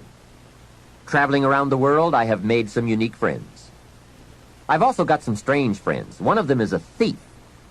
He steals, but you'd love him. He's really a neat guy, but he really does steal. Now, he's not a big thief. He's just a little thief, but he is a thief. Once in a while, someone reminds me, your friend steals. I say, I know. What can I do? I talk to him about it. He's just my thieving friend. I do have one very special friend, though. If I was stuck in a Mexican jail and accused unduly, I would call this friend. Guess why I'd call this friend? He would come and get me. Now that is a friend. Someone who would come and get you. Guess how much you would spend to get me? Right, as much as it would take. Guess how long he would try to get me out? You're right, as long as it would take. That is a friend, someone who would come and get you. Now, I also have some casual friends who would probably say, call me when you get back. I guess we all have some of those friends. But friendship is so vitally important to those in search of the good life. Make sure your friendships get the attention and the effort they deserve. Properly nourished, they will give back to you that priceless treasure of both pleasure and satisfaction called the good life. And remember, the good life is not an amount. The good life is an attitude, an act, an idea, a discovery, a search. The good life comes from lifestyle that is fully developed, regardless of your bank account, so that it provides you with a constant sense of joy in living and fuels the fires of commitment to all of the disciplines and fundamentals that make life worthwhile. What is wealth without character? Industry without art? Quantity without quality? Enterprise without satisfaction? Possessions without joy? Become a person of culture to add to the whole culture, for we are most certainly a product of all the values of our community and country. Become that person of unusual substance that brings an added measure of genius to the whole, so that our children and the children of many will be the beneficiaries of the treasure. There are three major parts to life change. First is knowledge, second is emotion, and third is action. When all three come together in a unique way, we call that the day that turns your life around. Hopefully, from all that you have heard in this album, it has added to your knowledge a blend of your experience, the experience of others, and now my experience. I hope I have brought you some wealth of knowledge. Now, here's the next important part, and that's emotions. Human emotions are powerful. They are so powerful that any one of them can have a dramatic effect on your life in a single day. However, make this careful note. Emotions are tricky. They can go either way on you. Emotions can build or destroy, weaken or strengthen, make or break. It all depends on how you use them. We call civilization the intelligent management of human emotion. That's it. The power, given an intelligent direction and objective, can accomplish spectacular things. The power, the feelings, those surges of heart and soul. What are they? What can they do? Well, here are some. First, disgust. Disgust is a powerful emotion. Disgust says, I have had it. Hey, that could be the day that turns your life around. That's what I said the day that little Girl Scout came to my door. I give her the big lie, she leaves, and I say to myself, I don't want to live like this anymore. I've had it with being broke. I've had it with being embarrassed. And I've had it with lying. What a day. A life-changing day. The day when you've had it. And whether it's something major or something small, the day you can say enough is enough, that could be the life-changing day. The man has finally had it with being a loser. He's had it with mediocrity. He's had it with those awful sick feelings inside, knowing his wife is at the grocery store looking at 2 cans of beans, one marked 69 cents and one marked 67 cents. The man knows his wife is going to buy the 67-cent can, and she doesn't even like the brand. Know why she's going to buy the 67-cent can? To save 2 cents. The man sick inside says, I've had it with being on my knees in the dust looking for pennies. We are not living like this anymore. Look out. That's the day. The I've had it day. The never again day. The enough is enough day. Powerful. Hey, nothing is so life-changing as a powerful disgust. And there's probably nothing so pitiful as a mild disgust. The man says, I kind of think I've had it. How sad. Not powerful enough for life change. Now here's the second emotion, decision. Decision-making is emotional. Those knots in the pit of your stomach, waking up in the middle of the night, lying there in a cold sweat, trying to decide. We sometimes call it inner civil war, conflict, battle of the mind, heart, and soul. It's emotional, it's powerful, and critical. It sets the course or blinds the course. It sets the mind or leaves us helpless, drifting, not being able to make up our mind. Well, for progress we must decide. Come to grips with the surges, the tides, the conflicts. The best advice I can give you is, if it's easy, do it easy. If it's hard, do it hard. Just get it done. If after listening to this program you cleaned up a whole list of decisions, that might furnish enough inspiration for the next 10 years. And I might add, sometimes getting on with it is easier than deciding. Sometimes deciding is the toughest part. But once you have waded those waters, you can climb the mountain. Deciding is truly the day that turns your life around. Next is desire. Wanting to bad enough. And I don't know how to tell you to want to. You have to come up with that. There are 2 things, however, that I know about desire. First, it comes from inside, not outside. You don't send off for it, although some people try. And second, desire can be triggered. Sometimes it waits and sleeps, waiting for something to happen. And who knows what that trigger, that happening might be. Maybe it's a song, maybe it's a sermon, maybe it's a movie, a lecture, a seminar. Maybe it's a conversation with a friend, a confrontation with an enemy, an event, a day, a bitter experience. Whatever it is, it's good. Sometimes from the bitterest experience comes the greatest awakening.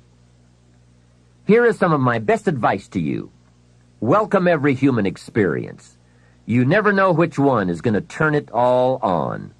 Don't keep up the walls. The same wall that keeps out disappointment keeps out happiness. Let life touch you. Don't let it kill you, but let it touch you. It could be the next touch that makes the day that turns your life around. And here is the last emotion, resolve. Resolve says, I will. Two of the most powerful words in the language, I will. Benjamin Disraeli once said, nothing can resist a human will that will stake even its existence on the extent of its purpose. Shortly put, I'll do it or die. That could be the day. The man says, I will climb the mountain. They've told me it's too high, it's too far, it's too steep, it's too rocky, it's too difficult. But it's my mountain. I will climb it. Pretty soon you will see me waving from the top or dead on the side because I'm not coming back. Hey, that's powerful. Time and fate and circumstance call a hasty conference, and they all agree. We might as well let John have it. He says he's going to get it or die. Wow, that's it. Resolve. The best definition of resolve I ever heard was from a junior high girl in Foster City, California. I'm talking to the junior high kids, and I asked the question, who can tell me what resolve means? I got several hands. Some were pretty good, but the last one was the best. She said, I think resolve means promising yourself you will never give up. I said, that's it. Best I've heard. Promise yourself you will never give up. I asked the kids, how long should a baby try to learn how to walk? How long would you give the average baby before you shut him off? You say that's crazy. Any mother in the world would say my baby is going to keep trying until it learns how to walk. No wonder almost everyone walks. What a magic formula, the until formula. Good question. How long are you going to work to make your dreams of wealth and happiness come true? I suggest the until formula. It's the best. Emotions, disgust, decision, desire, resolve. Now let me give you the third part of the equation. That equation that gets results. It's action. Disciplined action. There's a famous line that says, don't just be listeners, be doers. That's it. Doers. The whole world loves the doers. That's what makes the wealth and the winning. Doing, disciplined, emotional action. Another famous line says, faith without action serves no useful purpose. Wow, what a major piece of information. Many people these days are big on affirmations. You have to be very careful of affirmations. Remember, there is a thin line between faith and folly. Here's the best I can give you on affirmation. Affirmation without discipline is the beginning of delusion. And there is nothing worse than delusion. Walking west looking for the sunrise. It's bad. However, affirmation with discipline can bring the most incredible results. But remember, they go together. Make sure you have a game plan to match your wishes. Otherwise, they will always be wishes.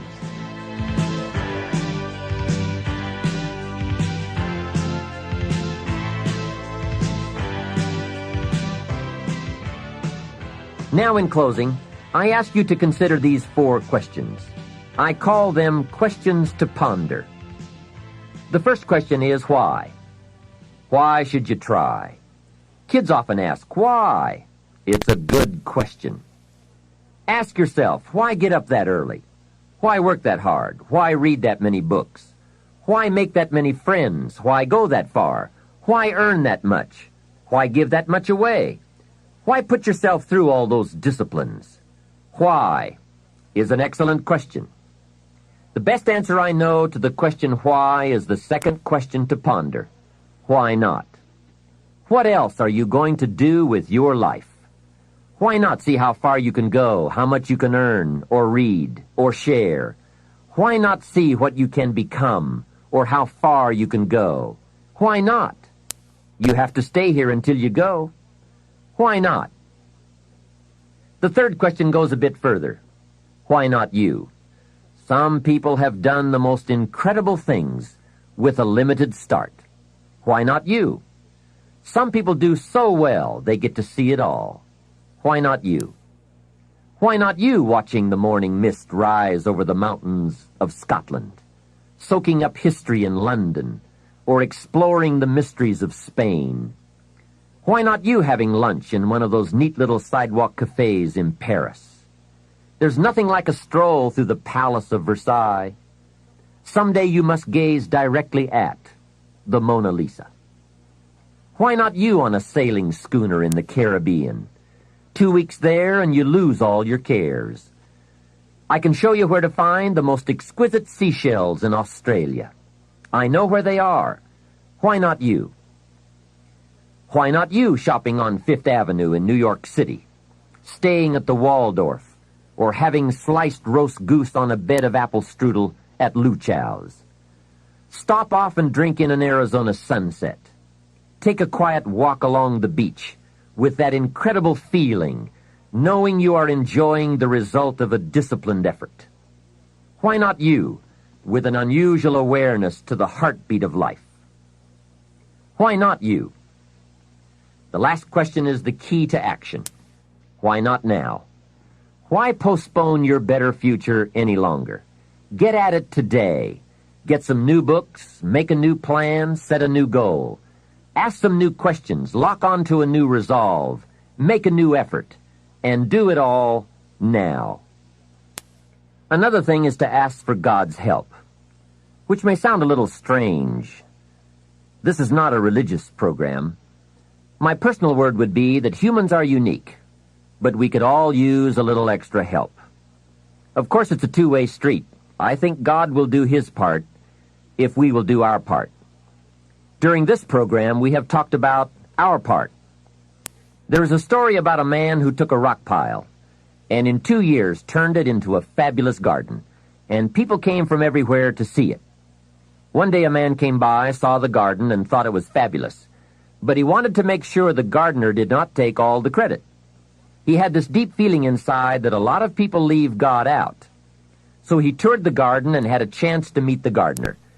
When he met him, he shook his hand and said, "Mr. Gardener, you and the good Lord together have made this beautiful garden." The gardener understood his message and his point, so he said, "I think that's true. If it was not for the sunshine and the rain, and the miracle of the seed and the soil and the seasons, there would be no garden at all. But," he said, "you know, you should have seen this place a couple of years ago when God had it all by Himself."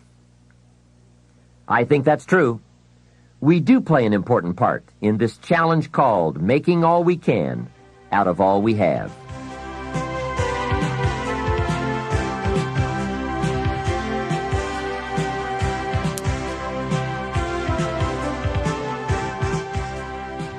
Well, we have shared a feast together during these cassette sessions, a feast of ideas that can, if we'll digest those ideas, satisfy our lifelong appetite for both wealth and happiness. Here's what I want to offer in the way of a suggestion. Now that we've feasted on the philosophical side, the theory side of the fundamentals, let me encourage you to participate in what should always follow any feast, and that is activity, exercise, and effort. In this case, the active and intense application of all that we've learned and shared together. I want to appeal to you right now to go to work. I appeal to you to review your associations with those people around you. I appeal to you to set your goals, to begin the quest for developing yourself, and to embark on a journey leading to your own financial independence by following a well-defined plan. I appeal to you to enjoy your life as you seek to improve it. I give to you my strong appeal to seek knowledge so that your value to yourself and to others might increase. And finally, I appeal to you to discipline yourself for the control and management of the precious commodity of which we are granted only a limited amount, time. Work on all these areas, but by all means work. It is always easier to think than to do. It is easier to promise than to achieve. It is easier to pretend than to produce. It is easier to plan than to act. I ask you not to do what is easy, but to do what will actually bring you the achievements you seek. Those who enjoy wealth but not happiness, those who are happy but not prosperous, as well as those who are neither happy nor wealthy, seem to ignore some or all of the fundamentals we've discussed.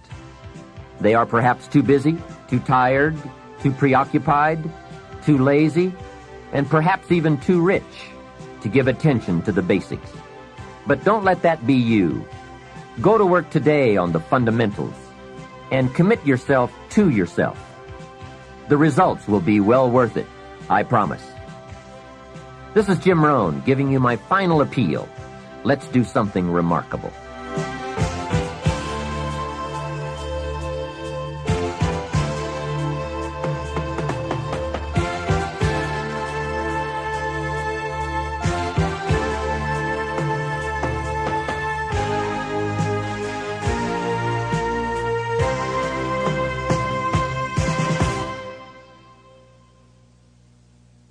We know you've benefited from this remarkable program, Success Strategies, 7 Keys to Wealth and Happiness.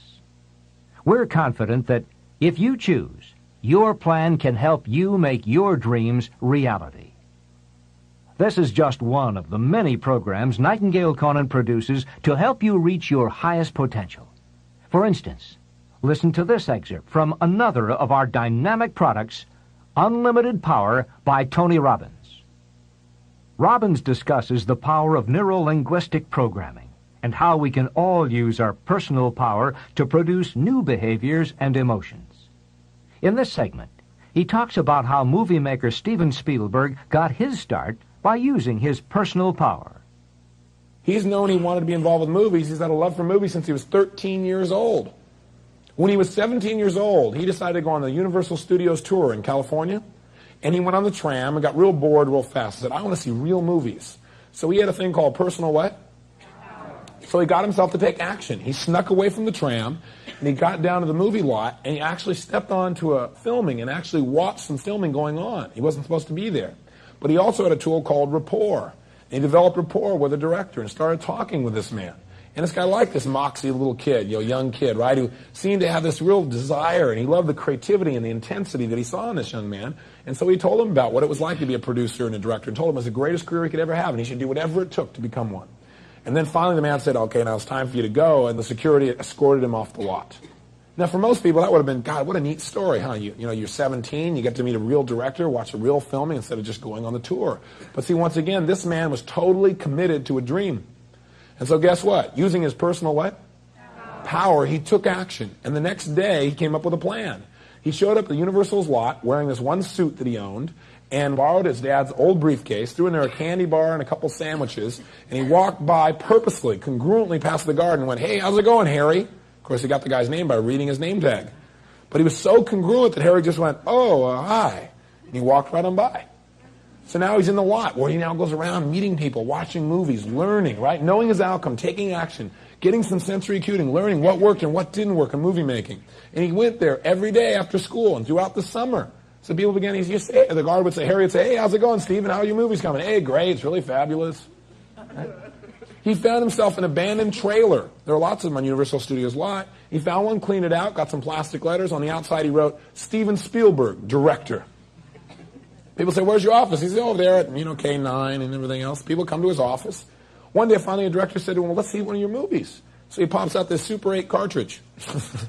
He said, well, wait, we got to see a real movie. He said, you seem to know a lot about that. How did you learn so much about movies? Well, he spent 2 years or a year on the lot, right? Being there, developing acuity, developing his stuff, getting creative, letting his mind run, totally committed to his outcome. So finally he said, look, if you'll make a film and show it to us, a short film, he said, we may hire you. So he went out and convinced one of his friends who was in my seminar last week, and I told the story, and this guy got up and said, I financed that original film. It took $10,000, and Steven Spielberg made this little film about a group of teenagers that went from the desert and hitchhiked to California. And this guy financed it. It was amazing. Anyway, bottom line is, he showed it to Universal Studios, and they hired him with a 7-year contract to make television programs. Not bad. Why was he there? Because he had this great gift. His great gift was commitment to an outcome. He'd do whatever it took. And out of his personal power, he took action until he found a way to make it work. That's where the power is. Commitment to practice what is important to you, to do whatever it takes, and not to accept less than you can be. Not to accept results that are less than you deserve or anyone that you support or represent. That's critical. If you'd like more information about unlimited power or any of Nightingale Conant's inspiring audio and video programs, call us toll-free at 1-800-323-5552. Thanks for listening, and come hear us again.